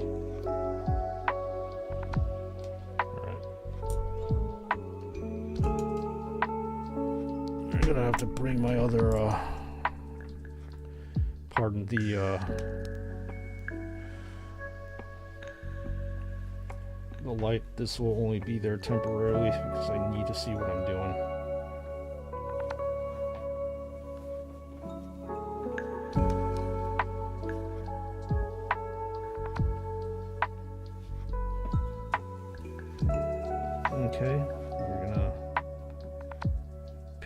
the other side. I think I've got most of the details I wanted painted in the back. You're probably like, why are you painting like this? I just want to. This is completion, for completion's sake that I do it. Okay, that's enough.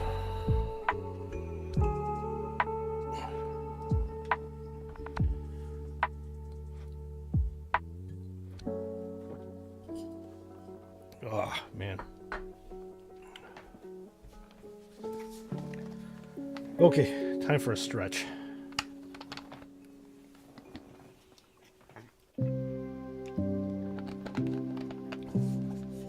Can't be sitting here the whole entire time, right? Backs is gonna get thrown. Plus you get to see my sweet Lego shirt. And my fat belly. Ow. Woo. Ow. Ah.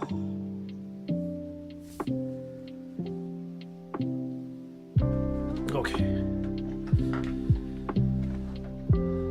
Good old stretch.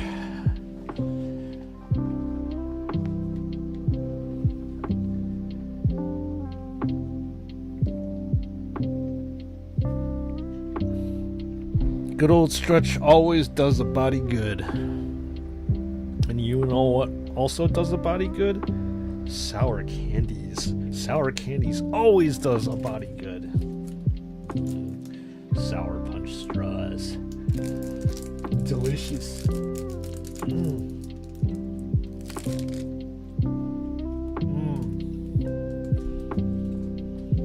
Oh man, so good. Orangey, soury goodness.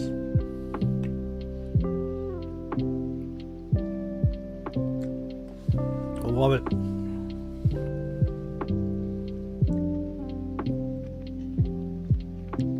I wish I could get sponsored by this stuff that I can eat and drink on stream.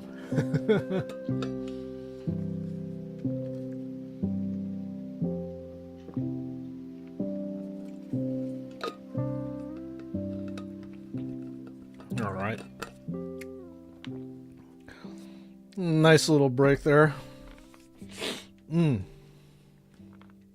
Time to get back to work.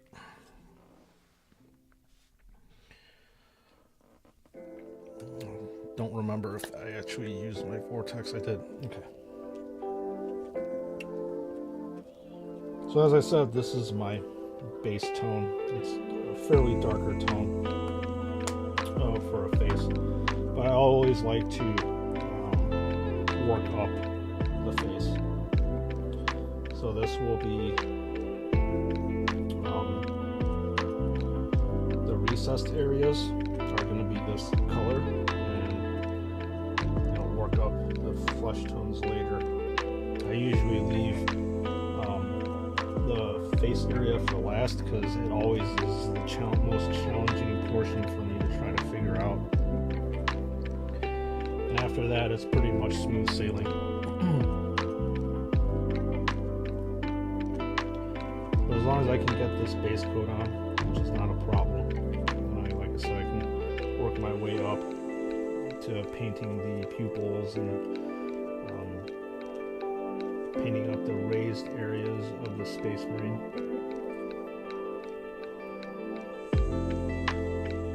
Finally giving a little flesh colored life to this guy instead of this weird looking pallid color.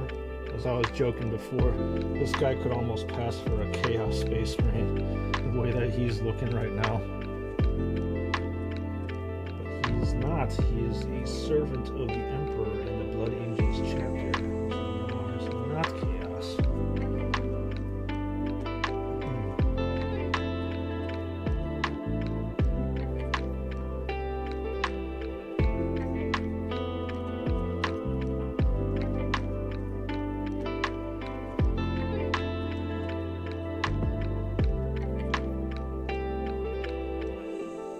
Like I said, I'll work up the flesh tone colors later. We'll see how that goes.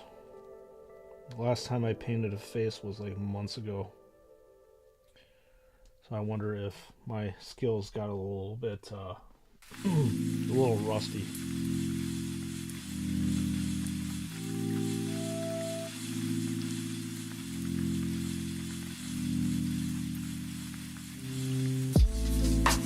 There we go. Now he looks like he, just got back from a nice tropical vacation. The way he was looking, like he looked like a vampire. Hadn't seen a light of day in a few millennia.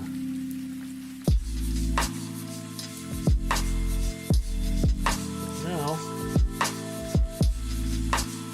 got some life into him finally.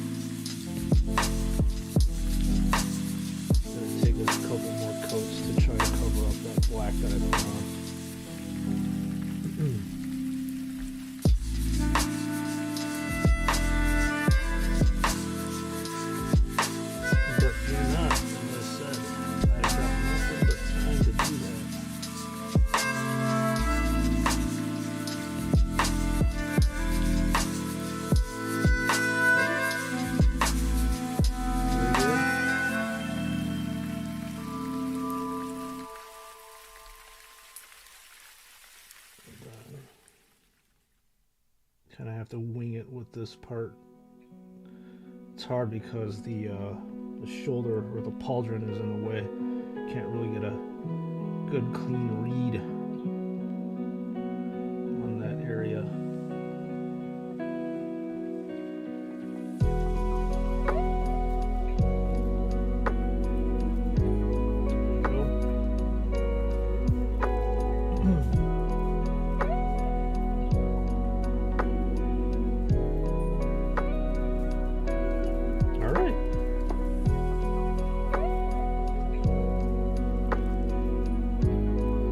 Is painted, and we are good to go, at least with the first initial base coat for pretty much this body area. Maybe I'll have to go over the Chaplain bone here a little bit more.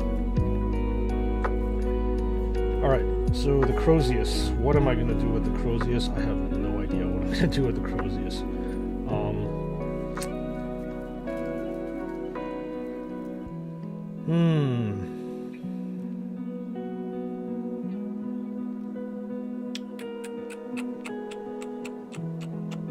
Okay.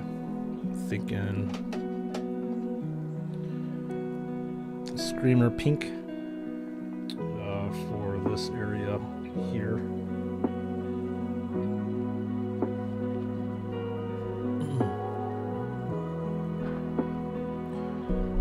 Back to the vortex mixer you go.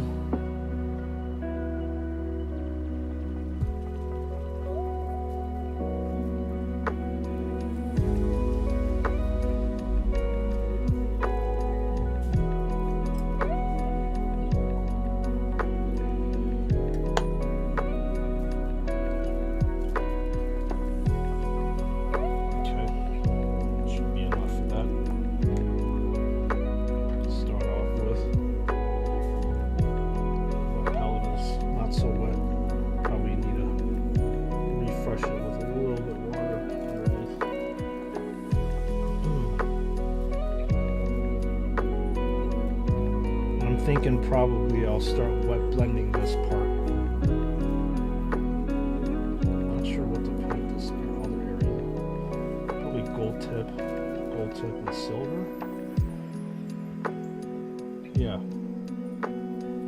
go with that.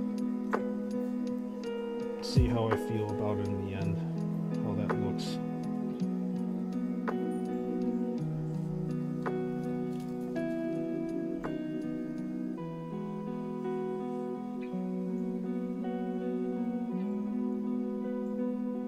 So far so good. I'm pretty happy with the colors that I have chosen so far. As I said before, there's a general type of look for each Space Marine, and for each character, especially with this Chaplain. The general color for each Chaplain is black and gold, and you get variations of what things are supposed to look like in between. So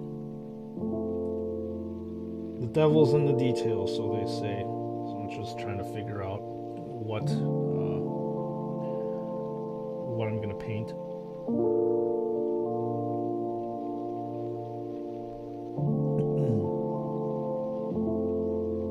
Different types of areas.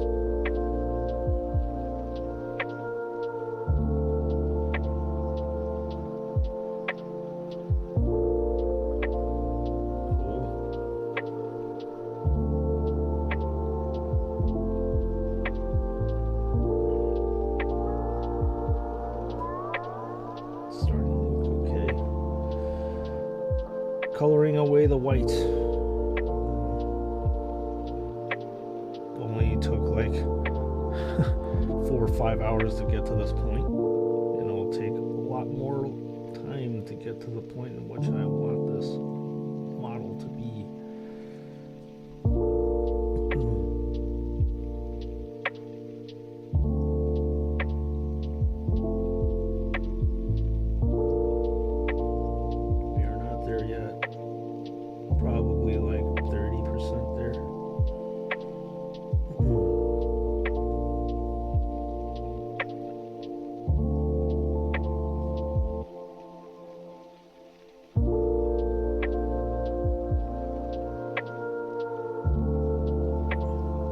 Most of the time I'm just trying to figure out what angle to actually paint this guy at. So as you can see there, I took the paint handle off because I couldn't get a proper angle or read on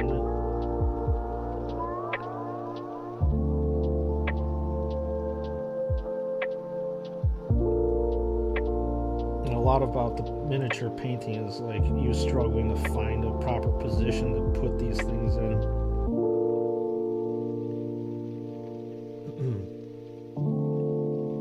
It's not really a struggle, but it slows you down when you're painting. And sometimes you're left into like awkward positions and stuff for how to paint.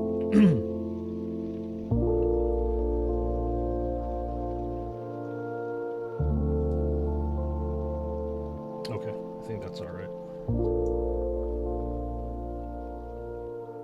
I'll paint this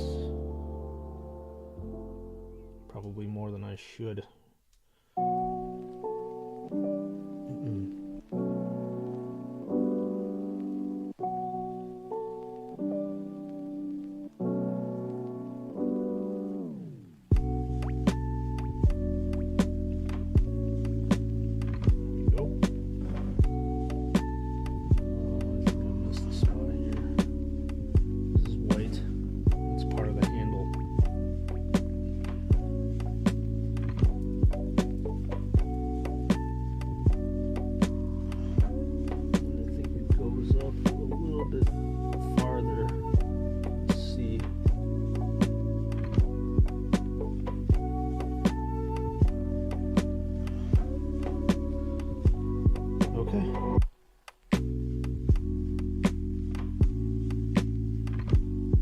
Deal. I think I'm probably going to paint this top a different color.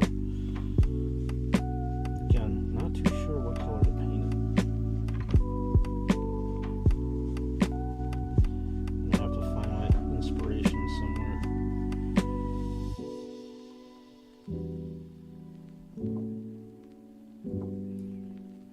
I know the skull as well as the bottom end of the courteous is going to be gold.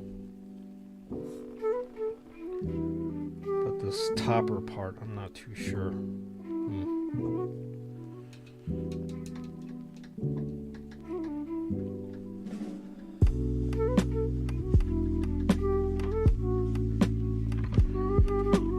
Okay. Man, back is starting to hurt. It's only been 15 minutes since my last stretch.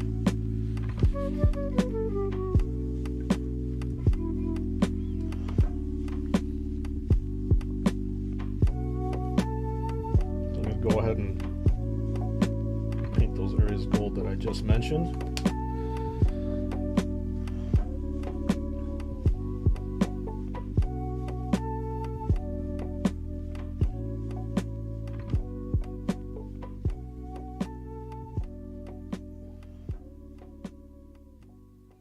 It's nice as this thing's starting to look like a cohesive unit per se. It's like this nice uniformity in the model. So they say a flow, how it's supposed to look. It's looking pretty decent in terms of color scheme. They did a pretty good job of that. I think this is going to be gold, silver, and then wet blend silver. I'll show you what wet blending is. I think we should have plenty of time left on stream for me to do that. Yeah, hour 15.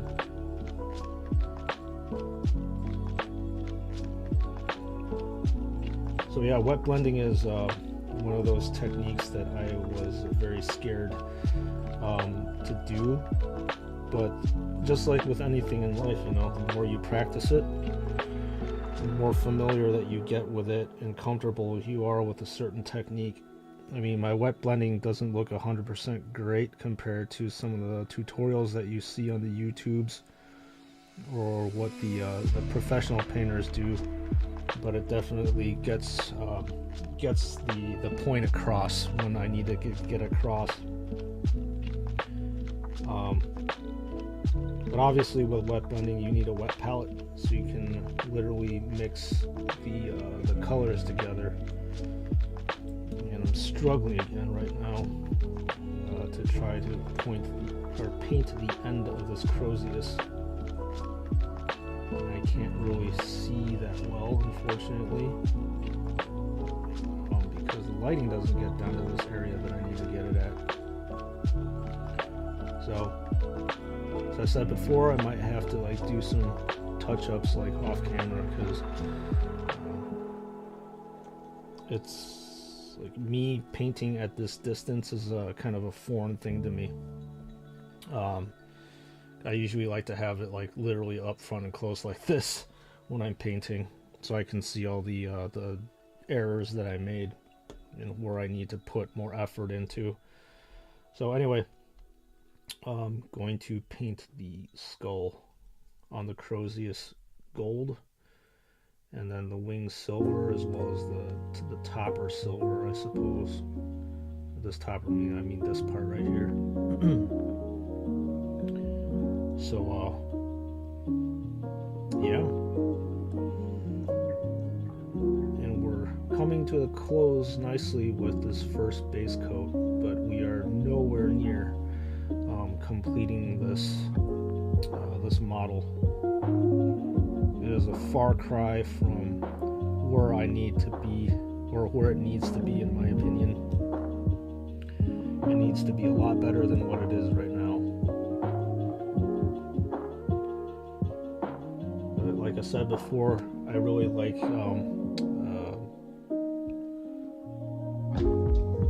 the painting schematic that I chose.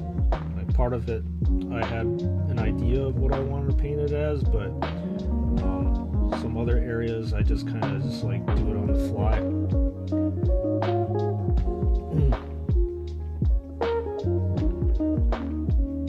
And there's a few things that I chose to do on the fly, just like this courteous is one of the things I chose to do on the fly. And I was looking looking fairly decent for something I kind of just imagined.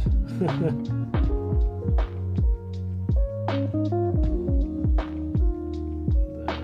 paint the top of the skull area.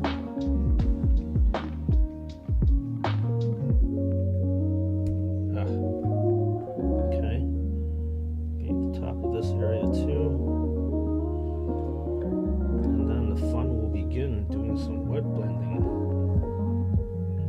So, I wouldn't say an advanced technique, but like, I think everybody, especially if you want to become a better painter, it's definitely something that you want in your repertoire, your bag of tricks. Because wet blending is awesome when you put it to use, especially in terms of like capes and stuff. So you can get that nice flowing shade and highlight color.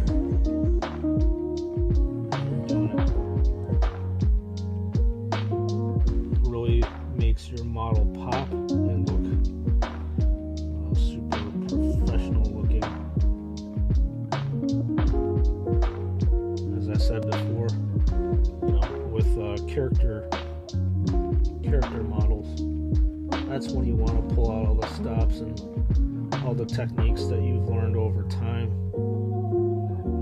especially special character models. So right now, like, I wouldn't say that I'm doing a lot of different crazy techniques. Just getting that base coat painted on, and then usually with your with your other coats of paint, that's when you start getting a little bit more advanced. So since we're just doing the base coat, nothing really spectacular is happening. But then again, nothing really spectacular happens when you're painting as is a very chill type of hobby. I'm not going to see any exploding flashes or anything like that. I'm free. Congratulations, Frostman. Welcome to being free and I suppose freedom again. I'm going to take a wild guess that you were tied down by your family and you had fatherly duties to do, which is perfectly fine. That is a very, very acceptable thing. Not that you need my permission to disappear off stream.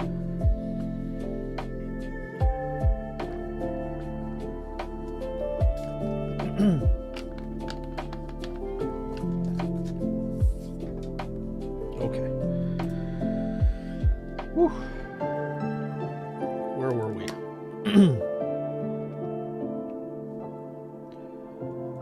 Okay.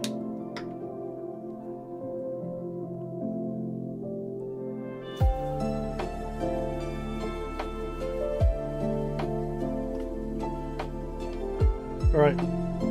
We are at the courteous frost, and we've pretty much covered at least the initial areas with its first very messy base coat.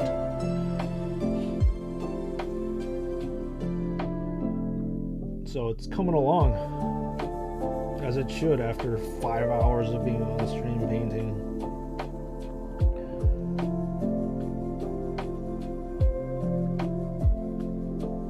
Baby sleeping. I had you on my headphones while I put her down. I told you I'd be here.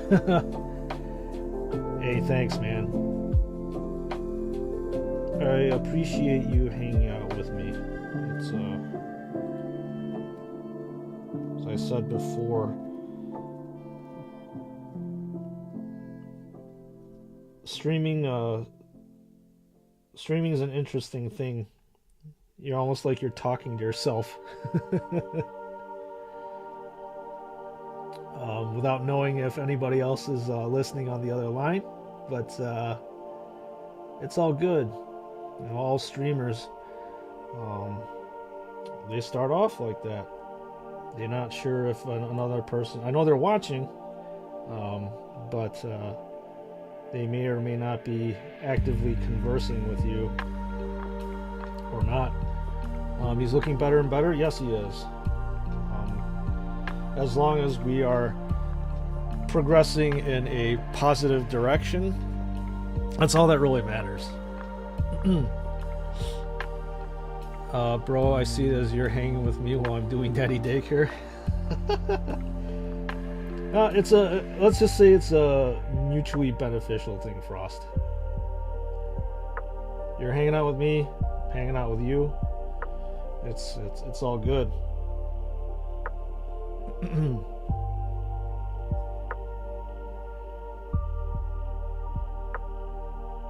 So,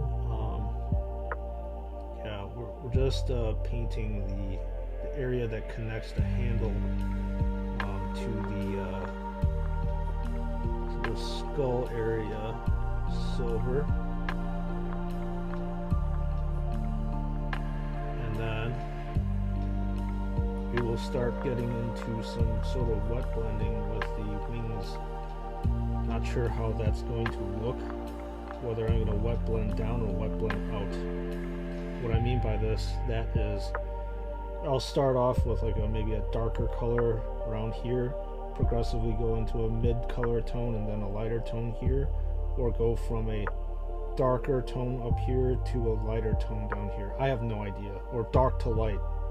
Dark to light. No idea. One hand washes the other, indeed. Indeed. I'm surprised that you didn't pass out while you're putting your daughter down.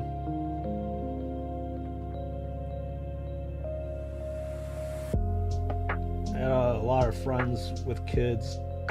I'd be at their house and at their parties and stuff, and they said that they need to put their kid down, and then they'll disappear for like almost like 2 hours, and they pop up and you can see them like rubbing their eyes. They're like, dude, where the hell were you? I'm like, oh, I had to put the kid down, but I ended up putting myself down too. I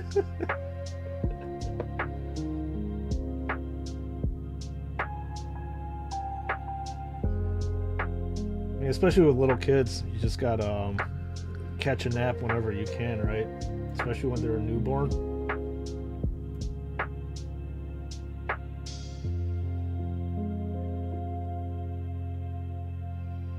And like I said, you just end up putting yourself down to sleep. Pass out? Not yet, bro. Gonna have a bubble bath. Gonna smoke on it. A bubble bath, huh? Wow. Okay. That's like the ultimate relaxation for an adult to do. That's pretty cool, man. Oh my, it's really coming along, isn't it? Yeah, it is, man. It is.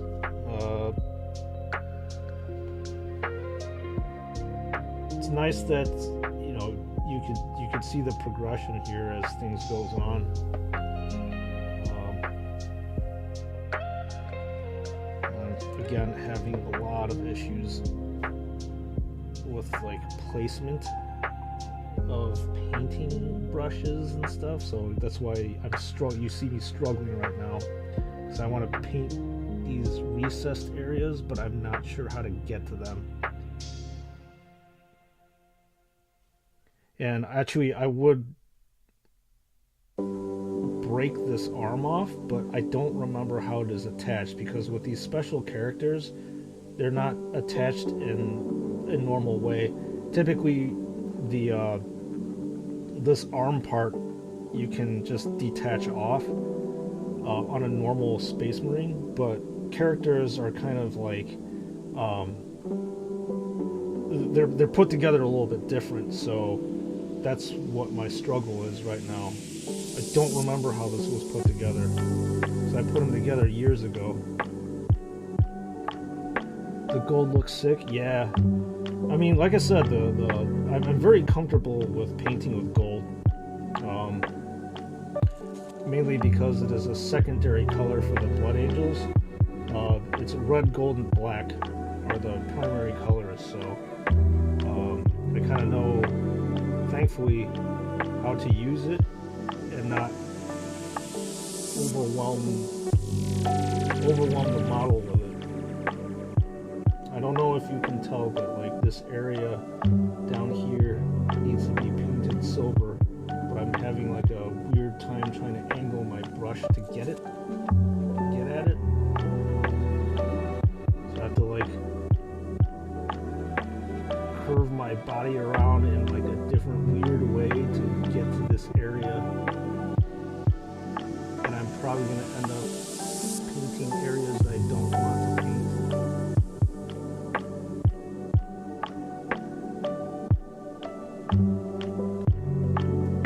Okay, so that is that's the courteous.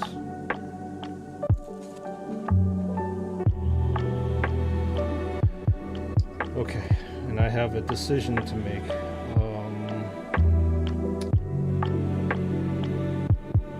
So do I want it to go darker to lighter from kind of like top to bottom, or darker out here to lighter out here?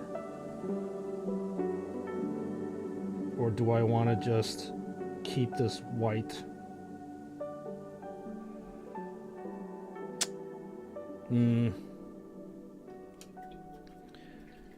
I don't know. This is kind of a decision that I'm going to have to make on the fly. I didn't think of this through. We can do this silver and up here. I kind of want to...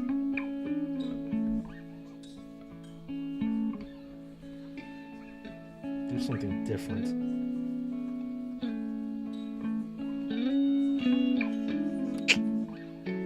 Sorry it's taking me so long to figure out. I'm like debating. And this is actually what I would do off camera too. I would just literally sit here for a few minutes and try to figure out how I want to progress forward. Just debating on how it would look one way or another.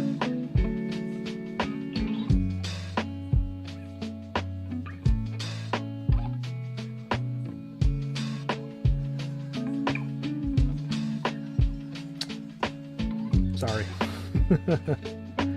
No, it's pretty boring on stream. You can enjoy the music in the background while I sit there and stare off into space.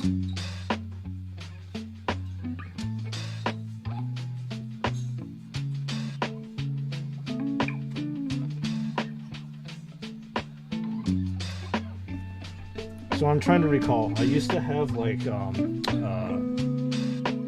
swooping hawks, which are Eldar, and I actually did a kind of like a rainbow type of effect with their wings, and I'm trying to recall exactly what I did with them.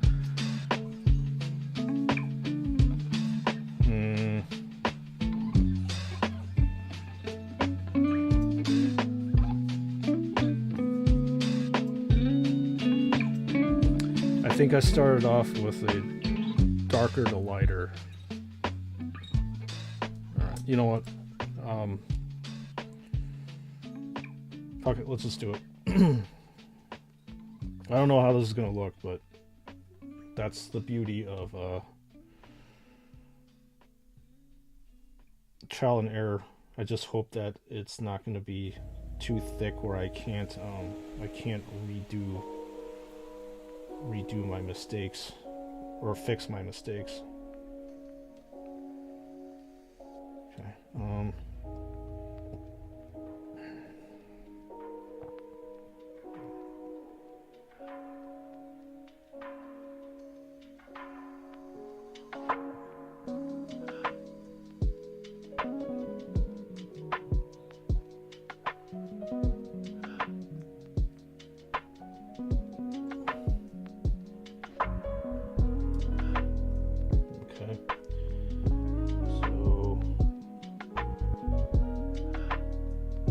You'll always want to like have a starting point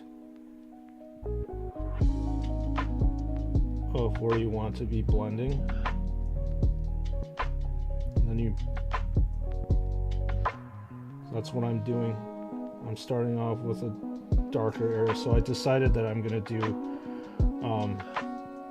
darker interior, a mid-tone silver, and then a lighter tone silver out.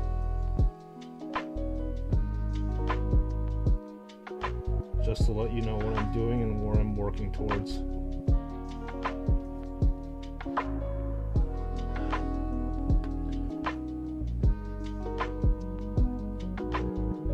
So that is what I'm going to be doing,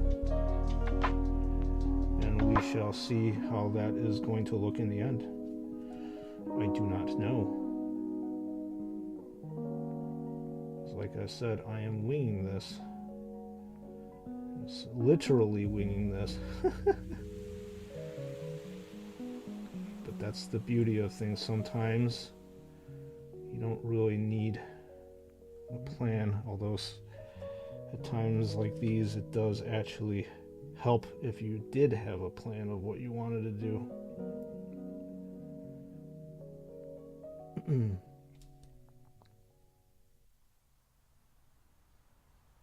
Okay. Then I have to do the approximate thing on the other side over here. So where did I stop? Okay.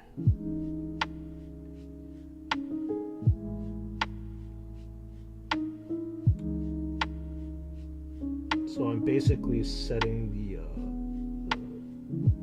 literally the base for the wet blend. And I usually like to paint like the two ends of the spectrum, so the darker color and the lighter color on both ends, and then I'll blend them together in the middle. That's how I usually do it.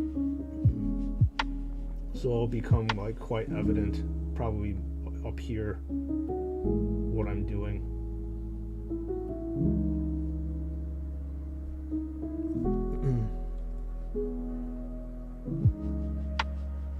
And the whole reason for wet blending is just basically like a seamless transition from one color to another.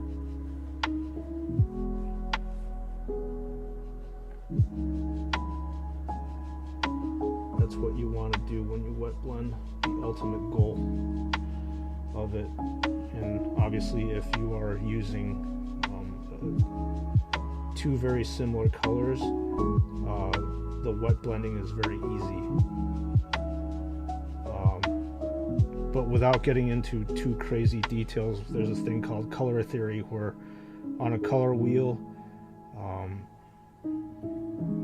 if you have contrasting colors at the ends of the color wheel, you have to do other things to make the blend look better. But I'm not doing anything crazy because I'm just doing a silver transition.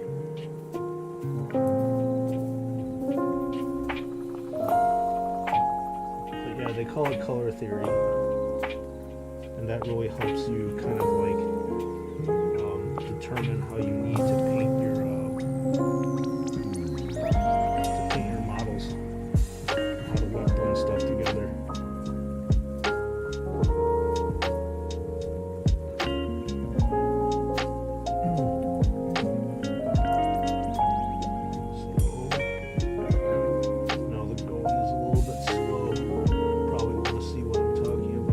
Get there. Definitely it will be done by the end of the stream as in the wet blending part.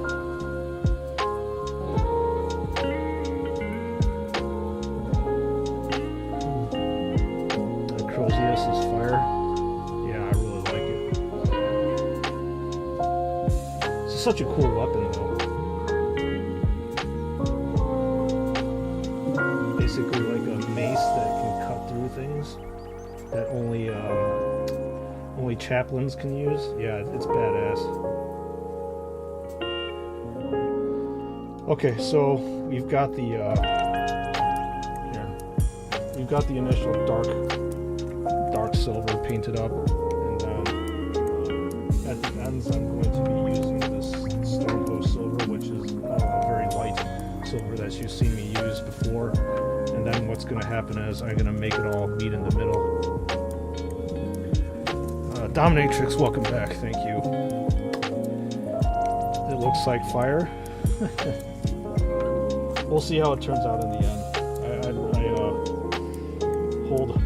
Withhold your the praises and your judgment until it actually turns into actually something. And plus, I didn't actually put this in the correct position. You want to have these two silvers next to each other because you're gonna have to blend them in. So I'm gonna have to set that up for you on camera as well. Give me another close-up, please. It looks proper good. That's what it looks like for now. It's just your initial base coat. Nothing too big.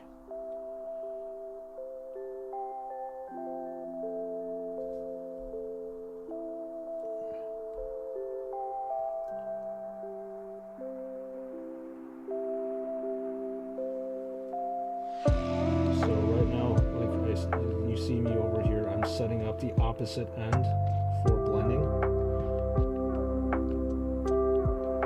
and I do not want to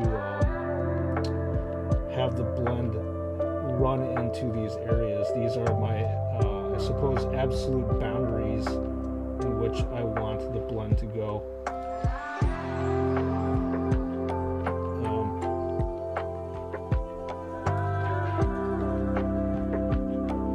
Doing so would basically defeat the whole entire purpose of the wet blend. So you can see, hopefully, the different silver color there. Even though the silver right now kind of looks white on camera, it is actually not. And like I said, it's going to be a little bit more prominent in some areas than others.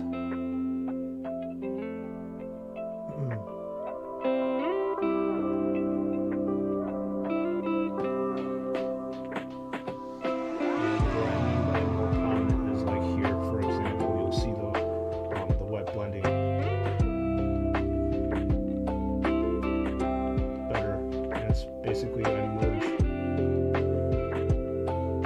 So if I start off with a darker color, I'll pull the darker color into the lighter color. And if I've loaded my brush up with a lighter color first, I'll pull the lighter into the darker, if that makes any sense. So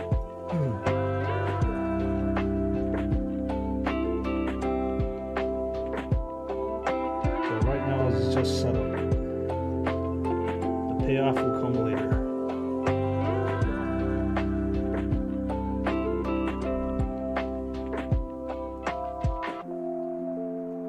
Isn't that just how life is? Much of it is set up, and then the payoff is later. There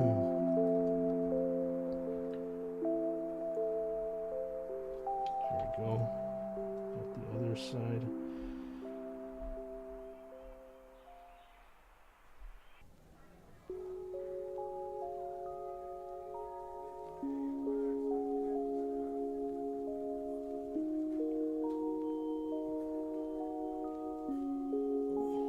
Okay, we're almost done. And I'll obviously narrate to you, the viewer, what I'm doing and what's going on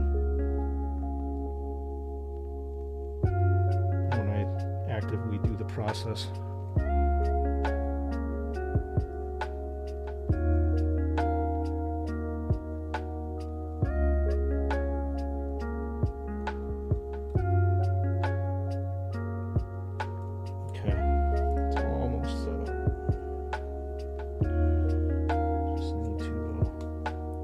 This side a little bit.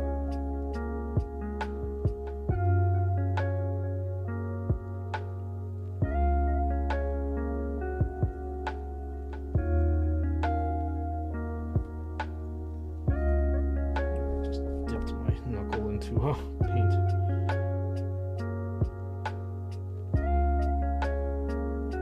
Okay.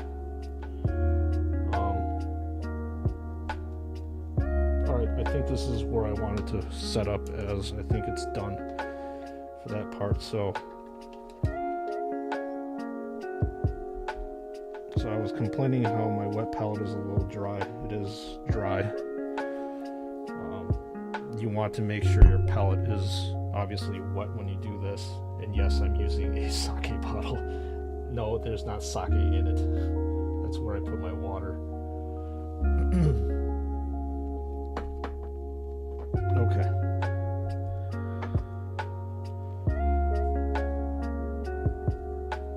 I'll get this in complete view.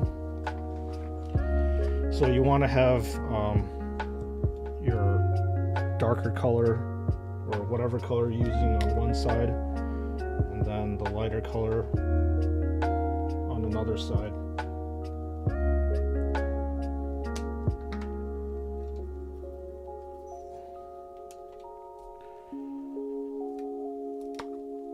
And here we go.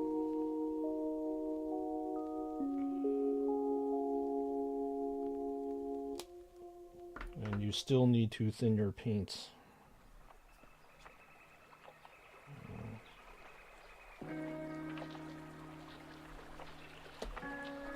So here we go.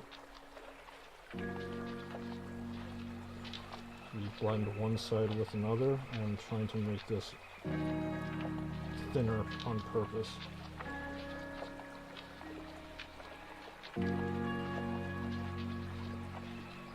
Where do you get that palette, or what do I need to do to search to find one? It looks really good compared to my old one.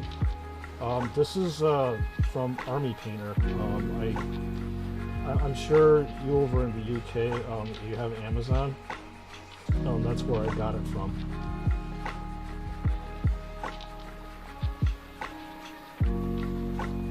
So right now I've got like a mid-tone blend of a darker color here, and then a semi-lighter color, and then I'm gonna pull this silver later when I have a cleaner brush that doesn't have a dark area. So all I was trying to say is, what I'm gonna do is I'm gonna pull, since this is using the darker area, I'm gonna pull the darker area into the silver area, lighter silver area, in this white area.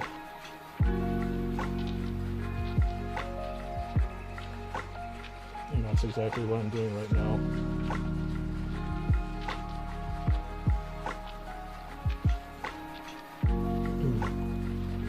Hopefully you should be able to see this on camera as it's going.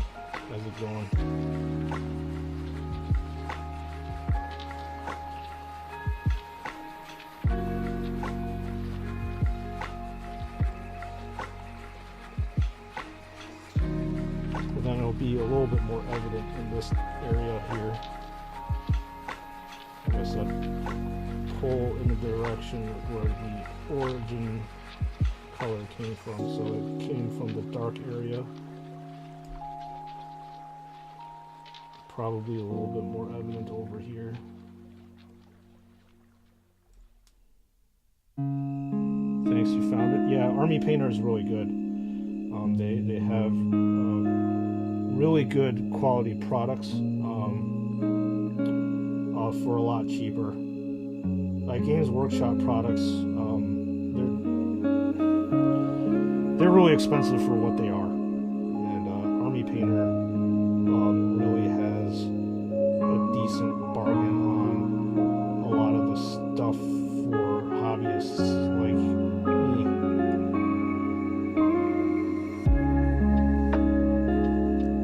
Okay, so like I said, pulling from dark to light. And then on the other side, I'll pull in from light to dark.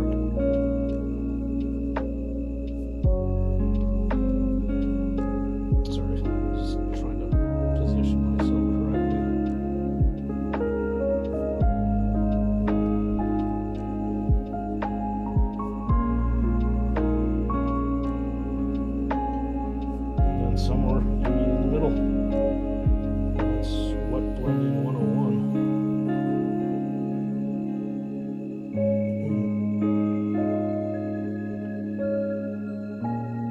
I typically would never do this on a regular ground character. I just don't have time or patience to do it.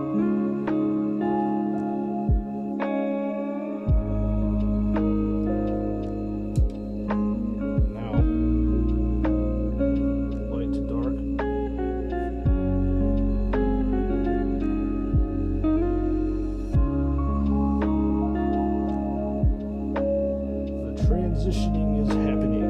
So, as I said, I'm pulling from light to dark.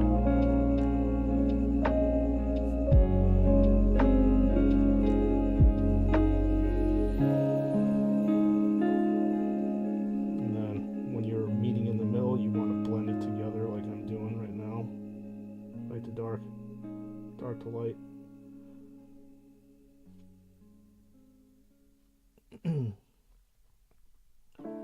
Well, you can see what I'm doing. And again, on this side, light to dark.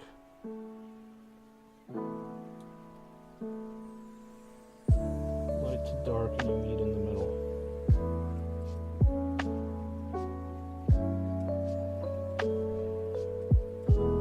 And now I've just pulled from the dark area, I'm pulling to the light.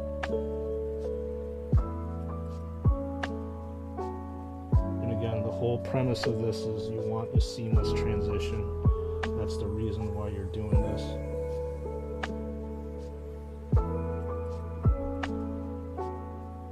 I don't know if you can tell, it may actually look like just one color, but it's actually not.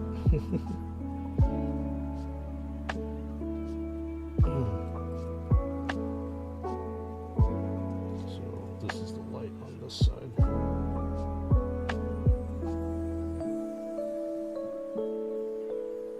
And that's what you want. You want a seamless transition.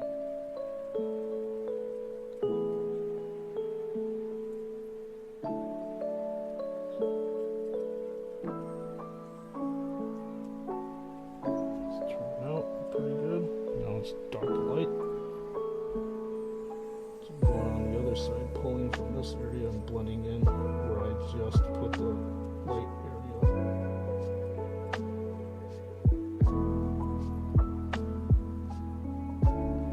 Conversely, we'll do light to dark again, and you will meet somewhere in the middle.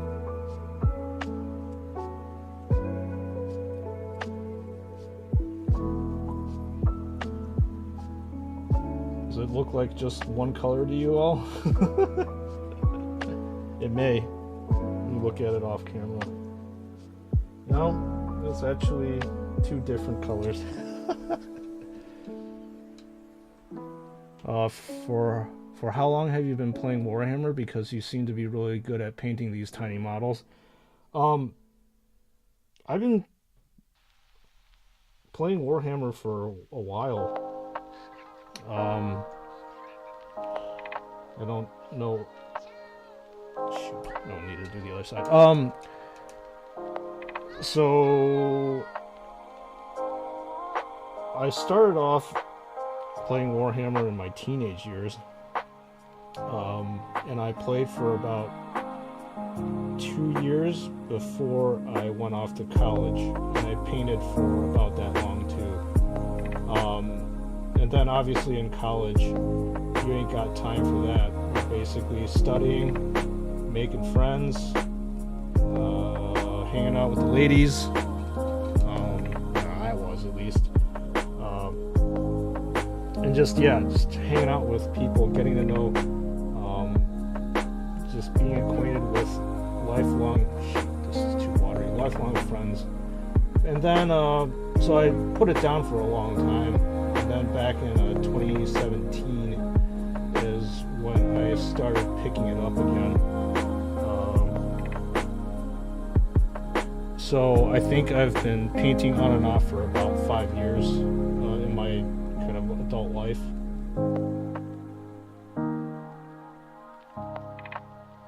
So it's been a little bit.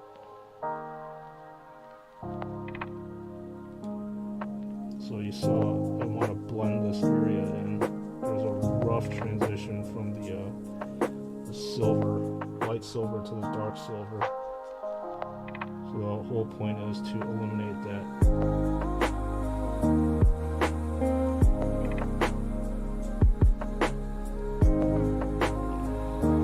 Let me shine a light on this for you to see. You can see the difference here. Where it just completely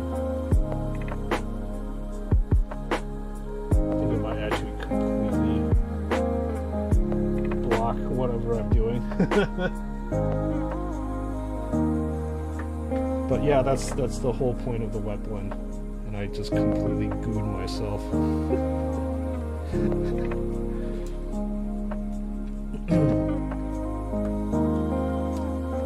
Jesus.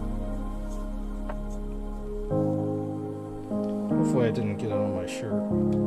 It's a little bit hard to get out. And plus I'd be sad if I got it on my shirt because I love my Lego shirt. Okay, so it looks pretty rough over here that I want a light into the mid-tone. So I need to refresh the light silver color over here.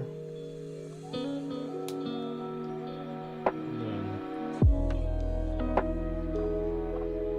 blend it in with the darker color that I pulled. And I really gooed my paint handle too. Well, nothing like a little isopropyl alcohol can't fix. And I've got to get my angle correctly when I want to pull. Pull from light to dark.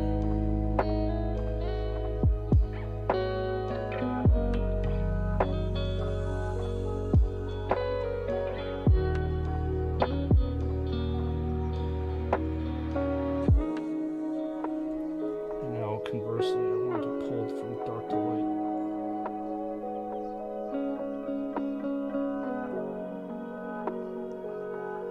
Meet somewhere in the middle. Dark to light.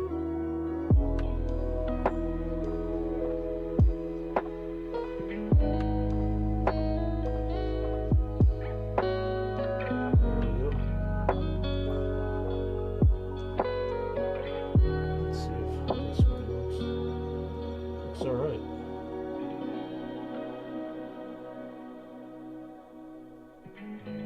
And by the way, this is the exact same technique that I used.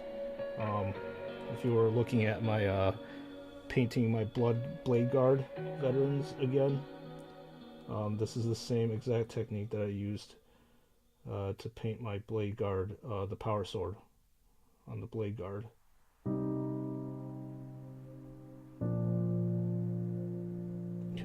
It's a little bit too dark. Now I need to pull from light to dark on this side.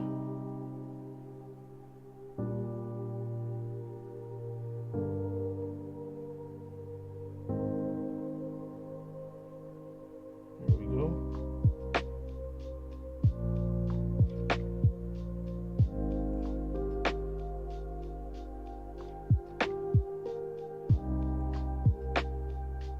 And again, dark to light.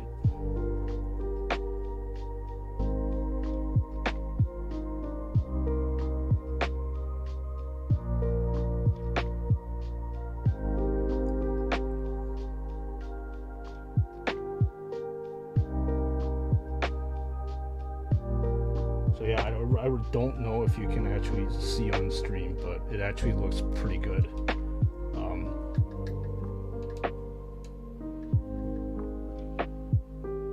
Maybe it looks too much like a silver color. There's not much the difference.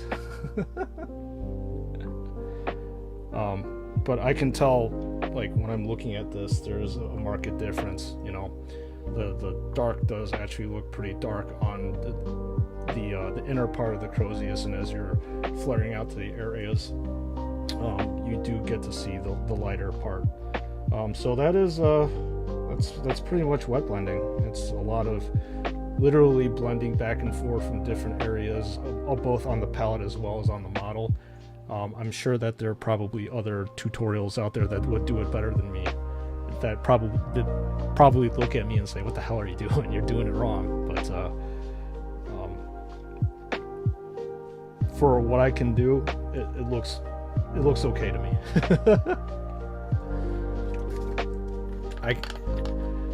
It gets me by. Let's just say that.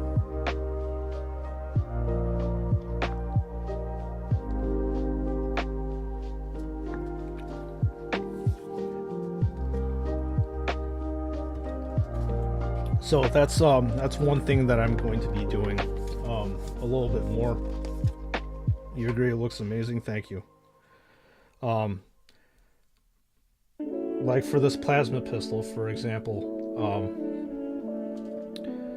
So what I ended up doing, like I can't get the plasma glow because I don't have an airbrush.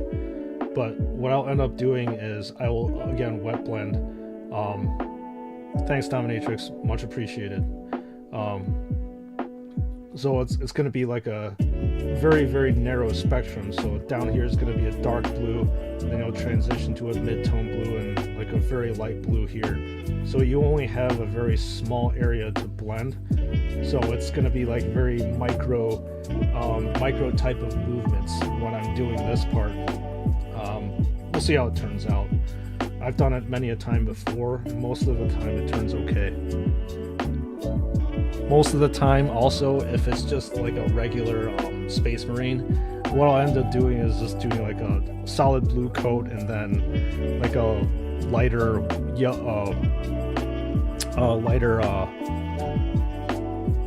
a whitewash almost to go on top of the blue.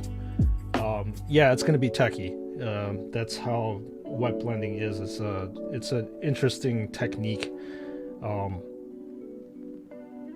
So we'll see.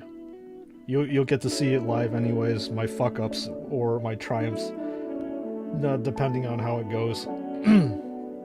We'll probably get to it by, I don't know, likely in the next couple days. So definitely tomorrow for sure. I'm not going anywhere. I still have about 45 minutes on stream, but like tomorrow I want to progress onto cleaning up this and giving this more detail, obviously. I mean, it looks good, but it needs to be cleaned up, and there's no like pop yet from it because there's no shading involved whatsoever on it. That's a tiny bit to work with. Yeah, it is, but you get used to it. But then Friday, I'm thinking about building a Lego. just to give a little bit of variety to the stream as well as to myself, because I don't get me wrong, I love painting, I love doing this, but like having my hands like clawed like this the whole entire time, I don't think it's too healthy, I suppose. And I definitely do feel it when I go, because I'm an old man.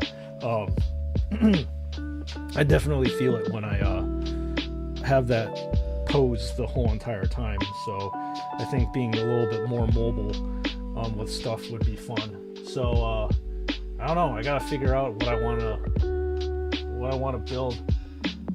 Hell, you know what? I'll put a poll. How about that? I'll let you. I'll let you guys decide what you want me to build on stream.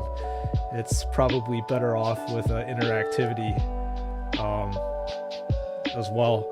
So I've got a Lego Optimus Prime that I need to build. I've got an old school what was it?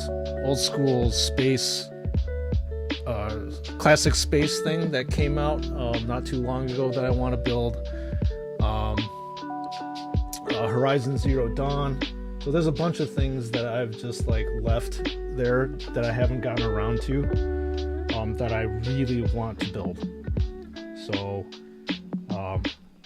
do that on Friday, just for a little bit of variety. Music is gonna stay the same because I really like this chill vibe, but the subject matter will change.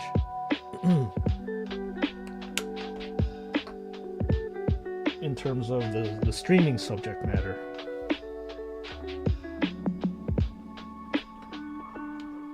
You can't wait? Alright, Green. I know you came aboard when I was doing my shorts and stuff, so thanks for, hanging out and watching something that you're not 100% used to watching. I appreciate that.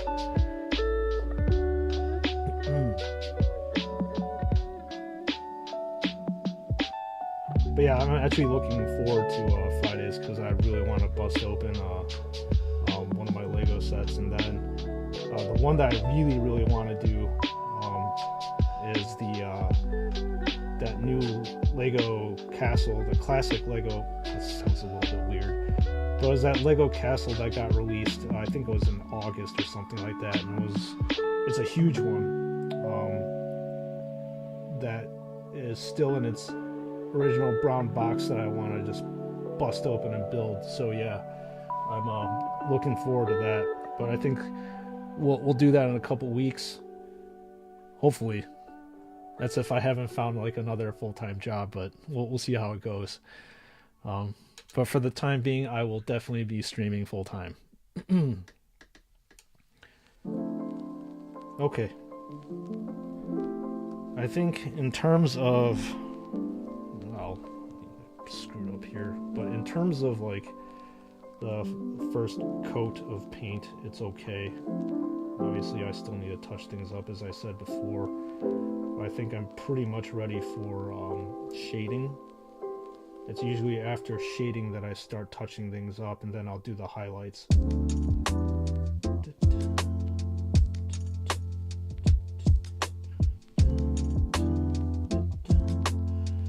Anyway, yeah. And if I stop being picky and keep doing this, because there are places that I actually did miss.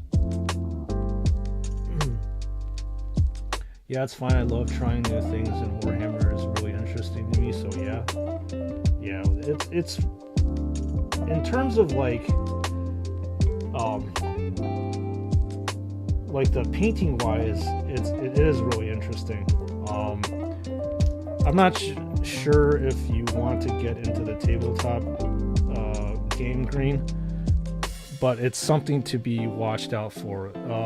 So the reason why I actually stopped playing, and I alluded to this, or I may have talked about this in the past couple days, the reason why I stopped playing is because of rules bloat. What I mean by that is there are so many rules in Warhammer 40K, and you have to like memorize it pretty much.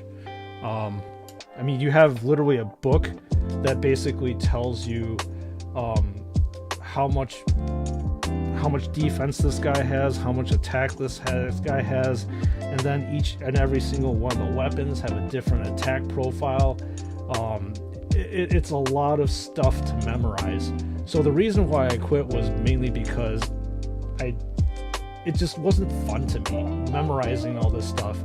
And then because one faction would be more superior than others, Games Workshop is constantly trying to rebalance things with, they call FAQs, and then other books to come out that you have to buy. So like they're constantly updating it and constantly making you spend money on these updates in order for you to actually play the game.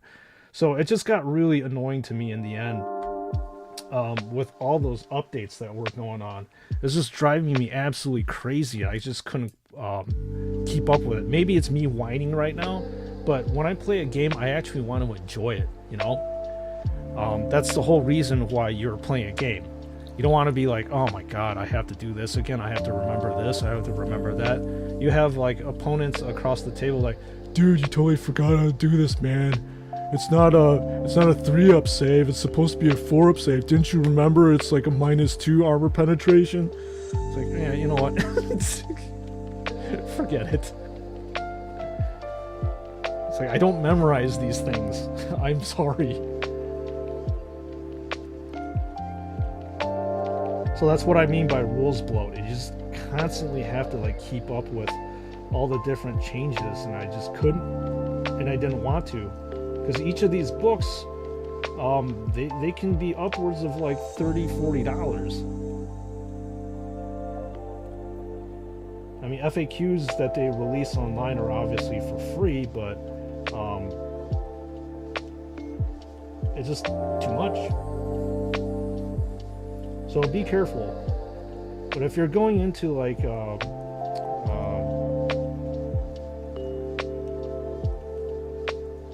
just Warhammer, just for like what I'm doing right now, I would say heck yeah. Their models are fantastic. Obviously, as I said before, they're not cheap, but they're definitely I think they're definitely worth the price of admission. I mean, just for one of these things, as I said to you before, the grunt models, I mean, depending on how fast you want to paint them, you'll be painting for at least, let's just say 4 to 5 hours on one, or if you're rushing through it, maybe one. So you're getting your utils out of it. And this guy, I think back in the day was like $35 or something like that. So not cheap, but you're spending at least 10 to 12 hours painting this guy. So you're definitely getting like a, as I said before, like a bond and a connection to what you're doing. And that's why I like doing this. Aside from the fact that it's cathartic and it relaxes me. At no point in time do I typically feel anxiety when I'm painting a 40K model, except when I'm painting faces. That is one of those things in which I have never fully mastered, and I just need a lot more practice to get good at it. And there's some really good tutorials out there to teach you how to get good with painting faces.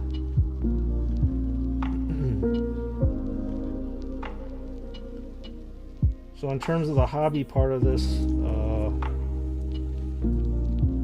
it's got plenty to offer.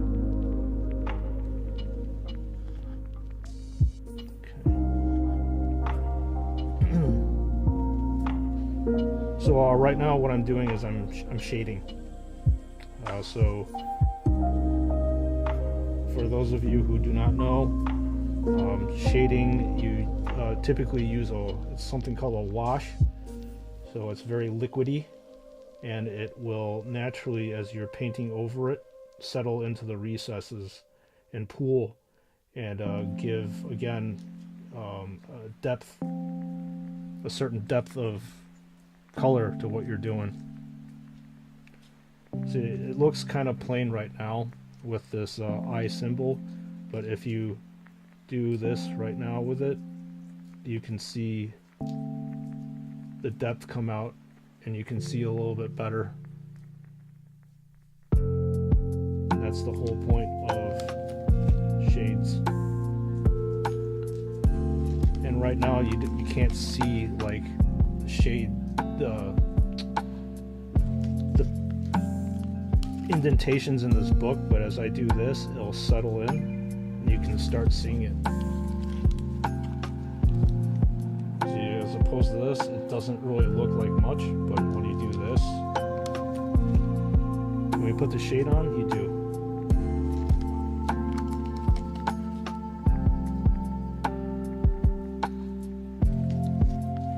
That's the beauty of shading. I need more shade on my brush.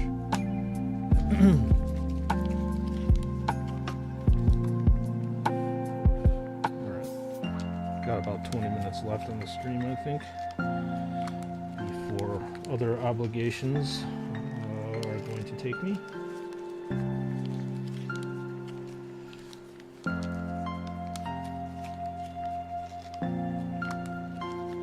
Still have yet to review that Joy Toy Orc Knob. I'm pretty excited to get into it, so I'll probably do it off stream, obviously. And y'all can get to see it this Saturday, or if not this Saturday, definitely next Wednesday at the latest. I don't come up with anything to review, but I usually can.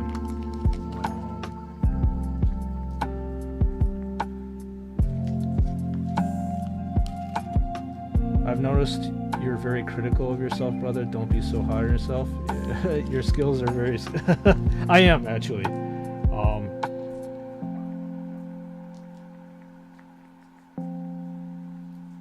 call it, I don't know, maybe call it Asian of me. You know, in general, like I grew up in a fairly critical household, and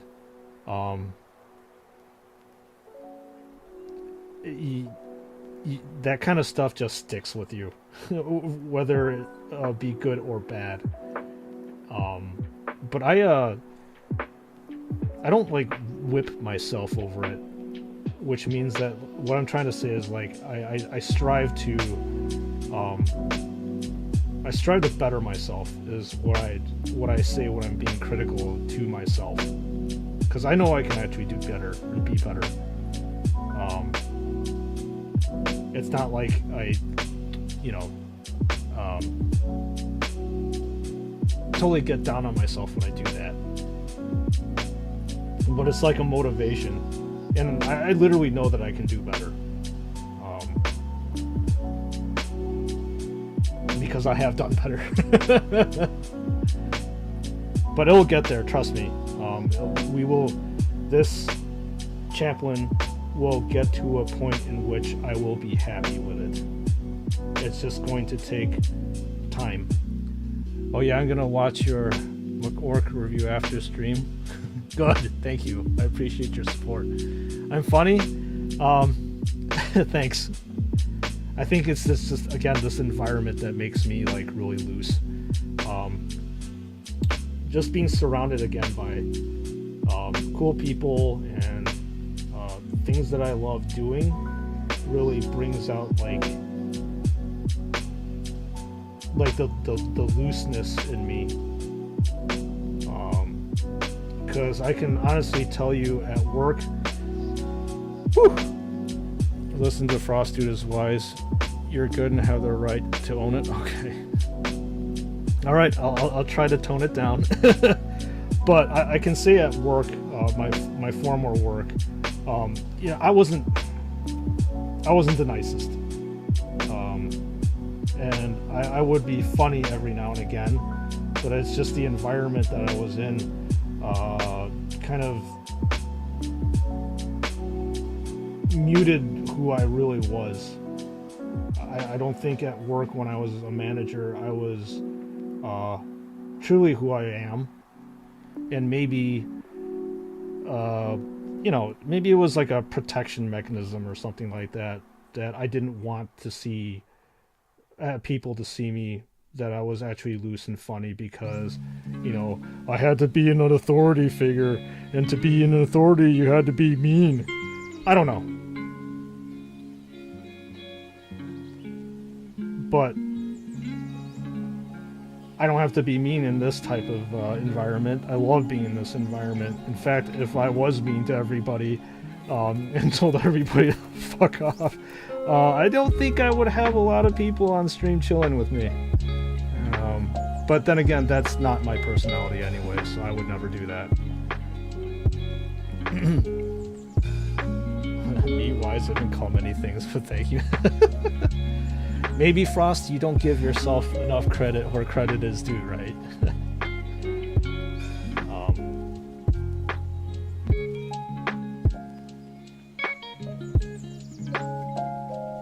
Yeah, so work is work. Or full-time work is full-time work, and working for quote-unquote the man changes you in a probably not so good way. But some other people are able to balance their demeanor, I suppose, at home versus their demeanor at work better than I have. I mean, be that as it may, it is what it is. But I'm definitely happy here for it. Hey, Battle Brother, how you doing today? Sorry for joining so late. Work kept me busy. You know what, Anthony? It's all right, man. Don't worry about it. Just the mere fact that you are able to join me while I'm painting right now is just, it's good enough. You don't have to apologize. But thanks for coming in and checking out how the stream is doing. How was your work? Dude, isn't it like pretty late over there? Like 9-ish? 10-ish? You were at work for that late? That's brutal if that's the case. But yeah, hopefully you had a fairly decent day, and obviously your Wednesday is now over. Half of the week is now over, so you should be able to enjoy your weekend that's coming up and relax. Because you deserve it.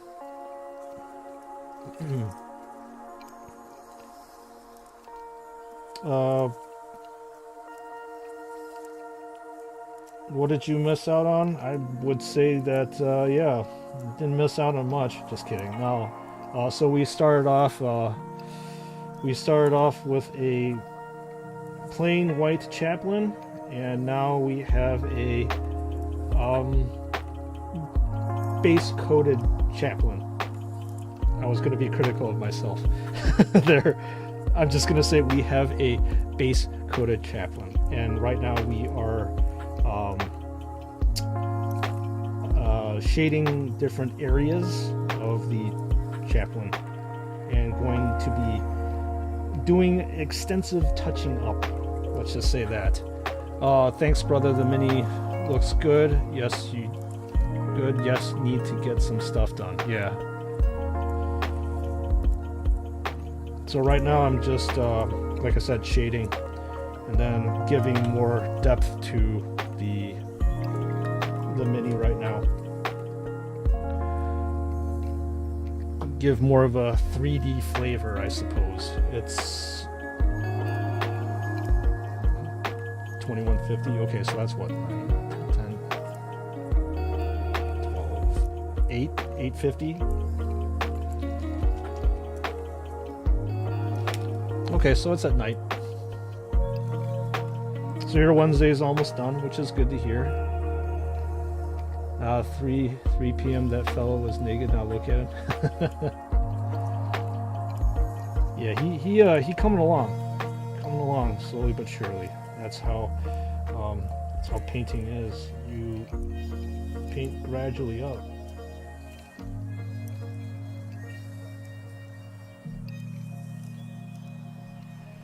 And we are painting gradually up right now.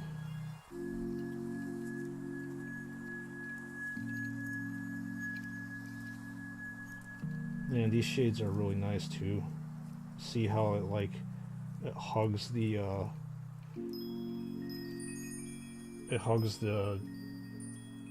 recesses of the leaf. When you flip it around the other side, you can't really tell that much of a difference, and then once you flip it over here, you can. Man, love these shades.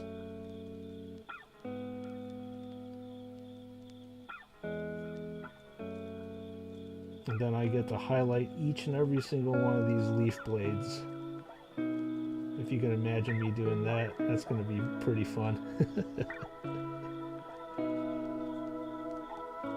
Character models, man. I pull out all the stops on them. That's what character models are for, and that's why I like to kind of mix up my painting patterns. As I said, I don't mind painting grunts.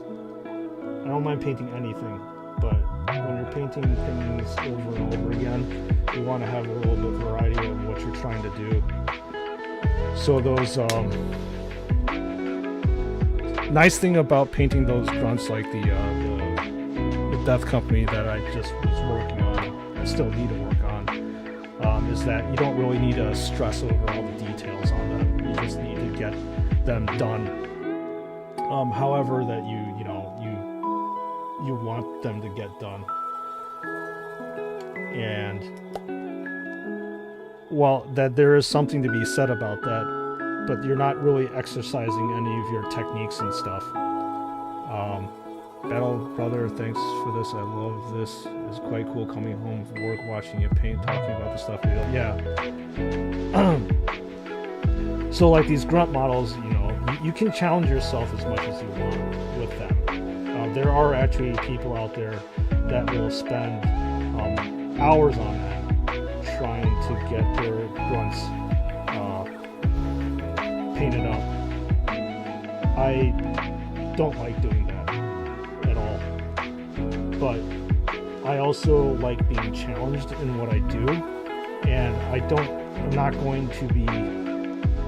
challenge myself with the grunts, let's just say that. Where I challenge myself are the character, as you see over here. I'll push myself to learn different techniques, new techniques with these characters, because that's what I like to do. I like to spend time on them. But it's just like running, you know. Sometimes you run at a certain pace, and when you're close at the end, you want to push yourself. So it's kind of an ebb and flow type of thing. You don't want to keep pushing yourself and doing characters all the time either.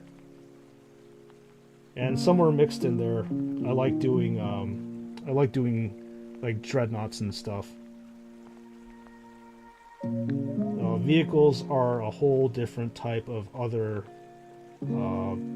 painting challenge, and I like them, so I'll usually bounce back and forth between.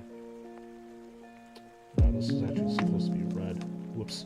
I'll have to fix that later. Bounce back and forth between, you know, vehicles, characters, and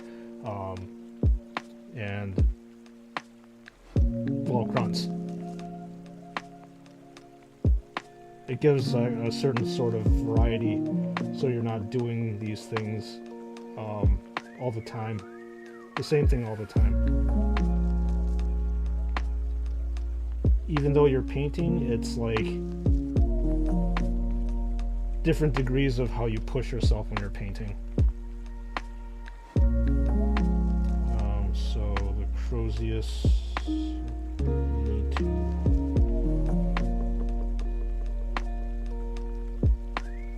shade this area. I'm not exactly too sure how I'm going to shade the wet blended part yet. What I mean by that is I don't really want to cover up the blend with this non-oil shoot. Well, which is the shading thing. It kind of will destroy the look. But I still wanted to give it a little bit more dimension and depth. So I might have to end up thinking about how to do that, which is probably I'll need to probably thin down the wash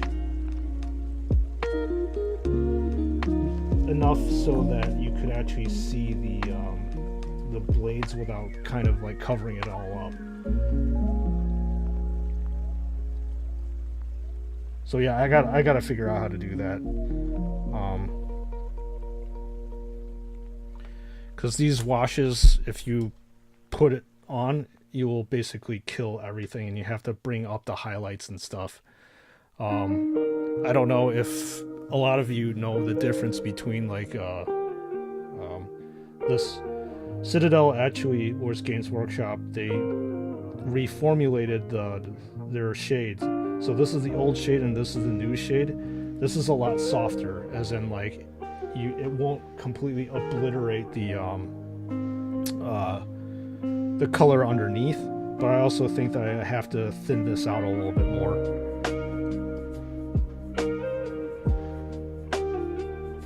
So with the red ribbons and stuff, I want to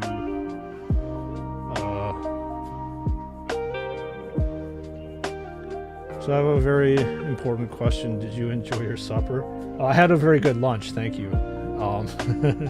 I always enjoy my food. Thank you for asking. Lunch, dinner are a very, very important part of my day, and food is super important to me. I mean, it's important to everybody, but I really love food. As a lot of people in real life know me, I really love food. All right, I really want a like a super dark color for the red. So I'm gonna use this. This is what it looks like. So Flesh Terror is red, and usually people will dull this down, but I really like this.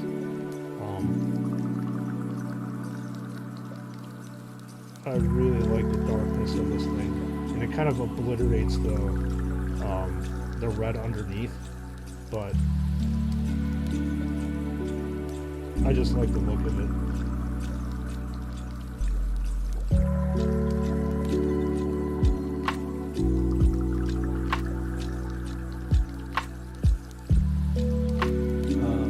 Ramen? Oh man, Frostbite, don't get me started on ramen, dude.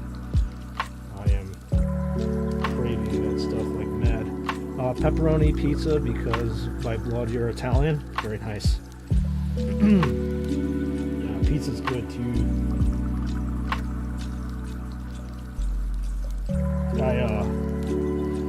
I really enjoy what they call it over here in the States, supreme pizza. So they usually got like, my favorite ingredients on a supreme pizza are some kind of like sausage, whether it be Italian or not, and then green pepper and mushrooms. You have to have those 3 ingredients for me to eat a pizza. If it doesn't have those ingredients, then I don't know if I would really like it or not.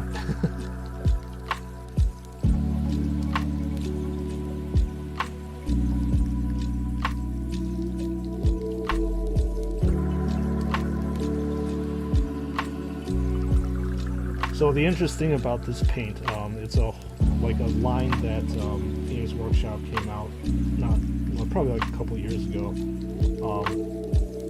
It's contrast medium, and what it's supposed to do is, technically you're supposed to thin your paints. You're not supposed to thin these paints.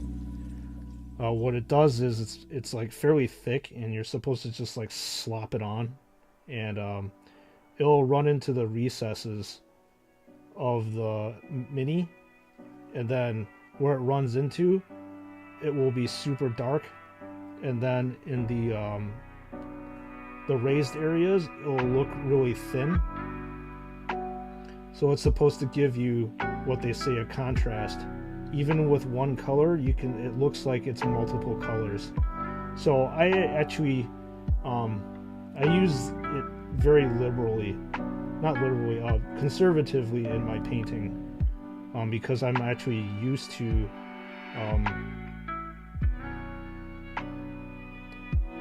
painting using blending and stuff, but sometimes I'll cheat like I'm doing right now and use it this way.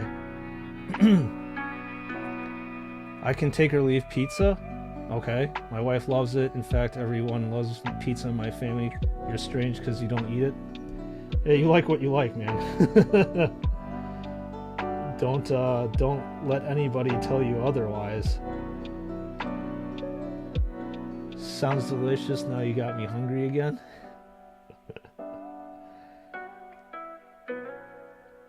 Man, if I had a choice, I'd be eating all day round. I remember when my friends and I went to Japan, probably about 5 or 6 years ago. Like the whole entire trip was just food. We would have like, yeah, what was it? Oh, I'm gonna sound like a hobbit here. Breakfast, mid breakfast, and then like brunch, and then and then lunch, and then dinner, mid dinner, supper.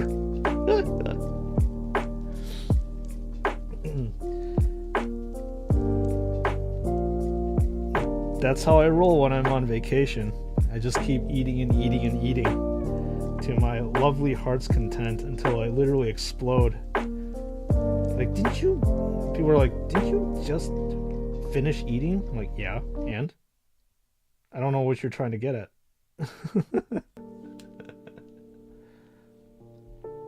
Just because I just finished eating doesn't mean that I can't eat anymore. I think I gained at least like 5 or 10 pounds after that trip. just because I was just stuffing my face full of just awesome good stuff, man. Amen to that, brother. Yeah, you know it. I'm glad I just had food, or I'd be craving right now.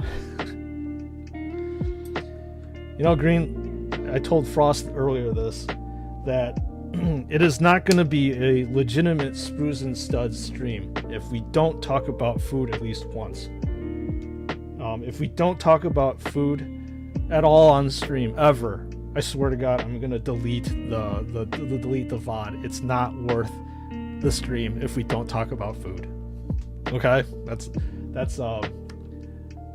one rule that I have. Why did the connection drop? That's weird.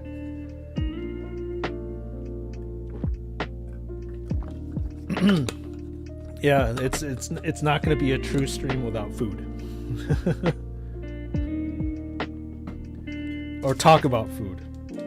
Because every single streamer that not every single streamer, a lot of the streamers that I watch on Twitch or YouTube, it's all they ever talk about, food. There's a reason why we talk about food. Because it's fucking awesome.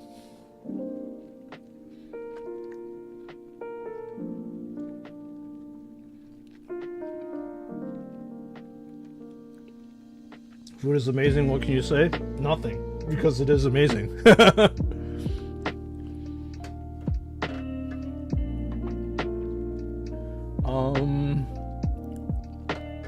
I need a dark green. I need to shade the grenade. I don't know. I think I don't think you're going to be able to see this. Because this is the base color I used for the grenade, and this is the shade color. Someone mentioned food once a day. Make sure he stays. Don't worry. I'll force the conversation. We're always going to talk about food. I'm always going to force that conversation in. Even if it's just talking to myself, I will talk about food. Food is life. Life is food.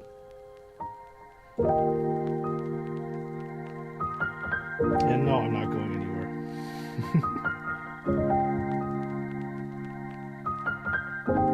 Okay. Alright, didn't actually shade this area on the backpack, so I want to do that right now. And then I also want to shade these pouches too, so because I used a darker color, I want to use like an Agrax Earth shade, which is a dark brown wash. Because you want to actually see the shadows of it. And there's nothing better. So you can see the color right here. It's a fairly dark brown.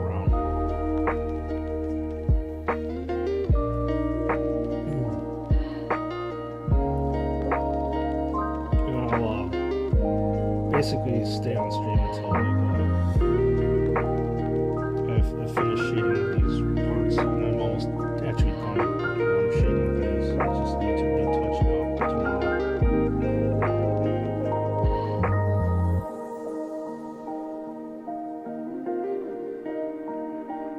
So the pouches here are going to be shaded. It's nice and running in between. Let's see if I can see this. Yeah, it's running in between right here.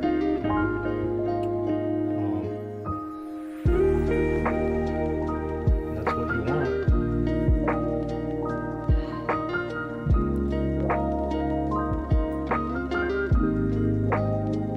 Food is life, and life is food. You know, actually, I need to upgrade my stream. So there's something called, if you've been into any other streams, there's something called like Nightbot, and Nightbot is basically like an automatic moderator and stuff. And some of the times you'll see streamers like program quotes into Nightbot so that it will pop up. These random quotes will pop up randomly from this thing. So I think that might be one of the first quotes I'll program into Nightbot once I get around to him.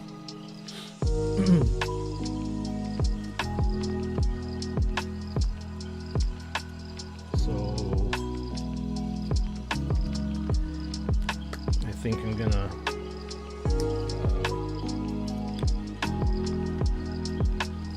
use this.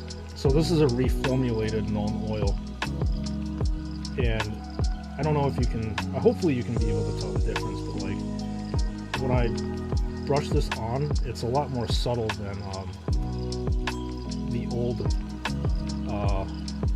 Nuln Oil I was using. By softer, I mean like it doesn't obliterate. Doesn't obliterate the color that's underneath. So I think I need to also color the bone area underneath here, but I need to wait for the shade to dry first before I do that. So you know what?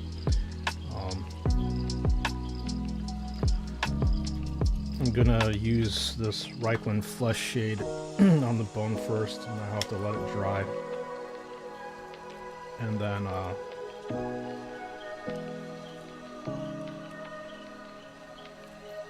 paint the rest of this stuff with Nuln Oil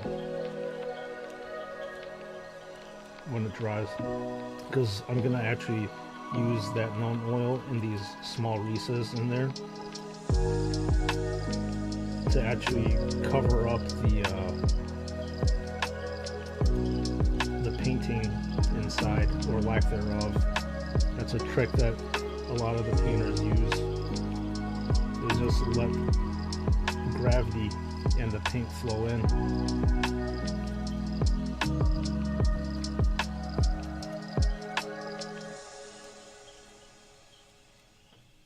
There we go.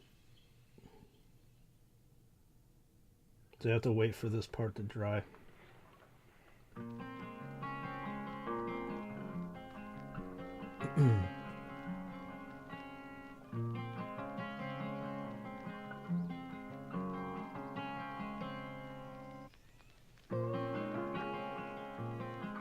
Actually, I forgot that I needed to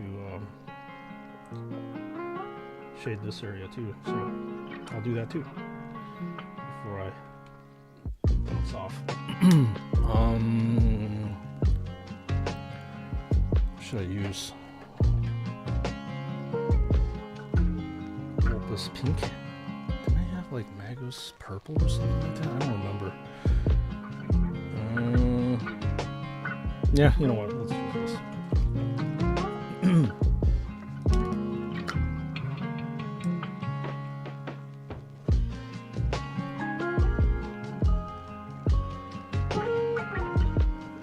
It's very similar to this Screamer Pink,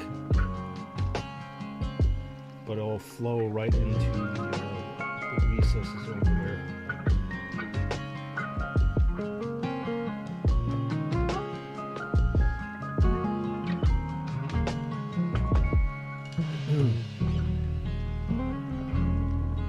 Make sure I'm not going to knock this over too.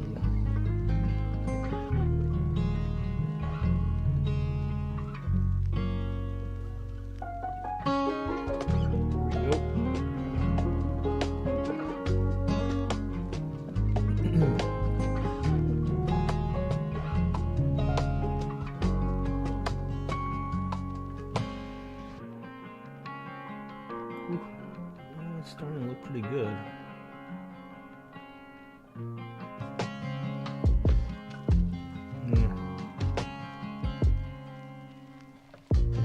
Yeah. Scoot up there. Yay, more things to touch up. My favorite thing to do.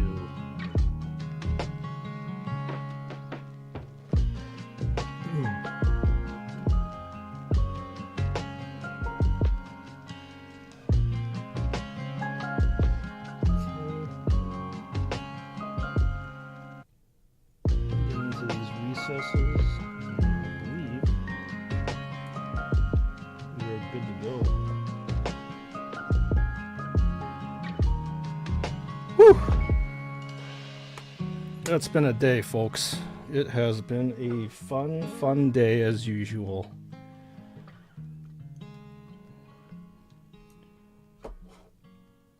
Well, brothers, thank you for joining me on stream as usual. It's definitely been a blast.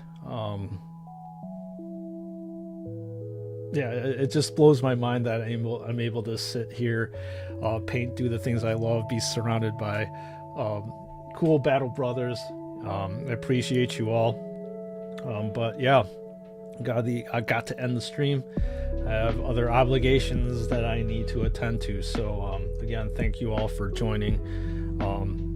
Your presence here is much appreciated. And I love chatting with you all.